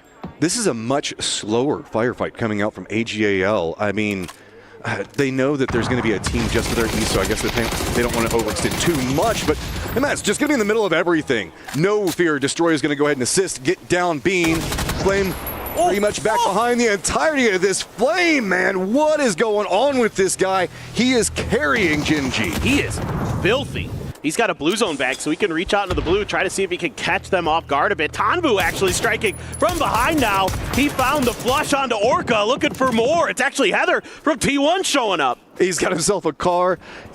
What's he going to opt into doing from this one? You never know. T1 now going to get involved, realize there's multiple members down. Heather gets a good nade, and that is going to land perfectly to get some flushes. Heather is also going to find a bit more. T1 up to 8 kills and climbing the leaderboard. 6 now for Heather. Having a great map right now. Love the proactivity here from T1. Even losing your IGL and type. You've got Heather and Raining, who are still tremendous players. Of course, Raining given the nod for the Korean team for PNC, and Heather has been always just a tremendous individual talent. Awkward fight, still just kind of standoff over here. T1 says, okay, that's enough. We've got enough points over here. We need to eye the circle itself. Falcons could be the closest team on approach, but they also have to be careful. Petrichor Road caused problems. Took down type just a moment ago. South, it's going to be Na'Vi, so instead they're just going to try to juke in between the two of them, stop right on the edge, sees the door open and the bike. Good spot out from Heather. Yeah, he knows there's somebody in there for sure, so should be able to just kind of wait this out a little bit behind the hill on the top. Might move the vehicle forward a little bit. I think he's looking for maybe some angle onto this player in the shack. You might assume there's only one in there, otherwise they're just trying to cut off for another rotation. Oh, gotta go fast on top of it. T1 roams right next to Petrichor Road while they were trying to regroup. Where are they going to send it? They're just going to go right down into the center of the fields itself. GSW is caught up looking at 17 gaining right now, so a couple of shots, but here comes Twisted. They've spotted this out. There is nowhere for T1 to go. They have to stop. Heather, the guy with all the kills, now going to be sent back to the lobby. Yeah, this was ambitious for T1. Going into these fields with so much of it left to their north was going to make it difficult, plus the hillside that it's surrounded by in a couple different directions. Also makes it a bit of a death trap. So Raining, he's like, okay, well, maybe I can just nestle up somewhere else because this ain't going to work. He's going to try to drive up a little bit, find a ditch. Oh, boy, Falcons are in trouble. And we can't get the dip. Trimsy spins it back around, defends his team. Really shuts down anything that Na'Vi was trying to get over there. Tickleton's going to follow it up. But the moment Falcons popped up, the reason all these shields are over here is because Twisted does have a sight line into this. So it's kind of a European 1-2 punch between Na'Vi and Twisted right now. Petrichor Road saw all of that and is like, oh, I don't think we want to go that direction. Petrichor Road has to make a decision here pretty soon. They're trying to see if they have enough room on the edge of the current circle to just kind of set up a bit of a fort temporarily and then maybe make their move. You know, they want more of these fields cut off before they try to go into them. That way they can fight just in a single direction and they can hide underneath the hills from the teams that are in the hills, particularly Twisted Minds. And 17 gonna have to work their way through GSW. If they could figure out that GSW was pretty bunched up there for a second, they might have been able to find a pretty nasty grenade, but 17 doesn't like all the util getting thrown their way, so they're going to take a moment to retreat, and Aches left has mortars. It's good that they did. Here come those mortars right on top of Tickleton. Aches left, going to feel good about that one. Is Tig, I mean, what could you even do in that situation?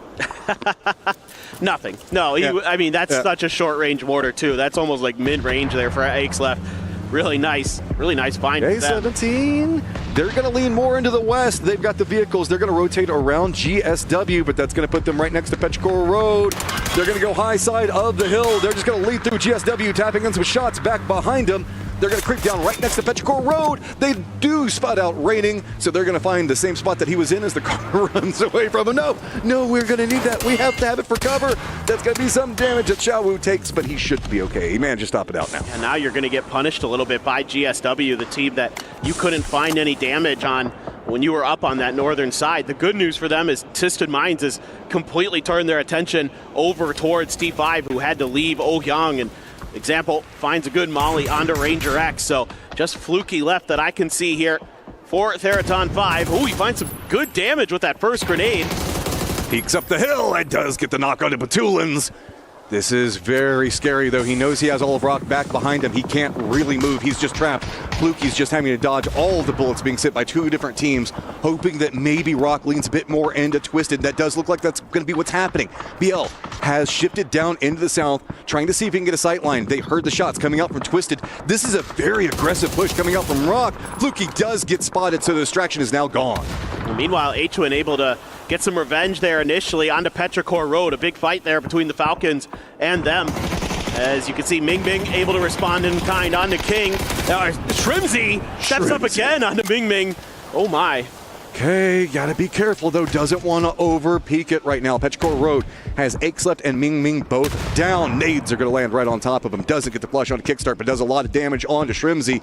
Not a lot of options and places to go. Kickstart does get flushed. Na'Vi looks like they're gonna be flanking up back behind this one. Beerus now doing the backstab right down into the dip. He's got that rock. Looks like he's got a nade prepped as well. Does the line go good? Lands right in front of Shrimzy, but does it take him down? The second one does. SoSaid picks him up.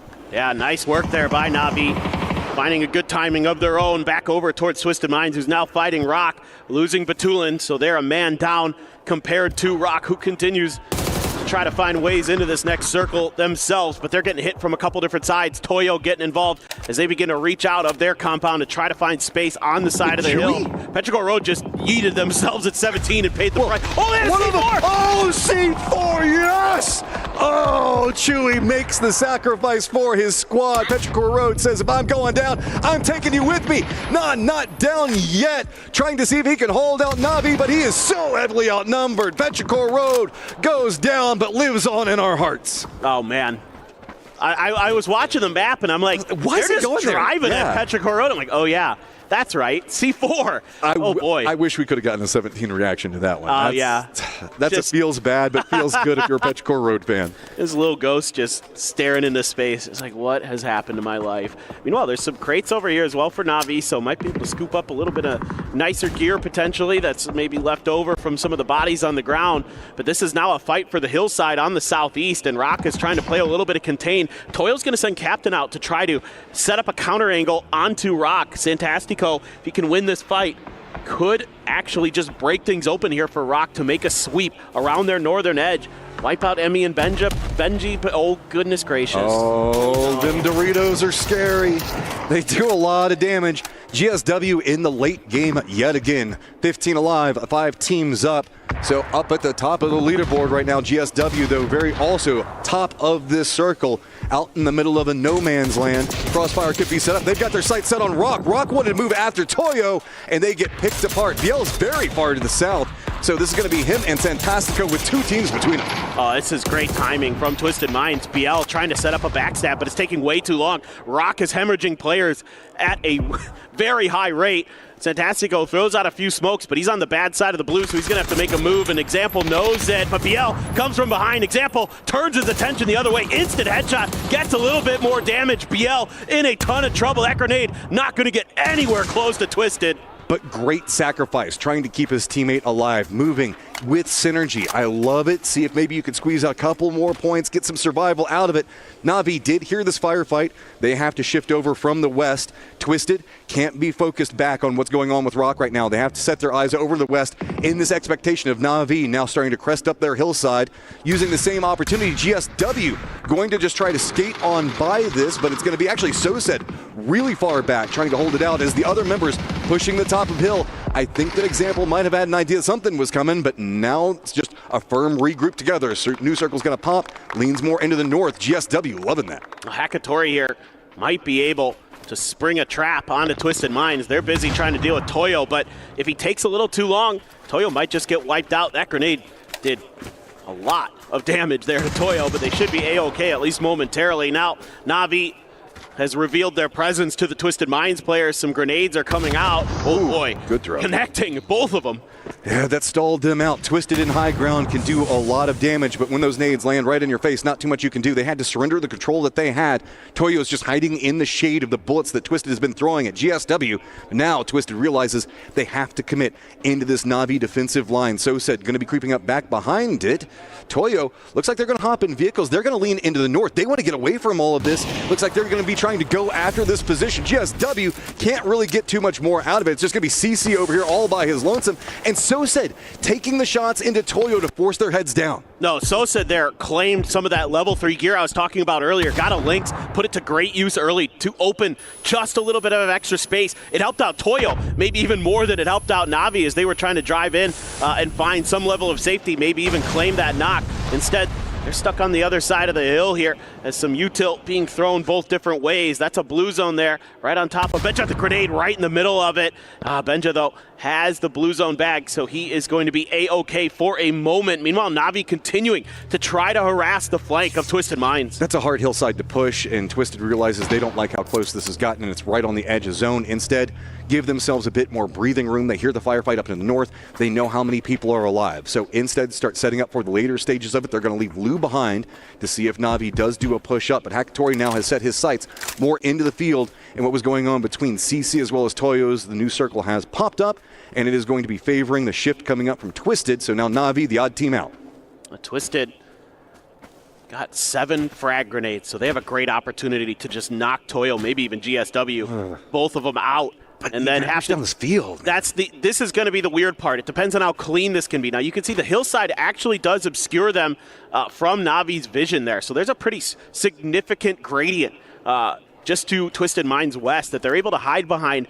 As soon as they get some kind of inkling, I think that Toyo's in that corner of the field, they might be able to find their moment to let loose with some grenades. But for now, I think they're going to let the other teams kind of make some noise, make some attention, and then find their moment to spring into action. Amy being on low life there says a lot about the economy going on with Toyo. They are just dropped down to their bellies just directly across from CC, and nothing really anybody can do in that lower section. Na'Vi is going to exploit that. It's so passive in the north. They can pretty much just walk down the hillside, no fear right now, using that a bit of a hillside break that we've got in between them and Twisted like you were talking about. So now Lou, really high up, gets a lot of vision. We can see that just a moment ago, looking at what's going on between Toyo and GSW, as they know exactly where CC is. It's just a matter of how much utility do they want to drop on him. Yeah, so the blue zone goes out first. I don't think it's quite close enough there. Yeah, CC, no problem. Still has a blue zone bag anyway, so he was A-OK no matter how you cut it.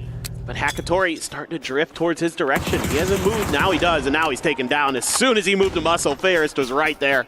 This aggression could be good for getting kills, but the problem with it is they cannot really go after Toyo. There is a trap waiting to be sprung. Twisted has set up for anything that Na'Vi tries to go after with Toyo, but it doesn't look like Na'Vi is going to take the bait. Slower pacing in this game because we have Twisted one side, Na'Vi on the other side of it, and Toyo in the middle, and Toyo can't do anything at all. Instead, it's all going to be about trying to get information. Na'Vi knows that there was a team up on the high side. They know it was Twisted. They just don't know where Twisted has gone. I don't think Toyo has any heals. No, they don't have anything. They're just sitting there, not bandaging or first aiding or putting any poppers in their bodies.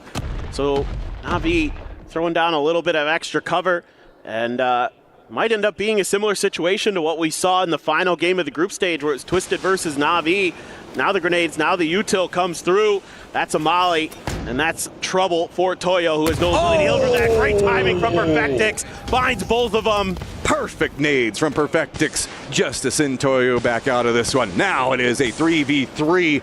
We've got Doritos on one side for cover, a hill for Twisted Minds, both jockeying right next to the center point. Close between the two of them. I think that Ferris is just a bit closer right now, but high ground advantage still favoring Twisted Minds. They've got 2 members up there, and Lou an example. Smoke's coming down everywhere as there is near on no vision to be had. Twisted starting to step away from it, realizing this could be some problems. Watching where the smokes are being thrown from, so trying to see if they can get some retaliation nades back in that spot. Yeah, and they landed a bit of damage here onto Ferris, so he has to take a moment to try to go for some heals. These are great smokes from Na'Vi, though. They're keeping Twisted from being able to utilize that high ground advantage, at least initially, seeing if they can buy enough time to get underneath their noses, but Perfectix gets Ferris. That is a problem. He was their guy up on the edge of the zone wall to the north. Crossfire position now gone. 2 members up. Soset and Hakatori having to brave the smokes. Bounce between them. They've got a tree for cover. Soset starting to peek the outside of the smokes. Molotov right in front of Hakatori. Soset's going to go down. Twisted Minds rolls through and makes it look easy. Huge. So well played there at the end of that game. And just the initial position that they take on top of that hill is so powerful outside of Ouyang. You have so much cover up there. The people in Ouyang can't see you. You get to provide gatekeep from the teams that leave there. You're able to then kind of cut off the angles because of the way the circle was shifting in their direction. Man, oh man, they played that so darn well. Twisted staying in the bottom 8. Not in my PUBG as they find their game. Feeling way better about it again. Smiles from Twisted is always a scary, scary thing to see. Yeah, man, this is not a team that anybody wanted to see having success right now, but other than Twisted fans and Twisted themselves, who have a lot of fans in attendance who are going to be loving that they just got to see the Twisted Minds boys take home a chicken dinner. Also important for club championships, so much relies on what's going on in PUBG right now and who's going to perform, who's going to be at the top. We know that Twisted could do it. This is a squad that just decimated last year all the way up into the very end of it. They want to reinvigorate themselves. They want to have a big run. Opposite side of that, you can see it's going to be Na'Vi feeling good off that last game. VP going out early, though, does buy a lot of space on the leaderboard that GSW was trying to exploit, but just couldn't really find kills. They got late stage, but kills just nowhere to be had. Yeah, no, it was just a little bit tough for them trying to find opportunities, and the disaster with the Doritos as well for Toyo. That really hampered them, actually. That slowed everything down. It made it harder for them to defend Rock's push. Those, how many times are we going to see Doritos pop people in the head before they just do? Gamers, don't look up. Whatever you call the Doritos, you got to look up. They will pop you in the face and send you down to your knees in a half second. No doubt. They are scary in a way. Like, you don't know exactly where they're going to come down, right? No, you're like, it's kind of random. You're like, oh, I need cover. This is like, so surely scary I'm far here. Away. Yeah. Let's go ahead and drop it here. It'll be fine. Just drops right on top of your head. Well, you know what? We've got ourselves somebody else that's going to drop some knowledge on your head, and that's Barney. ROC Esports having another strong day here in day one of our grand finals for PUBG at the Esports World Cup. RBN, what's going on, buddy? You good? Yeah. Okay, good. Right, let's start off by taking our minds back a little bit. Group stage, really, really strong from you guys. Typically, you have this tendency to perform really well in the group stage. When it gets to the finals, it's not as strong. What's the reason for that normally? Is it pressure, or like what kind of happens internally? Vocês têm uma tendência muito grande de irem muito bem no group stage, mas quando vocês chegam na final, o desempenho cai um pouquinho. Vocês têm alguma coisa a dizer? É uma coisa, questão de pressão? Vocês estão muito nervosos? Cara, eu acho que não, porque a gente não tem de ir muito bem na group stage. A única final que a gente passou esse ano, a gente passou ali na risca. Então, não, sem pressão. É a primeira group stage que a gente joga bem, primeira vez que a gente joga de fato bem aqui no stage global. Então, zero pressão. A gente tá só tentando ir pro nosso jogo e se divertindo.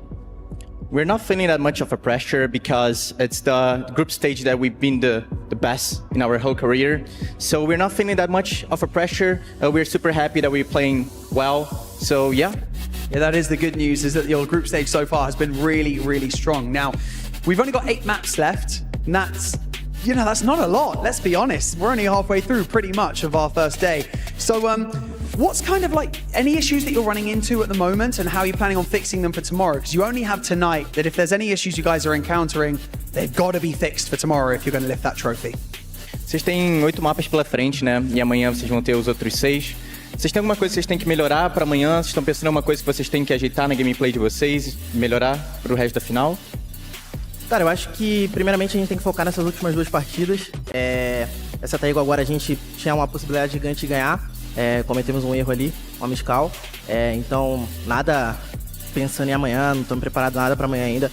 Minha mente está completamente focada agora nesses últimos 2 jogos, para que a gente faça 2 últimos bons jogos e consiga dormir bem ali, e aí sim começar a pensar no dia de amanhã. I'm 100% focused on the last 2 maps. I'm not thinking about that much from the games from tomorrow. So the last game we played really well. We did like a miss call and we couldn't get a win, but we are 100% focused on the last 2 games. Well, it's been really exciting watching you guys so far, and best of luck in the rest of today. And of course, going into tomorrow, which will be our final day. For now, we're going to head to a very quick break. Don't go anywhere, because we've only got 2 maps left. See you soon.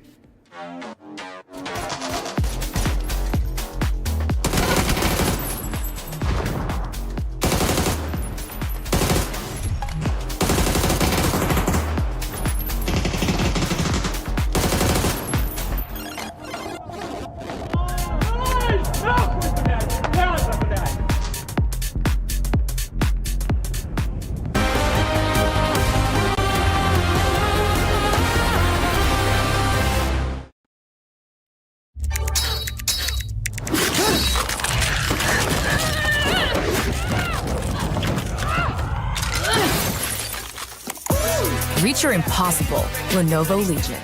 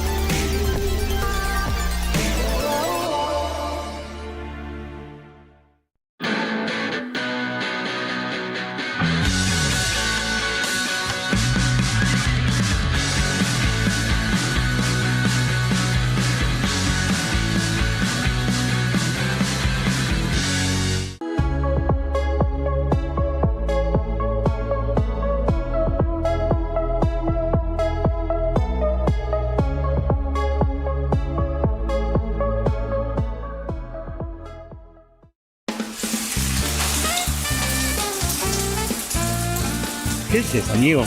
No sé, amigo, claro. Ты перед собой смог, Тём. Видел чего? Я могли увидеть. Справа, нокну. Я с тобой играю. Право. Можем хейс поймать? Давайте. Я грею хэя. Парни, от нас надо, от нас. Правый, да. Подождите, у меня дерево тут. Куб, хуёво. У меня тут дерево. Я добил. Слева чел. Чтобы тебе дал инфу, типа. Слева чел за деревом. Справа со мной. Найс! Нахуй, блядь, с пляжа, блядь! Хорош. Well, that's how you fry them sausages. EMEA is back on top, baby, almost. As we've got ourselves Twisted Minds and Na'Vi going head-to-head at the very end here of our Takeover. Joining me to my left-hand side, we have Avenger, we have Godspeed, we have Toffees. Martin. Yes. Is EMEA back? We're back, baby. Yeah. We still got, we're a third of the way through. That's kind of crazy to say that. We've got 2 more games to go still, but that's cool to see a 3-3. I will say this, though. I expected a bit more resistance of Navi's side, but Twisted Minds, man, they just absolutely dominated. They had a little bit more utility, and late game usually is utility is king. Yes. Yeah, just let him have it, Steve, right? Like, I mean, you know what? That's the best part of having a host from the EMEA is he gets to... We're back, baby! I get to do that. Well, when America wins a game, Yeah. My worry is the Twisted Minds will struggle in the next game because GSW won, then they went out first. VP won, then they went out first. So TM... You're very superstitious about these. I'm American. We're very superstitious about sports in general. That being said, that was a sick fight between Na'Vi and Twisted. Again, they took care of GSW, they took care of Toyo very quickly, and then that was just a straight-up 3-on-3, right? That was a great fight to watch. It went back and forth, but ultimately it was Twisted that was able to clean it up. So that's going to be great points for them, good points for Na'Vi as well. And as we talked about on the leaderboard, what we're about to see, it's looking real EMEA right now up there. All right. So we can talk negatively now, right? About GSW and Toyo, that was absolutely ridiculous, right? So GSW just comes in and hides out. I think they were mad at Toyo for rotating down there because it gave up the game where their little hidey hole was. And Toyo comes down and crashes, does the same thing. They're just so passive. Good question. What happens when one inanimate object meets an inanimate object? The answer is nothing. Not much. Avoid is created. The answer is free points for Twisted Minds and Na'Vi, essentially. Apparently. Let's take a look at the points coming in from this one. 21 versus 15 as Twisted Minds and Na'Vi go head-to-head with one another. Very close on the kills overall, but little old Twisted Minds doing some things with the winner with chicken dinner. Yeah, 35 versus 34 points is obviously huge.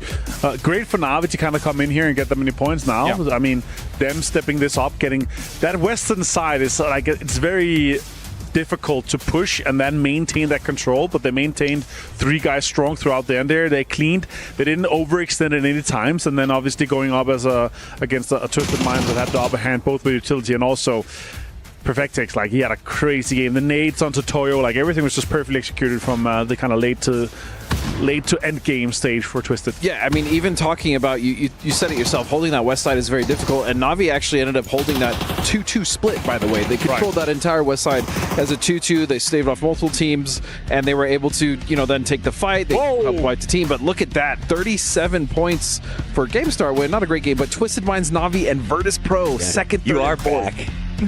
Yeah, we're doing Second, all right. Third, that's fourth. Very close up at the top, Toffees. Yeah, it is very close up at the top. Game start wing slides down. I kind of expect that to continue as we watch throughout the day today. Rock surprisingly being able to sort of maintain their position as they are still sneaking points in. Yeah, they've been quiet the last 2 games. They're managing to maintain. They're above Gen G, and Gen G won a game, so that's pretty impressive. Fantastico, he continues, man. I'm happy to see it for him. Happy to see the boys, come in, continue this kind of confidence that they have, just take on all the strong teams. Well, the Americas has been stale. I'm going to be honest, the talent pool of Americas has been kind of gotten stale. So to see a team like this kind of coming up and performing so well is actually pretty exciting. The one thing I wanted to add that made me really smile watching that game is that Rock was coexisting with Twisted. Normally in that position they would get bullied, but they absolutely coexisted. In fact, they pushed Twisted back very briefly, and they were able to kind of sweep on that eastern side. I feel like before we would have seen Rock maybe get run over. Not the case. Well, they're confident. They're not letting themselves get run over anymore. You can see them on screen. I mean, they are still the happy-go-lucky guys that we started to meet at PGS, but I think it's a different attitude now. When we see them in the walkways, they're confident, they're hyped, they believe that they can hold their own with the teams here in the finals, and you can see it. quick last thought about this last game here. What I really liked as well from Na'Vi and Twisted Minds, like, okay, we actually have people outside here on the northern side. Instead of fighting each other now, we spread out, take each side, the east and the western side, then we take down Toei, then we take the game. So we're maximizing points for both sides, right? They're both realizing if we go up against each other, we're not going to get second here. It was a gentleman's agreement. It was just smart PUBG from both teams. Just smart. Very good. Coming into Miramar, we got 2 more games coming up here for the Dusty Dunes. Any expectations as we see all of our players now getting ready and good to go? But are we in the final 2 games of the day already? Yeah, it's fast. That's wild. And that last one was so... I mean, go ahead with predictions. I was just shocked when you said we only have 2 left. Tycon turn on? Yes. I mean, they need it. They desperately need it. 14 points. Like, you can't have a bad day in the finals. Like, it just doesn't happen. Then you don't win. I mean, even if they get, like, let's say, they have another 60-point day tomorrow, if they're ending on 14, or less than 20 points today, that's going to be, a monumental task for them to actually go for it. And we thought, coming into this, that they were going to have a very strong start to the finals, and they're not even close.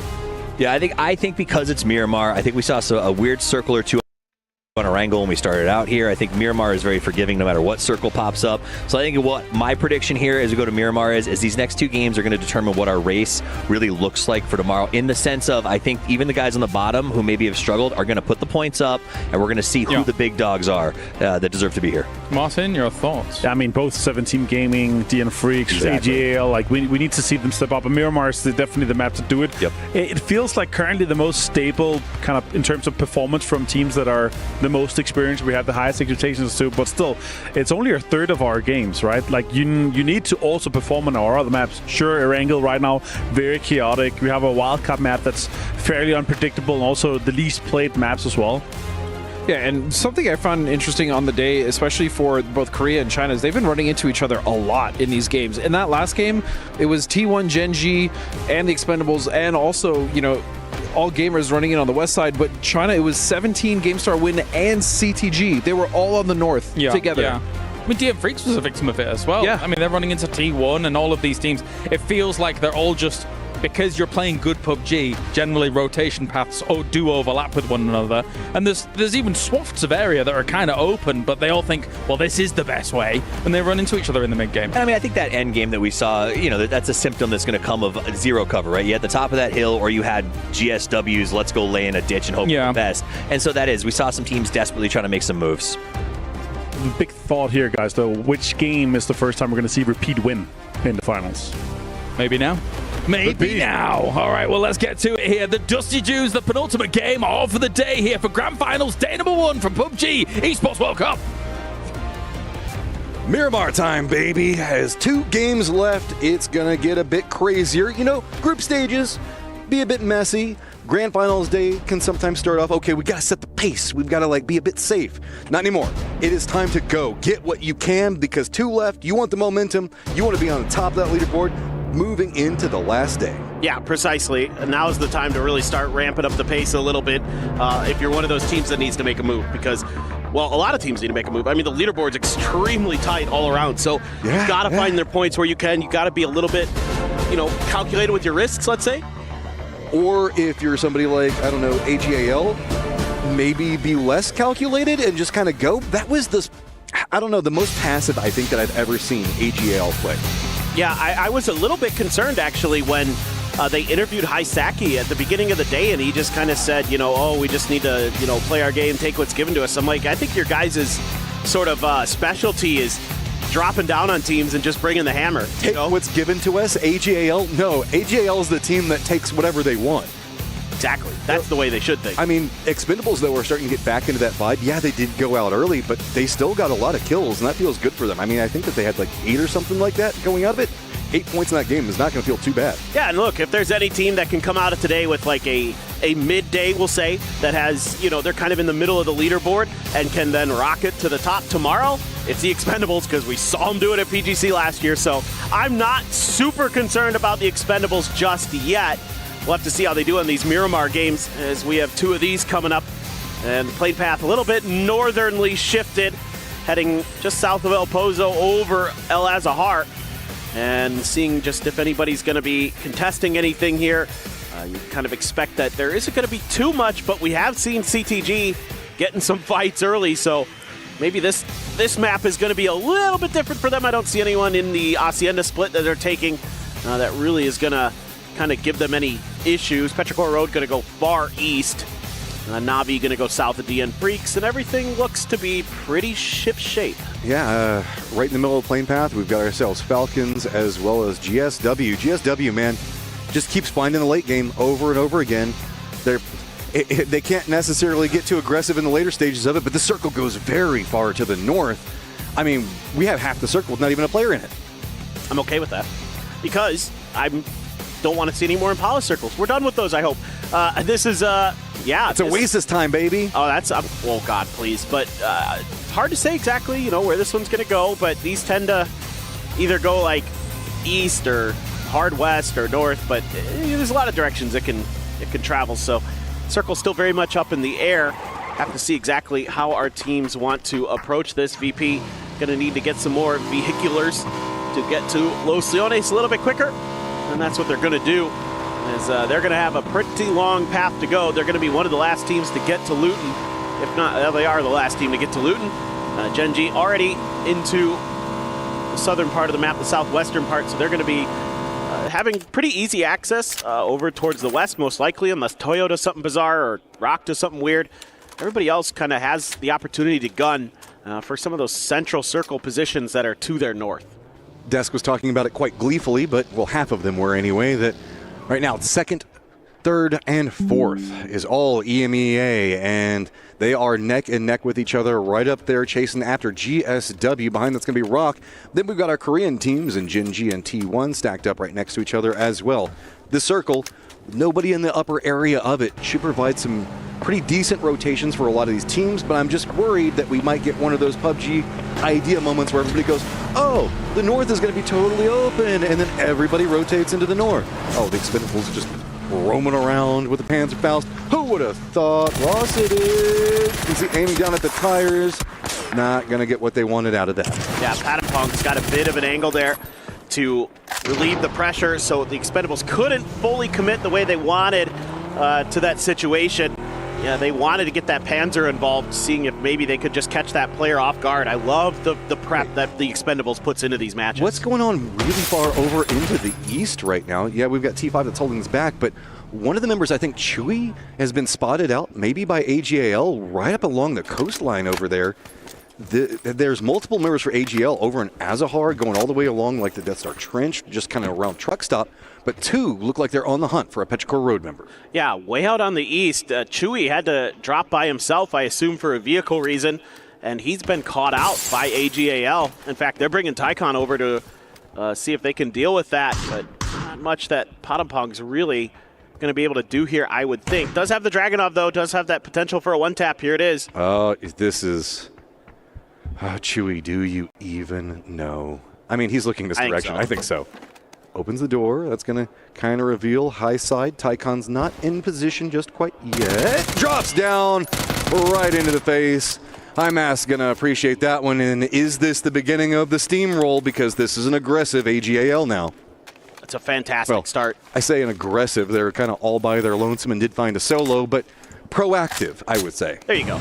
Yeah. No. This is exactly what they need. A nice, easy kill, a nice, easy point to kind of get things rolling.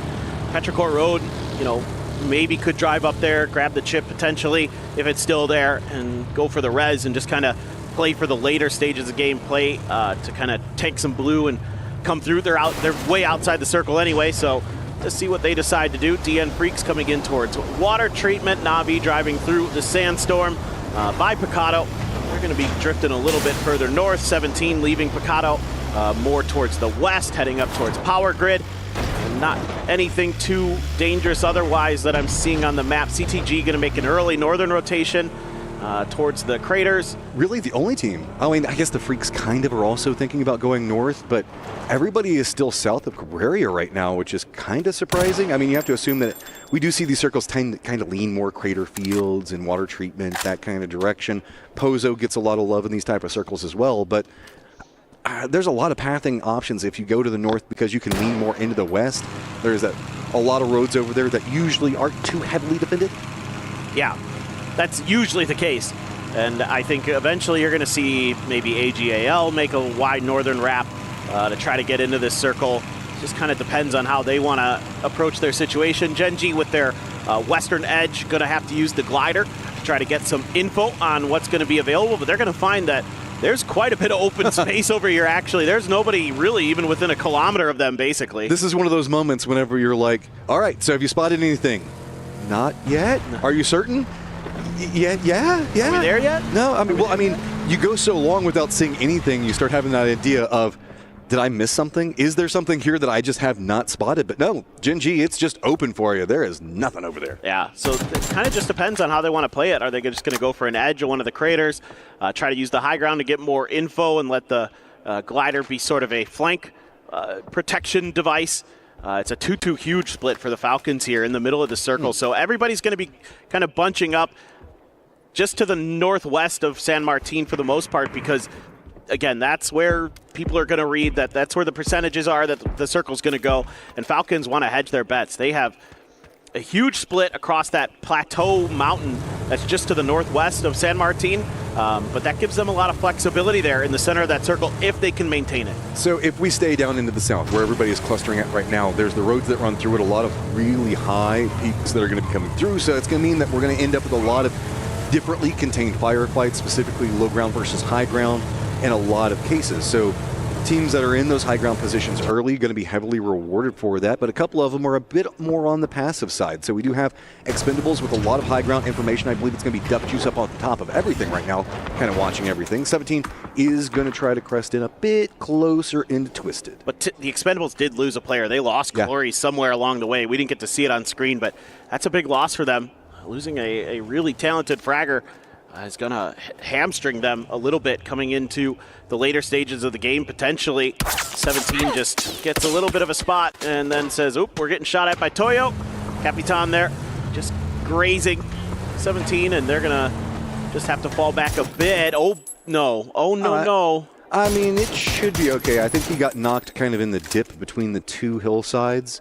A bit scary, but he should be okay and should be resable. Yeah. Just some PUBG stuff. It happens. Sometimes you get out of the car, or you hit a rock and your vehicle starts sliding, and all of a sudden you can't control it. Not the end of the world there for T1. Res, easy peasy. Should be able to get up to full health again, no problem as well. But T1 already starting to make a move down this hill. Yeah. 17's right up on the other side. So they don't have vision yet in 17, but if they continue to push up, they will in just a moment, because yes, this is a good approach coming up from T1, because see, they use that giant rock facing to give space to anybody that's going to be on the other side of that.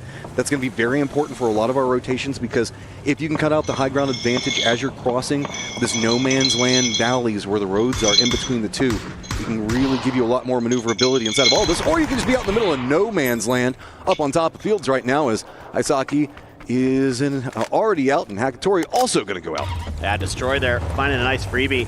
T1, this is so funny for me to watch them make this move. This has got Sonic's fingerprints all over it. This is stuff he loved to do with Donawa back in the day, is take that hillside and kind of leave one player behind to control your flank angle. You're pretty safe there from the teams that are on your east, and you can kind of funnel teams that try to come along that dirt road that runs in between their formation. But AGAL just kind of finding their moments, finding their kills. Let's see if they can keep it up. Would love to see them have a big game. Petrichor Road going to be making a huge Northern Rapids. Finally, we're going to be getting to our second circle.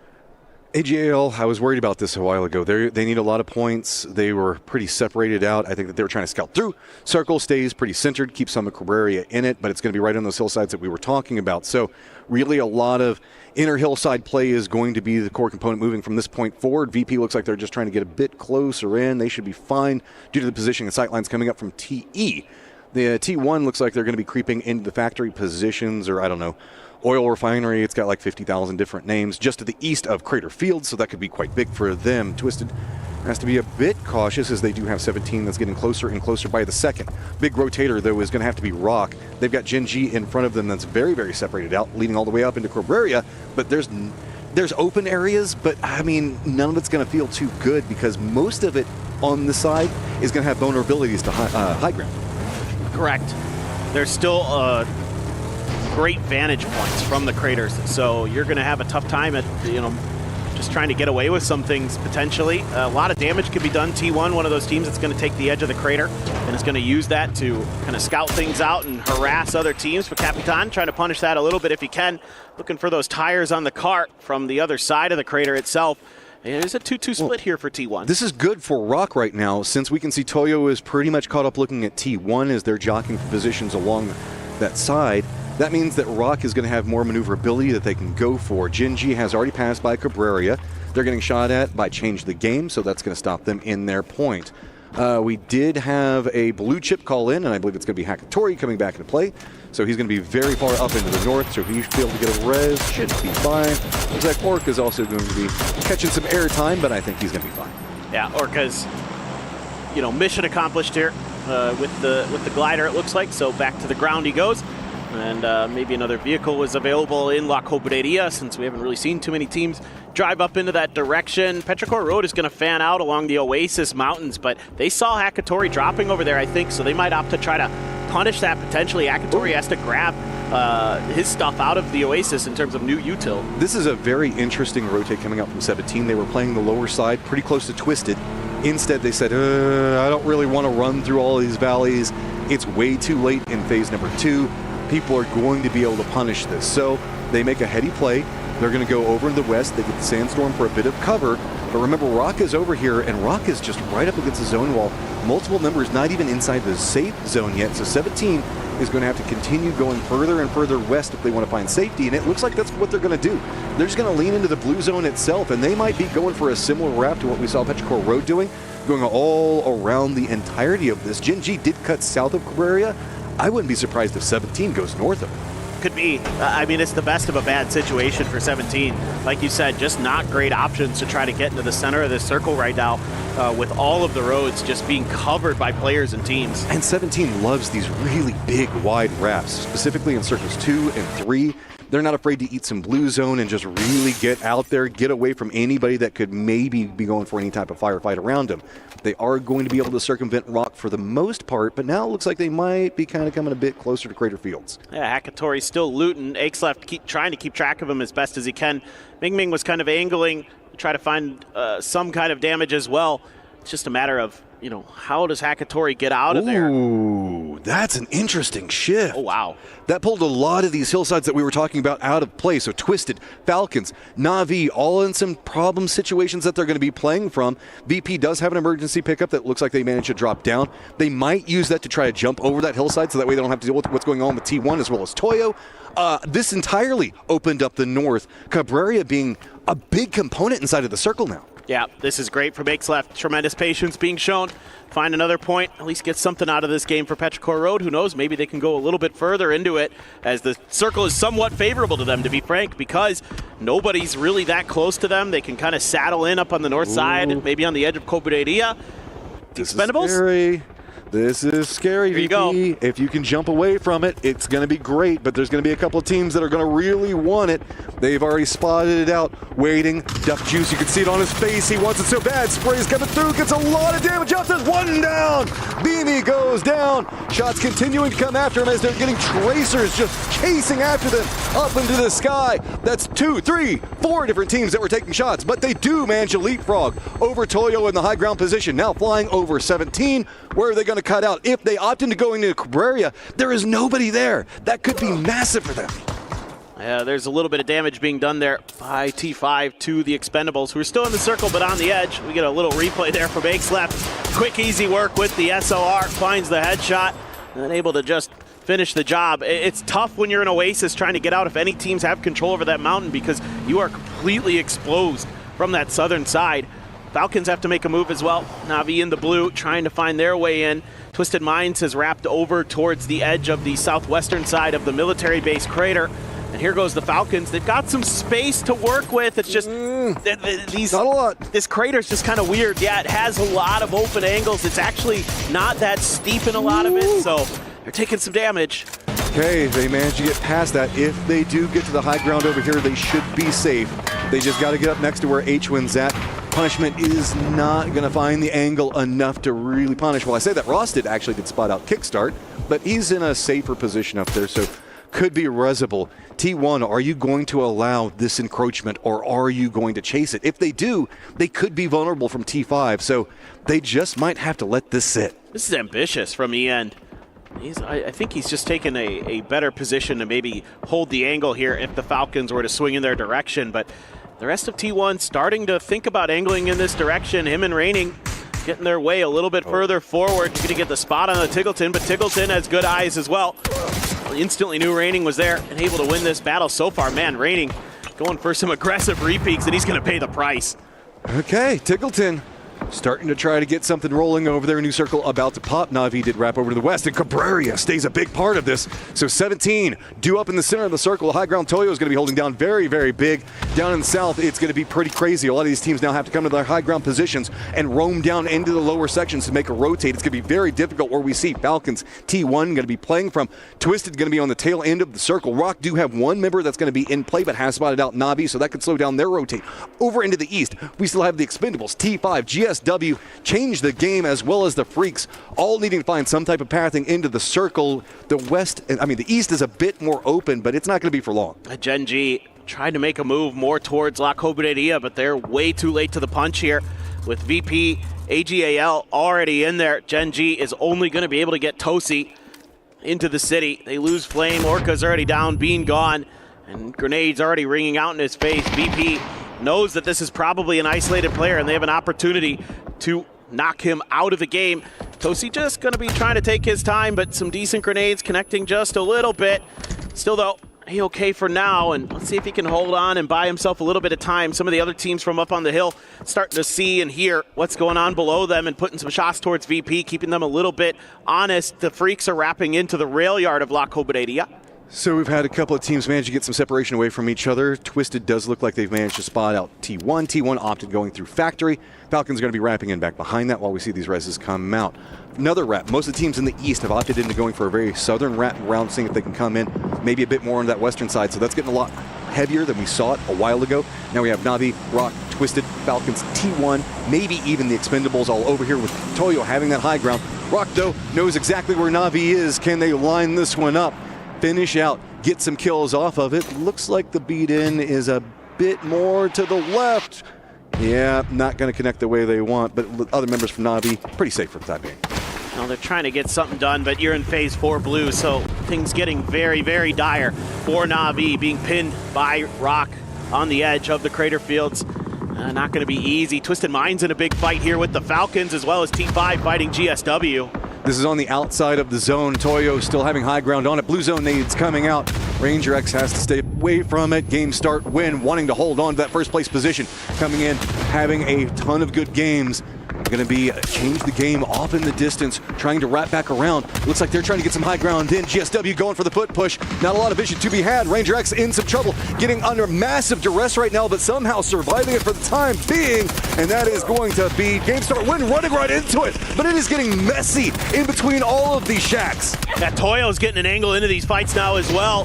They do some damage. CC is going to claim Fluky's life, but GSW in the blue and suffering. CTG as well. Just going to pull up on the edge here with 3 of their players. Aries going to play anchor, and they're just going to try to box some teams out.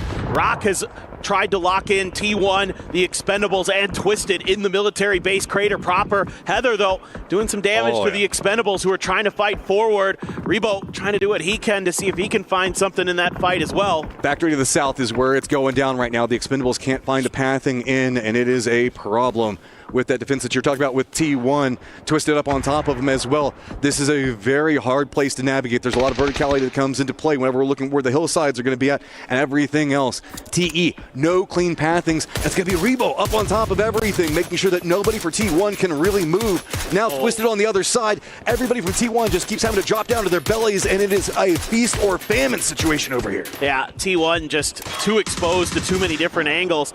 The real concern for me is Rock getting involved in this fight. I love the idea here from Rock. I'm just not sure they've committed enough resources to maybe keep Twisted Minds completely at bay. They put 2 players here. They had to watch Na'Vi to make sure that they were done and dealt with on their backside. I get that. and they're trying to drive in, trying to get involved, and seeing if they can clear out this southern edge for themselves. You mentioned it. Rock has the control point on this. It's right along the edge of the zone, so they're just waiting to see what they can get out of it. The Expendables finally do go down. Heather, the last one up for T1's, not feeling too good. Rock, with all the reinforcements coming in, it's going to be Santastico joining the other two, lined up against Twisted Minds, and they know it. Kill Feed's going to be giving them the information that they need to work with. So Perfectix, Lou, Batulin's going to have a very difficult push that's going to be up in front of them. Got to be cautious. BL looks like he's going to shift a bit further into the east, and now going to be looking down to see if he can get anything out of it. Other shifts going to be happening right now is going to be change the games. Hopped inside their vehicles. They're going to be rotating in pretty close to 17, who is going to have high ground, but doesn't have good vision points to be playing from. Just to give you guys an update while this is going to be happening inside of Cabrera, we've got the Freaks that still need to make their way inside the safe zone that are getting gate kept out by AGAL, while Petrichor Road over into the east of it are going to have to deal with VP. So VP now has to make sure that they keep an eye up into the northeast, as that is going to be the new threat approaching. But there are so many threats around them while the Freaks make their push across. It's going to be AGAL's Destroy that holds all of them back. Yeah, the Freaks here trying to make a grab for something on the edge of La Cobreria, but everything was already occupied. They try to fight through Petrichor Road. Now they are fighting through AGAL. Salute able to outduel Himas there with the Groza. Petrichor Road also going to claim this warehouse. This is really nice for them. Gumin, oh no. That is not the way you wanted that one to go. Now Salute's all back by himself. He's going to get spotted by RBN. Rock still wanting to continue their dominance from group stage, finding more and more. So, on this one, AGAL still has to make the cross. Tosi still alive for Gen G over there. Virtus Pro, you can see, just hunkered down. Not a lot of options to work with over here as Petrichor Road did bully their way in, and this circle moves into a no man's land that is firmly controlled by Toyo in 17. Yeah, Petrichor Road trying to make their way through the warehouse. Very slow and steady, as they have done a good job defending their angle, but they've got a lot of work to do, and you've got some room to go before you're able to get to some cover out on the western side. Some Doritos are there for CTG. Try to keep themselves hunkered in, but 17 with that, remember that rotation they made so long ago, paying huge dividends for them right now, as they've got the center of the circle. They've got a pretty safe spot. Here's the thing, everybody in Cabrera's got to go, man. We've got AGAL over here, Tosi still up for Gen G, VP duo. We've got Petrichor Road, not a lot of options to really work with. Perfectix has managed to get himself into the safe zone. They're looking up. Heather's trying to creep his way in as well, but Toyo's using the opportunity to play the opposing side of the hill, sneak in. Maybe they can get into a gatekeeping position, but it's not too comfortable for them because Petrichor Road is kind of looking up the hillside as well. So this has all become kind of a dance where we see the Cabrera teams needing to get in, trying to get some control over what's happening inside the circle, but there's just so many dips along this hillside.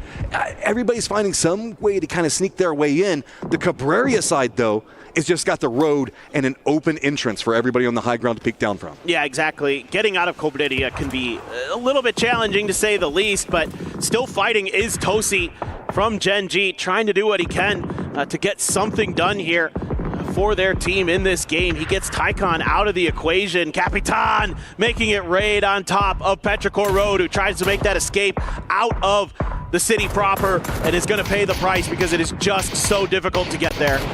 Oh, it's going to get messy in a lot of different spots right now. Toyo has managed to get this dip. That's going to be pretty big for them. We have seen them trying to be a bit more active. Sometimes we can see Toyo do. They realize that they've got a terrain that they can really exploit over here. Twisted just doesn't have the pathing options that they want out of position right now. So Toyo with the high ground just to the west of them is going to be Rock. Everybody else, you can see Rock using that high ground, just looking down into everything that's going on. Everybody that's coming out of Cabrera, that's the kill feed that's popping off over there. Is Heather also going to get spotted out and eliminated. Those are beautiful grenades there from Twisted Minds, able to take T1 out. T1 going to get some kind of points, but not much out of this game.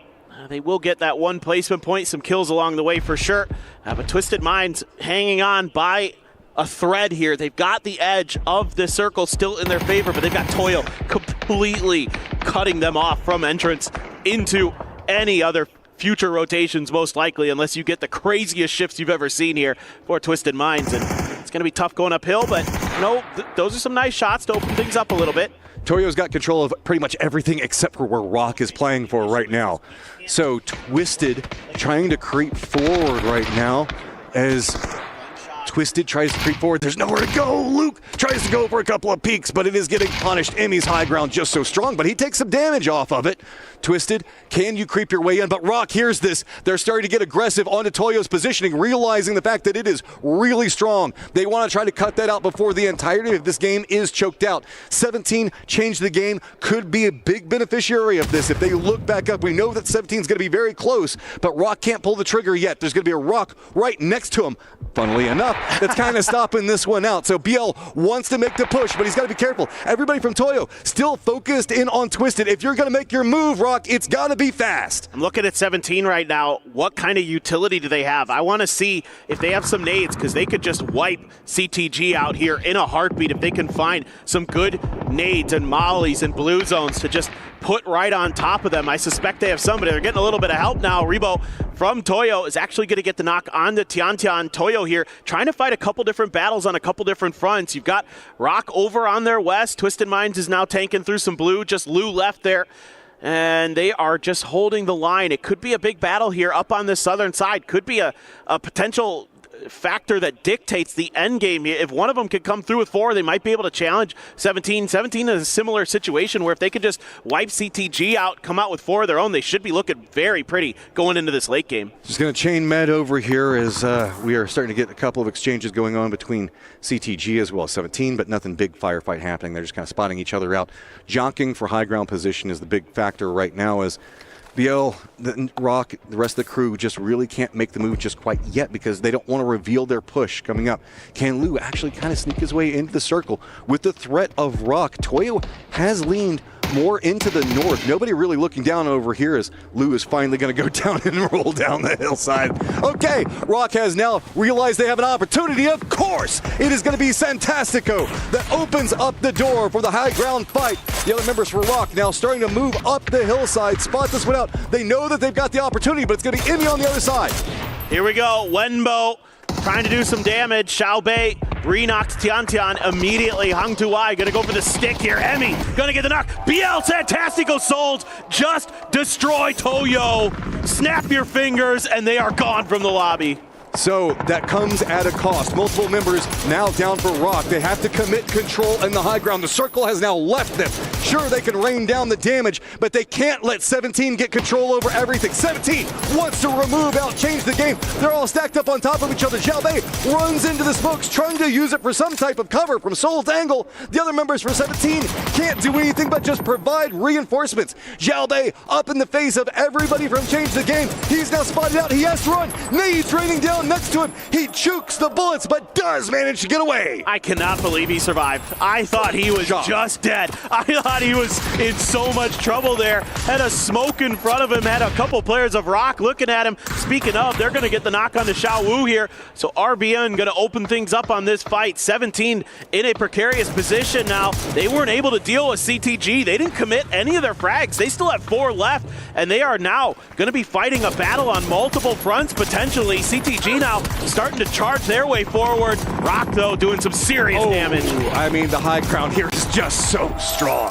Change the game now out. Rock getting more position. They got the reses back up, so they're sitting strong. They have the high ground. They have vision. But yes, we are in phase number 8. 17 is closer to the center dot. That could be a problem. Rock needs to get some retaliation, get some knocks back into this. 13 kills. Rock presently in first place at the top of the leaderboard. Look how many stuns Rock has. That actually could be a deciding factor in this game to kind of break down. Yes, 7-7 trying to hold a flank angle, but they need to get down this hill. That's going to be the real problem here for Rock, is eventually they're going to have to try to make a move. So they know about 7-7. He was not stealthy about this at all. But it is pulling aggression away. Multiple members now for Rock having to look over here. That's getting more space for 17 to try to exploit something with. They're using the hillside, staying right up on top of it. Multiple members now starting to push onto this point. 7-7 has to be careful. He has to continue to be a distraction. He's got his meds back into a good position. Little Ghost is the closest member to the center dot. Santastico playing very far back behind the entirety of this one. Just doesn't really have the angle he wants. He finally spots out 7-7, but he can't get the knock he so desperately needs. This is so tough right now for Rock, because they have to go so downhill and it's so steep and there isn't a ton of cover along the way. Meanwhile, 17, yeah, they're taking damage. They're getting lit up a bit, but they're able to survive off the back of it. So now you're going to use all this util here for Rock just to try to get down the hill, to try to breach the front lines of 17. Look at the leaderboard right now. A win for 17 right now could be big. It could really push them up the leaderboard, get them into a much better position. But Rock wants to hold on to the top. This is where they were through the entirety of the group stage. 17 going back and forth. Soul down. Biel goes down as well. This is getting messy. Both sides now starting to take some casualties. 7 did a shift back over to the other side. But look, it's going to be Santastico now moving aggressively while RBN is going for the meds. Right up into the face of Xiaobei. Spray between them. Both go down. Now looking into a 1v1. 7-7 closer to the dot. But up on the high ground, it's going to be RBN. RBN here, this is a really tough spot to be in. He's weaker, he's got the worst angle. Gonna use these trees to try to maneuver, but he gets spotted out and he's done. It is gonna be 17 Gaming claiming the chicken dinner. I mean, Rock got a ton of kills, but 17 needed that. They needed to try to get some space on this leaderboard that is so compacted in the middle of it. No, you're right. This is one of those teams we've been kind of keeping our eyes on towards the bottom half of the leaderboard that needed to make a move, and they've done so. But Rock here shouldn't be too frustrated with this game. They are now on top of this entire Grand Finals here at EWC. No group stage hero to be found. These guys are coming to play and make a name for themselves at Esports World Cup. I love it. I absolutely love it. The way they played that game, so good. Playing contain on the edges of those craters extremely effectively. Kept a bunch of teams either gate-kept or just destroyed underneath their gunfire. That was so well handled in the macro game. Yeah, again, even from holding back, I think it was Navi in the later stages of the game. They were very aware of what was happening inside a factory. They were bouncing between so many different points. They knew the areas that would win the game, and they fought for control on it. Because remember, Toyo originally had the dominant position, and instead, we saw Rock play a bit more passive, wait for their moment to pounce. Once they got that knock, boy, they went for it. Oh, and when they won that fight against Toyo very cleanly, was very impressive. But guys, we're going to take a short break here at EWC for PUBG. We will be back very shortly.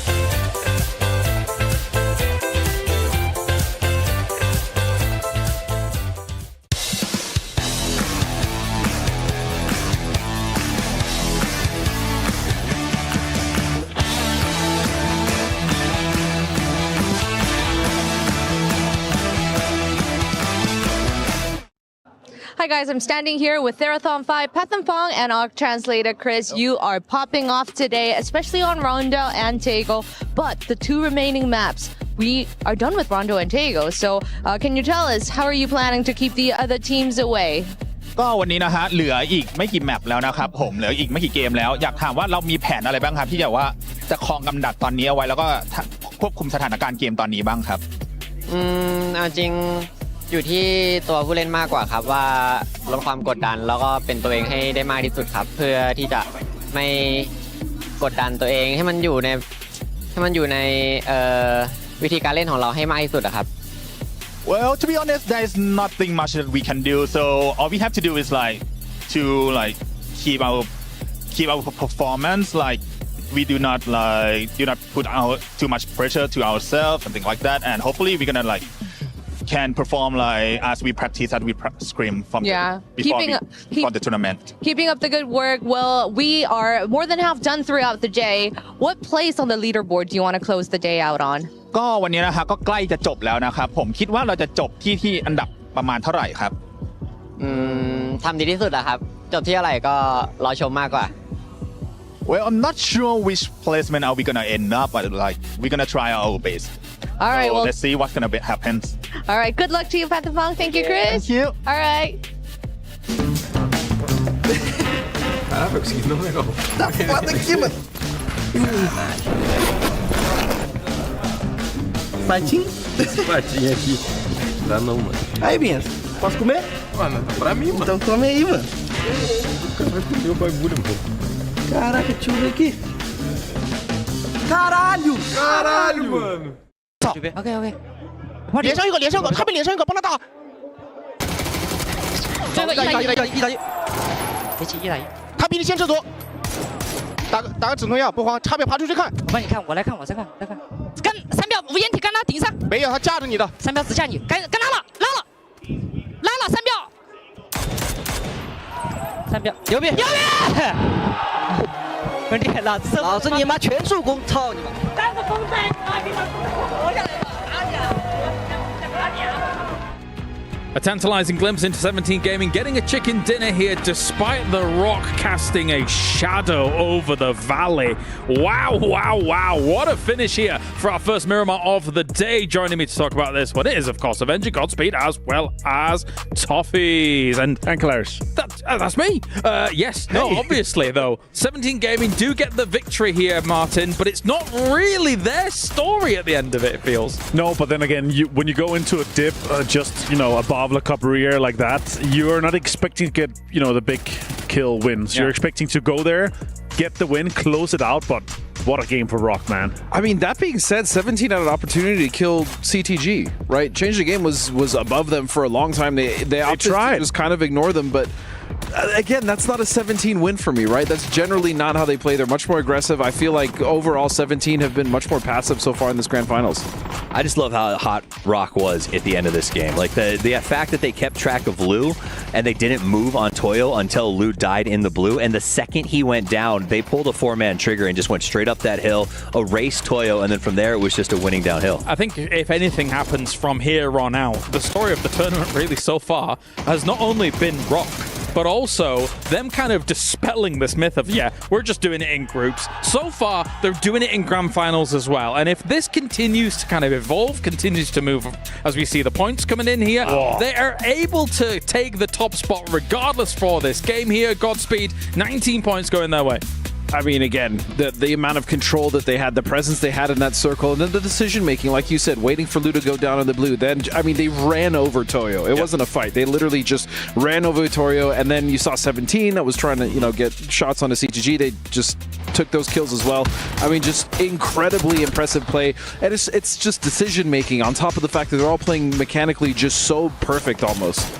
Yeah, I mean, get to the end game there, and there's already 6 kills in that hopper. And then once they eliminate Toyo, they're able to just sort of take all of the work from the high ground. They knew that's why this was a valuable position, that even if they didn't get first place in terms of chicken, they were going to rack up a bunch of kills. Let's take a look at those numbers coming in from the top 5 MVPs so far. Sentastico is currently at number 1. And do bear in mind, this is him running for the MVP overall when it comes to tournament MVP at the end of tomorrow. Now, also, whilst we take a look at those 5 names here, Martin, I think what's been really impressive about Rock is that it's not just been Sentastico and BL. It's like the other 2 as well have really kind of bounced off the back of their great performances and are also performing up to the level as well. Yeah, I mean, 2,800 damage in just 5 games. That's just simply incredible.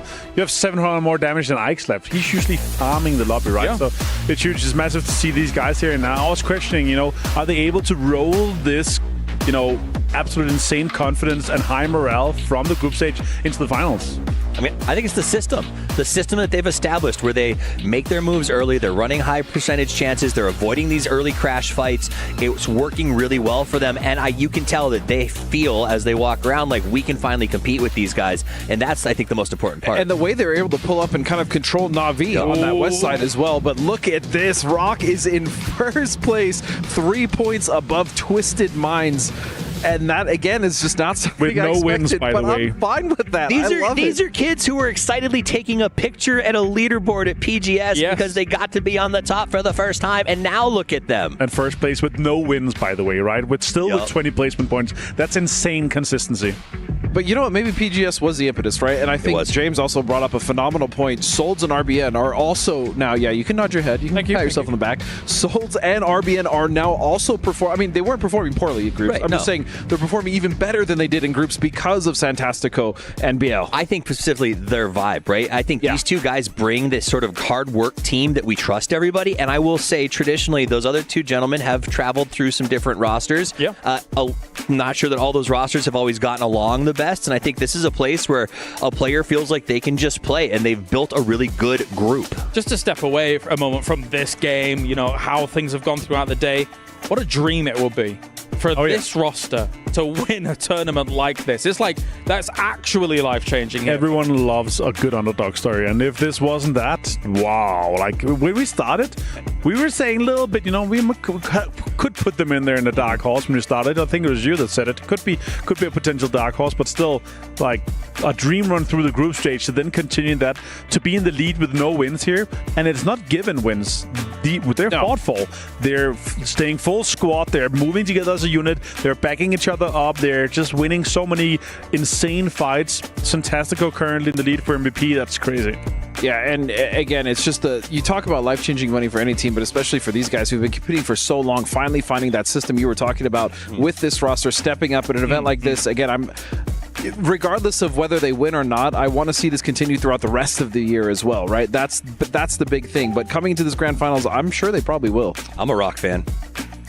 We're all getting there, I think. Yes, sir. We're all getting I think we all there. are. It's crazy stuff. That said, though, if there's any teams that are going to solve the puzzle, they're on the battlegrounds with them right now. That's the problem, right? The AMAA team's obviously looking great there. You've got some of our Chinese teams up towards the top as well. And even the teams that are kind of down towards that half bottom side there, Toffees, they can also have a double pop-off game and be right up there as well. Yeah, I don't think there's any runaway. With the last game coming off here, there are chances for some of our teams, like maybe Freaks, to put up another big number game and get right back into that discussion. 17 is another one where it's like we need to have that big one to sort of end out the day, and that's definitely possible. My other last thing for Rock is I worry that tomorrow they might be figured out. Their system is a little repetitive, and I'm worried that some teams might set some traps or sort of bait them tomorrow. We'll see. Avenger, your thoughts? Yeah, I mean, at that point, still, they would just take the fight, right? Like, they're ahead, and unless somebody completely agrees to kind of stop.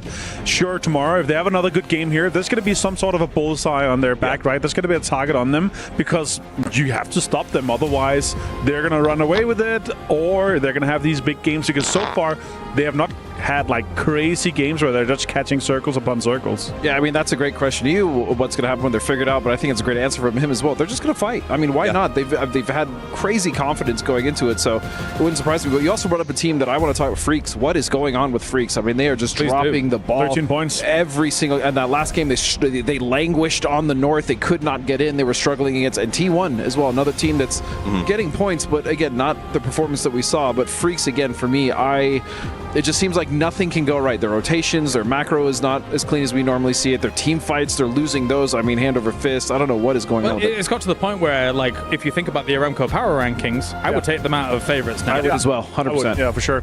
And also, again, 5 games played so far. We have a top 5. That's 10 points between them, right? It's still a really, really close finals here. Like, nobody's really running away with it.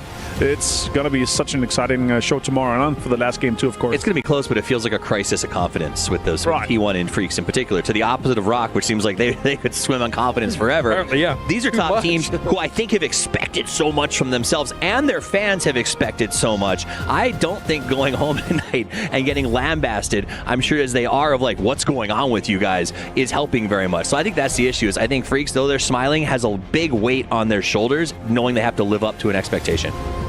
Well, I mean, they need to start winning team fights first and foremost. Like, their macro can be fixed. They can look over the VODs, but that's not going to do anything. If you're getting positions and you can't actually kill anything, then it doesn't really matter, does it? The only thing at that point you're doing is playing for placements, which, sure, for Change the Game and Toyo is kind of working, but that's not going to win you the event. That's not going to put you in the top 3. But what a story about crazy circles today, right? Now we have a La Caparia circle.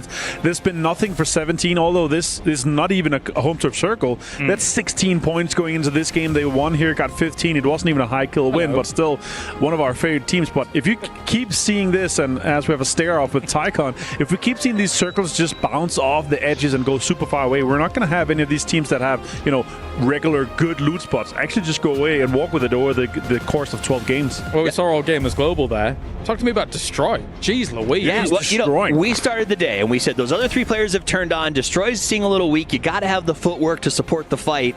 Boy, oh boy, Destroy. I think he passed Himas as top fragger on the team. Yeah, so yeah, kills for Destroy I would say so not far. only are they got the footwork, they planted the front foot and they are playing incredibly well. Yeah, 8 kills for Destroy, 5 for him as 2 for Tycon. Yeah. Right, what a way to step up. We were questioning him. All right, well, thank you very much, guys. It's time for a landmark game here. It's going to be a big fight field coming into game number 6 of our grand final here for PUBG at the Esports World Cup.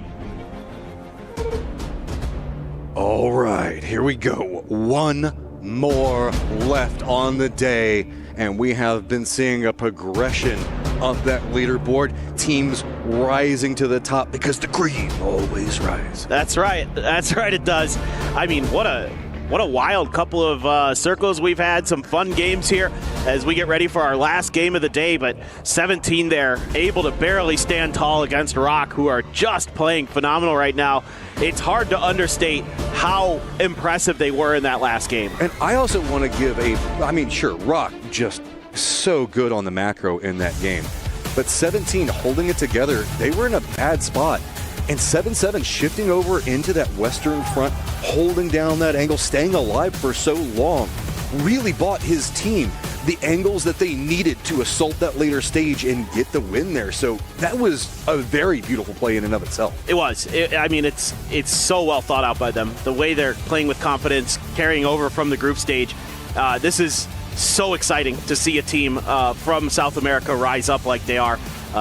You can't understate that enough, how important it is for a team from that region to really get it going here as we get ready to see where our plane path is going to go this time around.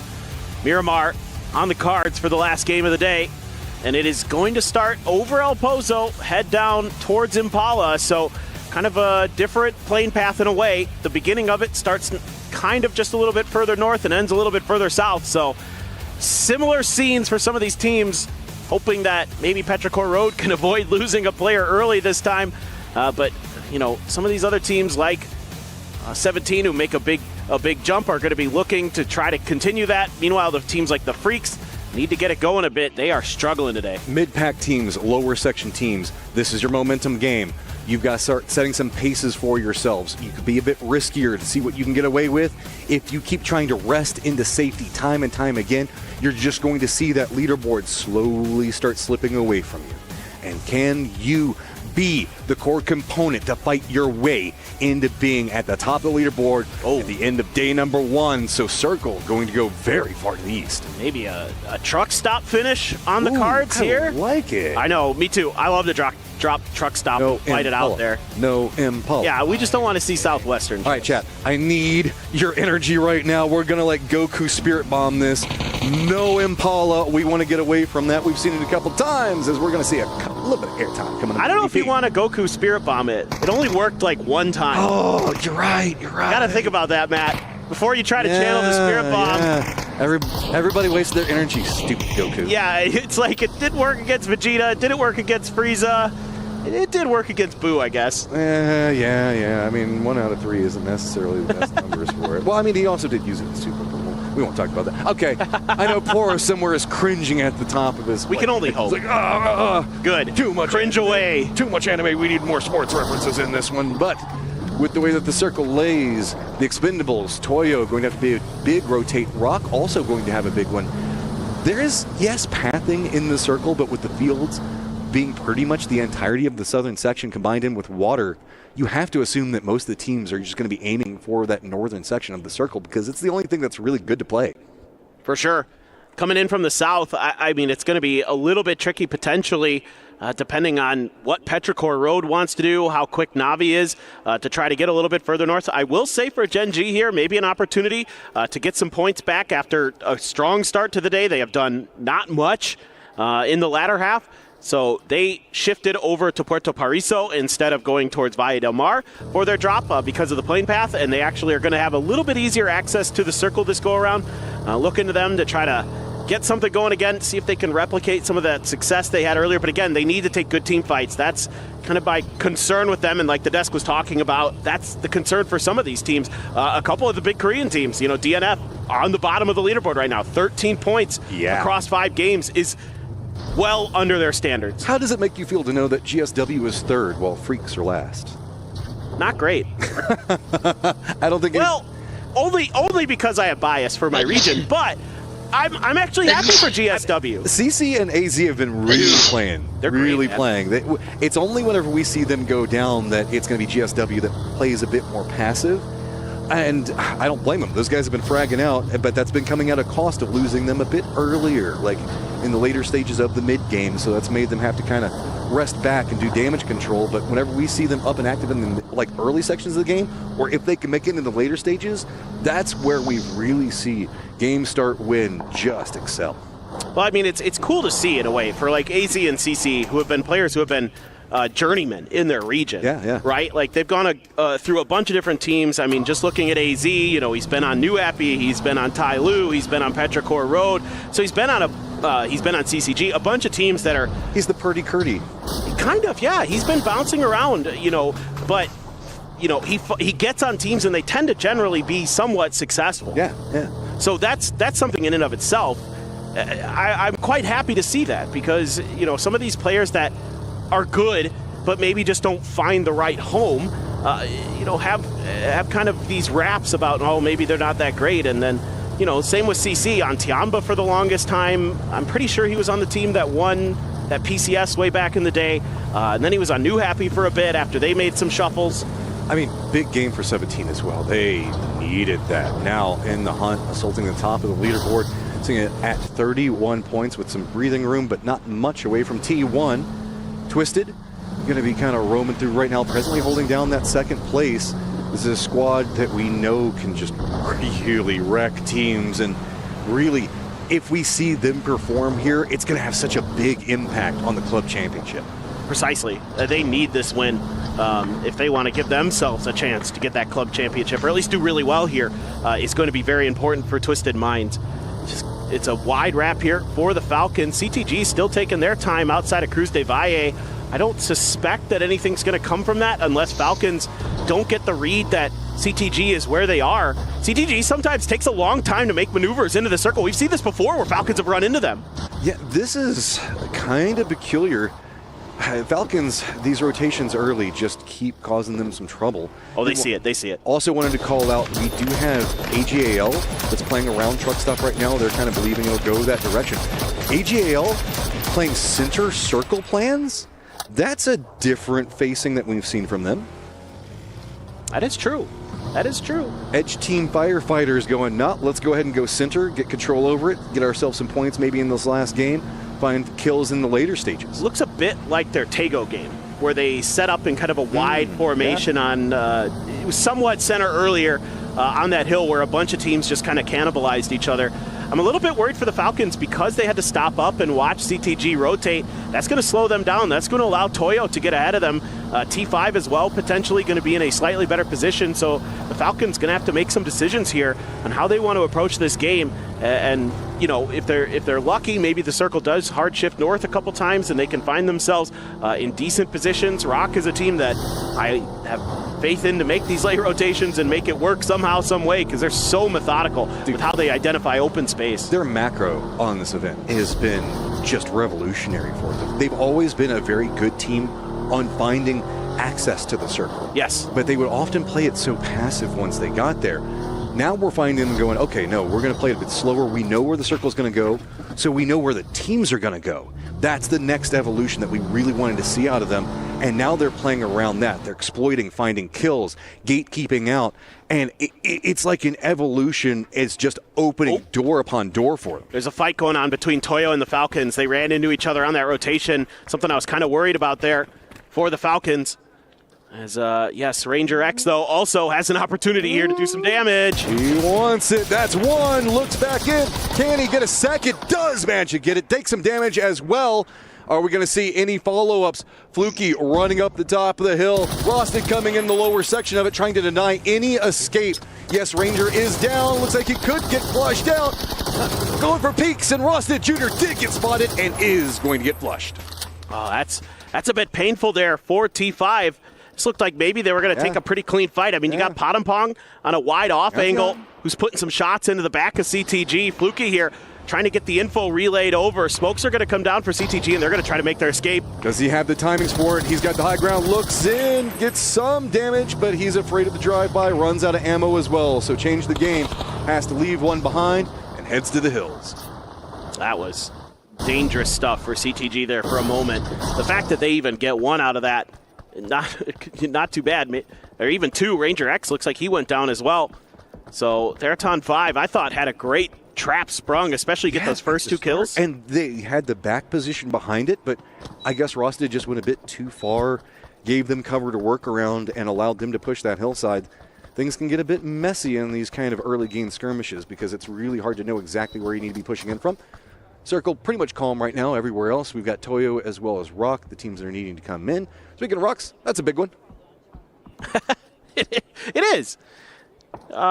Petrichor Road opted to go for the northern side of Impala, looking to give themselves some pivot points and maybe play a little gatekeep on the teams that are going to be coming out of the south. I know James is back there losing his mind. I hope so. It's a mythical bird. I know, James, but there's so many rock puns, man. I know. How can we not? Yeah. No. Anything you can do to tilt James is okay in my book. If you didn't know, that's why there is a bird in their logo, guys, is because it's based after. That's why there's no K at the end of it. Rock is the mythical bird of giant proportions. So, Circle quiet. Where are we going to go? Oh, my God. Ooh, hard shift up to the northeast. Okay, we were wanting a bit more into truck stop, but it says, nah, let's go more for... Wow. So over to the east here, this is kind of weird because there's a big mountain on the western side of the circle. There's obviously Al Azahar and the mountain around it. Oh, correct. See, oh my God. Chewy. Never mind. Does stop that one in the track. No, this is my house. You can't have it. He's got to be careful, though. There are more players from VP there, so he couldn't confirm that flush in time. As Petrichor Road started to fall apart, Hype shows up, gets two. Everything is coming apart over here. There is just a ton of teams right in the thick of this. Virtus Pro trying to see if they can get some kills of their own. T1 all up on top of it. Everybody get involved in the dust-up. There is nowhere to go inside the circle, so it's time to get bloodthirsty. Down in the death funnel, everybody's caught up, going for the stop-off. Petrichor Road stopped in their tracks. There are just bodies littering the hillside. Everybody losing players there. Navi as well running into Gen G, and they're going to trade kills each, but Virtus Pro looking for whatever's going on, if there's any players still there, and Heather had tucked in, gets a little bit of damage, and Lucarux suffering down to low health. Raining as well, still in the fight. I mean, kudos. We can see that VP navigated that very, very cleanly. AGL had themselves a good spot in the circle, and now they don't? Away from them, and now I thought that they had inside tracked position. I don't know what happened there. I was busy watching the fire. Yeah, we missed that one. Gen G, here's that battle with Na'Vi. They're pulling back a little bit. Both teams losing a player in the fray so far. Bean going to be driving away there with Tosi is going to be the one who died for Gen G as some shots bringing out from Na'Vi. As Gen G does make their escape, they have a little bit of stability now, kind of set up on the side of the road. A little bit of a compound for themselves. Well, they also have the gatekeep position on what's going on with the T1 VP weirdness that's happening over here. Rock is also going to be rotating along that pathing, so Gen G trying to now make sure that Na'Vi doesn't have too much space to play with. We've got just kind of a scattering of teams around. It does look like Fluky did manage to at least get one of the blue chips, maybe more, and has now headed up to Tierra Bronca, so should be bringing some more friends back in. 17 is going to be a tail end of this. Rock, I don't know if this is the neighborhood you want to go into because it has been nasty over here. Well, and VP got the res on the Nixie. He was knocked over in the industrial park of Impala, and now that's offered them stability here to set up this trap. Oh, Rock, you're in trouble. Runs right through, doesn't get the knock just quite yet, but it's going to be a follow-up. Lucarux, Nixie also do find that one very, very easy. Fantastico still alive, running for the hillside, but that is a big cost to Rock. This is all just a consequence of all that fighting around here. The fact that VP comes out with 4 alive still and 5 kills, absolutely massive for them. They're 2 points away from Rock, and they just did them dirty. They got 2 players off of them. Oh, this could be VP ending the day on top. Who knows? This is going to get dirty really, really quick. Twisted's also in a strong spot. everybody that's in contention looking for something on it. GSW, the only team that was really playing along this coastern area at the start of it, so they have themselves a pretty decent amount of space to work around for the time being. You can see it all messed down there to south. Extends is kind of caught out. Can't do too much and regroup with the rest of his friends yet, but VP is just going to go ahead, find their pathing, and the circle should be just fine. Toyo going to have some friends with 17 up there, so going to have to be pretty cautious. Might have some vengeance and some words after that last game. The circle does pop. Freaks and TE feeling good about it. There's probably going to be some fights around Gen G and GSW. GSW in control of the church right now along the road. Gen G going to have a little bit of access to the circle thanks to Bean, but they're likely going to have to play a little bit of defense. And it might be better to just wait it out in that compound as long as possible. It's just on the edge of the circle. Not sure if any of it is in this next one or not. Toyo and some others coming through with some reses. Going to have to assume that's T5 in that helicopter as well. VP setting up for the emergency pickup, try to find a way into this next circle. We can see on the map that there's actually some compounds on the eastern edge that are open. Those are a little tricky, but at least it's something. If you need loot, I guess T5 might set their eyes on that. I think that they've got a couple of compounds that they're playing. Extends, you can see, and now very extended away from his team. He's going to go down. T1 finding more points as we're still in the thick of all of this. I mean, 45 up on the top of it, but one good game going all the way down to really what? Toyo in 9th can shift you around. We're starting to see a lot of these teams take casualties early. Navi, T1, Rock, all in some trouble right now where it feels like momentum is leaning into VP. Twisted. Yeah, Twisted here, full control over the southwest edge. They've got a pretty decent split, 2-on-1, as they often like to do. VP actually mostly driving, just Nixie in the plane right now, just doing a little bit of scouting for them from the air. And that's going to be a little bit dicey for them. They're getting shot on the way into the circle. 17 making another wide wrap. Like, yeah, here you go. It's like, oh, I don't like this. They're trapped out in the blue. Rock actually wrapped back down next to him, so that's why you saw he was leaned in, probably looking at the map, being like, please, please, Rock, just go on your merry way, go into the zone, don't look around too much more. T5 got all of their players back up in that saloon compound that's to the northeast of El Azahar, so they're ready to rock and roll as 17 now going to be making their entrance. There's still some firefights going through, but every time VP tries to go for some peaks, they're kind of getting shot at from some different angles. Maybe DNF or the Expendables potentially getting a few shots in here and there, but you can see Beamy's position actually safe from their angles, but they don't like this fight. They're going to peel off and just play for safety. Lay of the land right now is most of the teams are avoiding the very far east of this because it's just going to be open fields. Just Navi, we saw them kind of rolling around the hillsides a while ago. They're going to go for that compound that you were talking about earlier, so that's going to find them some space. Up into the north, we can see right now it's going to be Toyo 17, T5 trying to regroup, get their loot back underneath of them, and T5. Falcons does look like they're leaning a bit more north. They've got a 2-2 split that looks like it's kind of brewing over here. South is going to be its own hillside. So really just look what's going to be happening. The roads are going to be the different bisecting parts of this. So we've got the center of it that's going to be TE, Freaks, as well as VP. Up into the north, the potential firefights of that. And oh, the circle shifts right into Freaks and TE's favor. Well, this may be the game for the Freaks. VP's going to be next to him. Yeah, that's true. That's not comfortable, but they need a big one. As Genji starting to win a few fights here and there. That's another kill for them. The circle. No. Raining's still out over by truck stop. I mean, that's just cooked. They were trying to fight Rock. That's the funny thing is they saw Rock coming in while they were still stuck in the blue, and they were like, well, I guess we have to fight this. And then Santastico's like, nah, I'm going to go try to salvage something, but he's going to be driving towards El Azahar, towards the Falcons direction. Going to be tough for him. Raining, yes, alive, A-OK. Toyo making a move up on the north as they're trying to cut underneath T5 sightlines. T5 did get a player here knocked. It's Padampong. Xiao Wu going to be the one to connect. Toyo, I don't know if there's going to be any easy pathing into this. Whenever we look over to the east, it's pretty open over there. They've opted into going right into Navi's position. They're just coming in full-on gusto. Oh, it's so sad. Stops it. Look at Navi. Says, nah, man, that's not going to work here. Woo. 2 players, no problem. Oh, that was dirty. Navi.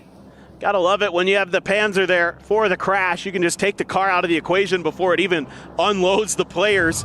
Crazy stuff for them. What is going on? This is madness. This has been so back and forth for so long. All right, RBN.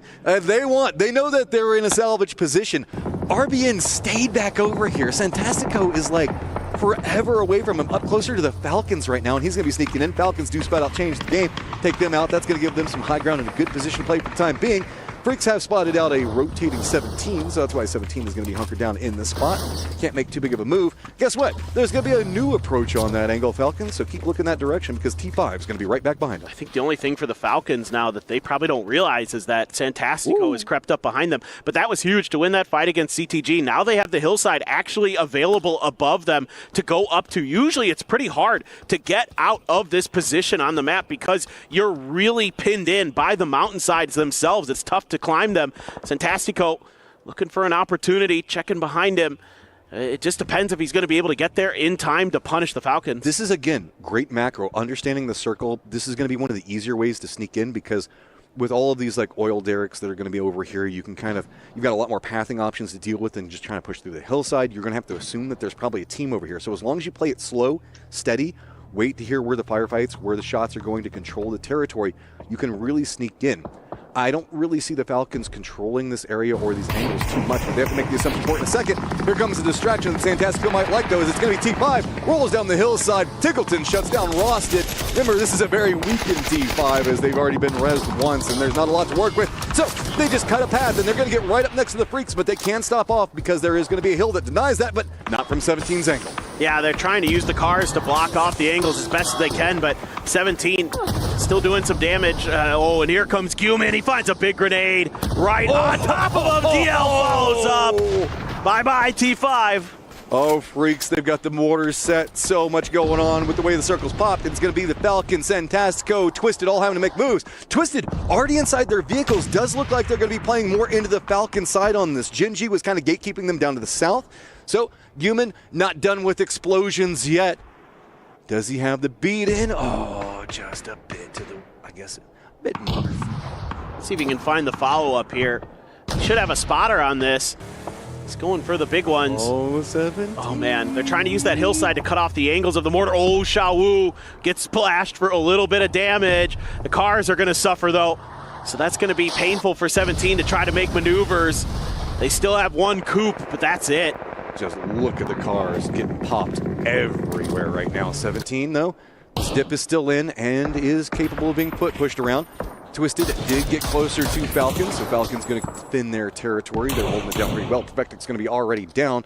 Multiple members of Falcons, though, playing different height plays. So that's going to be very difficult to really regroup and hold angles with, but Falcons doing it clean. Yeah, nice work there by Hwin with the mini. Basically has Twisted Minds dead to rights there. 6 kills. Yeah, he's feeling it.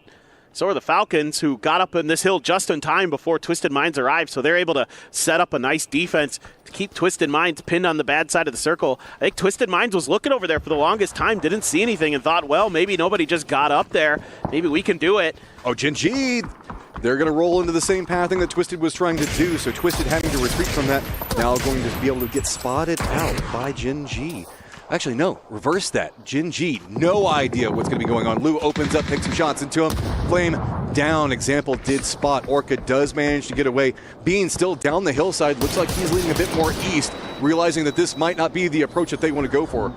So, Falcons now moving up the hillside is going to give some space for Santastico back behind him. Stay alive a little bit longer. Twisted just going to be bold, heavy, running right in as Falcons going to be just nipping on the heels right behind Twisted. Love this play from the Falcons. They have an opportunity here to collect some points. Both teams have beat each other up. So this is a really stellar decision. Bean finally able to strike from his off-angle position. And oh my goodness, Bean. What a play from him. Couple extra points for Gen G. They survive a bit longer, and he's not going to be allowed to go too much further, maybe, depending on what the Falcons want to do here. Would love to get into those placement points at the very least, so going to hunker down behind the hill. Falcons looking for him. They know he's out there. Saw the kill feed, they want more, but they can't get too much out of it. The Expendables keep peppering shots up on top of the hill. Circle has the Freaks right in the middle of it. VP as well. VP eyes on that first place position. They want some more on it. Falcons just want more kills. Sitting at 10. The climb continues. I just looked at Tiggleton and he just shook his head like, what? What you doing over here? Love it. Great stuff from the Falcons, though, man. They're playing so proactive here. They are really doing a great job of controlling their space, getting up on that hillside in time, being aggressive towards those fights. Now they're turning attention towards 17.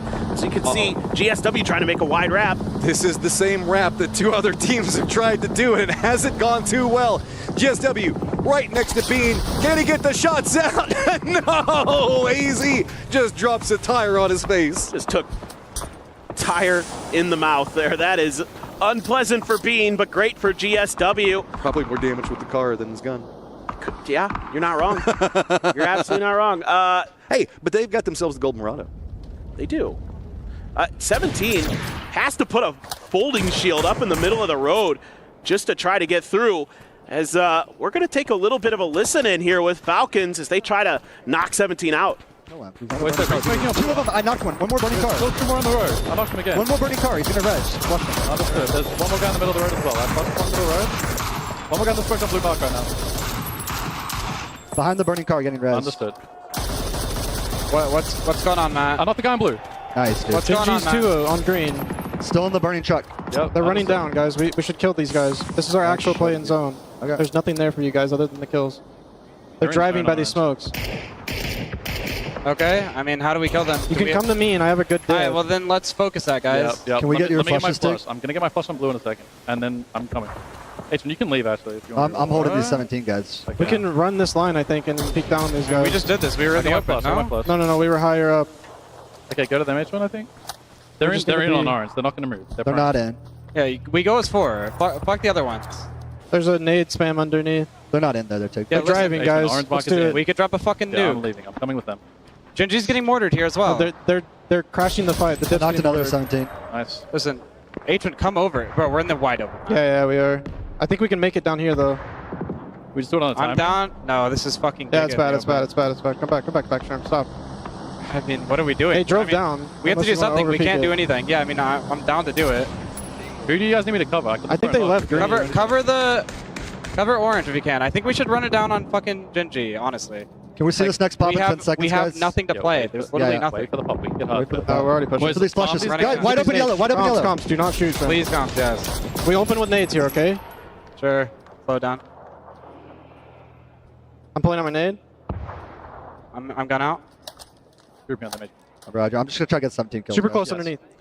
High ground has been strong for a while for Falcons, but now it is time to just join the rest of the mortals in the thick of the firefight. Falcons, the moment that they start going after this, though, tons of teams looking at them. It's going to be the Freaks as well as the Expendables. Any peak that they go for from here is going to get punished. It's just going to be a matter of fighting your way down. H1 still playing back, seeing if they can secure the kills onto 17. The other members trying to brute force their way down next to GSW. Tough road ahead, though, for the Falcons. Need to prioritize some of these kills inside of this shack if they can.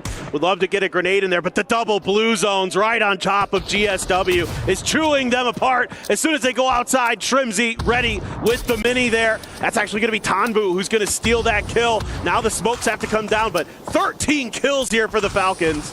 And a plethora more to go if they can get down this hillside. VP, seeing the firefight, realizes that they can step away. They do have a lot of the Doritos down there that they've been using for cover. Expendables have been holding the angle back for a long time. Main gets knocked onto kickstart. That could slow down anything the Falcons is wanting to push through this. A lot of smokes already down this hillside, but you can see multiple members of the Falcons having to contend with too many different teams. That's going to be Salute. It's just a firing range at the Falcons right now. Oh, that was a headshot with a Dragunov from range by Salute. Poor Shrimzy there, nothing he can do. That's just a nice shot. Tiggleton now going to turn his attention over towards 17 where they were. See if he can maybe squeeze out some more points, but they're already dead. So he's looking into nothing. As, Falcons are going to go down pretty quickly here, most likely. Of one player left, just Tiggleton on the bad side of the circle. GSW going to crumble as well. We're down to our final 4. 4 for the Expendables, 4 for the Freaks, 3 for VP. This is big, though. Kills-wise, you can see that VP now on top. 47 points. And only more opportunities ahead of them. Behind that, of course, Falcons, who've just been ringing out this lobby, sitting on 14. The Expendables back behind at 7. Big game for them, continuing their climb, now getting into the middle pack position. But the Freaks finally coming alive, finding 6 kills. They've got a great position in the circle to boot. Yeah, this is their game now. You would think. I mean, who knows with the Expendables in there. Tiggleton will eventually succumb to the blue. But there is opportunity now for the Freaks, for the Expendables, maybe even VP. I mean, one way or another, VP's ended up on top today. This is a very complex section. We see the circle every once in a while, and it is always really, really cool. So, VP, they've got this dip cresting along the hillside itself. It's very hard to be assaulted just due to how open it is. That's why Corixi's holding down one side. But the other members of VP nervous about a southern wrap because TE, while they do have some safety for the time being, they're the odd team out in the circle. They only have just like a lip right on the other side of that road to play, and they don't want to be trapped over there, so they're trying to see where they can go. But remember, they've been in compounds for a while. They did also set up a good defense a little while ago, so they should have some loot to work with. Yep, you can see they still have some smokes. They still have some frag grenades. It's going to be Freaks. Yes, they have the strong compound to play from, but it's going to be very hard to gather information in the circle. Exactly. Because they're up on the pinnacle of everything, and there's so many moving factors in the lower ground. And this compound's actually kind of a bit of a bowl. Yeah, so it makes it a little tricky in a way. VP actually has access to the eastern side of DNF's compound if they're not careful about it. I've seen teams crumble in DNF's position because the team that's in Virtus Pro's position gets close enough, uses smokes offensively to cut off the vision from those buildings, and then is able to make a good assault. But they might get beat to the punch here as grenade is out for Delwyn. Has another one back there, doesn't connect with the first. Beamy able to sidestep that well enough as VP just trying to wait this out. The Expendables, I mean, crossing this road, normally you would think crossing road pretty tricky. Actually, they have a little bit of access and they pre-fired. Exactly. Do they go for it, though? It feels like a trap. And you can see they're like, okay, there's cover there. But if they do, they're walking into a potential crossfire. Everybody right now is just trying to get any idea on what's going on. Sure, the Freaks and VP both know that the Expendables are not going to be comfortable in position, but they're not really too comfortable either because they don't know is the other team that they're lined up against on the side of the road jockeying up, getting ready to make their own pounce. Are they getting ready to go for it? See, the Expendables playing it slow. They're going to use that lip for as long as they've got it. Is now we are in phase number 9. Center dot. Yeah, okay, we've got VP and Freaks pretty close to it, but slowly creeping up closer and closer, using those Doritos. They decide that they've just got to do it. Can they find the angles on this? Because they're in a no man's land. There is no cover except for what they have brought. Clories has a Panzer in the back pocket. The Expendables here could be kings because they're up on a little bit of a hill, and they've done a good job of getting some cover in front of them initially. Delwyn going to use that last frag grenade, try to see if he can get lucky on the VP. Only does a little bit of damage, but here comes the more. Oh, they're just coming up short. VP able to tuck back in. Another grenade going through, catches some damage, but no knocks yet. And it's so hard. That is such a big incline to really time out the nades on. So instead, Delwyn just runs down, but he gets spotted. Big crossfire, 2 different teams instantly drop him out. Vehicles being sent in. I don't trust it. Not with what's going on with C4s right now. Rolls it in the middle. And yes, the Freaks manage to drop it right on top of the Expendables. That's one of the best uses of C4 we've seen. That is absolutely stellar from the Freaks. Well thought out. Now they could take the fight right to VP. They've got control of the hillside. VP's pinned down. Here comes the util. Beamy on the off angle has to make it happen, but he's lined up against Salute. He goes down. It's going to be Heaven that spots him. Quick flush coming out. Yeah, we've got VP close to the center dot, but they're just getting spotted out everywhere. Salute just boldly pushing back into the side that they were defending from. He goes down like human, manages to take down Corexi. Freaks ringing in the kills right now. Nixie on top. He's not done yet. He wants more. Leans back around and does manage to put up a ton of damage. But it is going to be the Freaks that take the round. Oh boy, that got a little dicey at the end for the Freaks. Looked like should be a clean one, but Nixie able to pull a little bit of a switcheroo there, got behind him, got a few extra points for VP. That could be a big difference maker for them in the long run. But VP is at the top right now. They are feeling it. This is big for them as players, big for their team, and big in the club championship. Yeah, man, what a day for them. What an absolute, just phenomenal turnaround for them. You know, coming into this event, there were maybe some questions with the new player coming through with Corexi, and they have shown that they are now a force to be reckoned with. Also, Freaks, good to see you, man.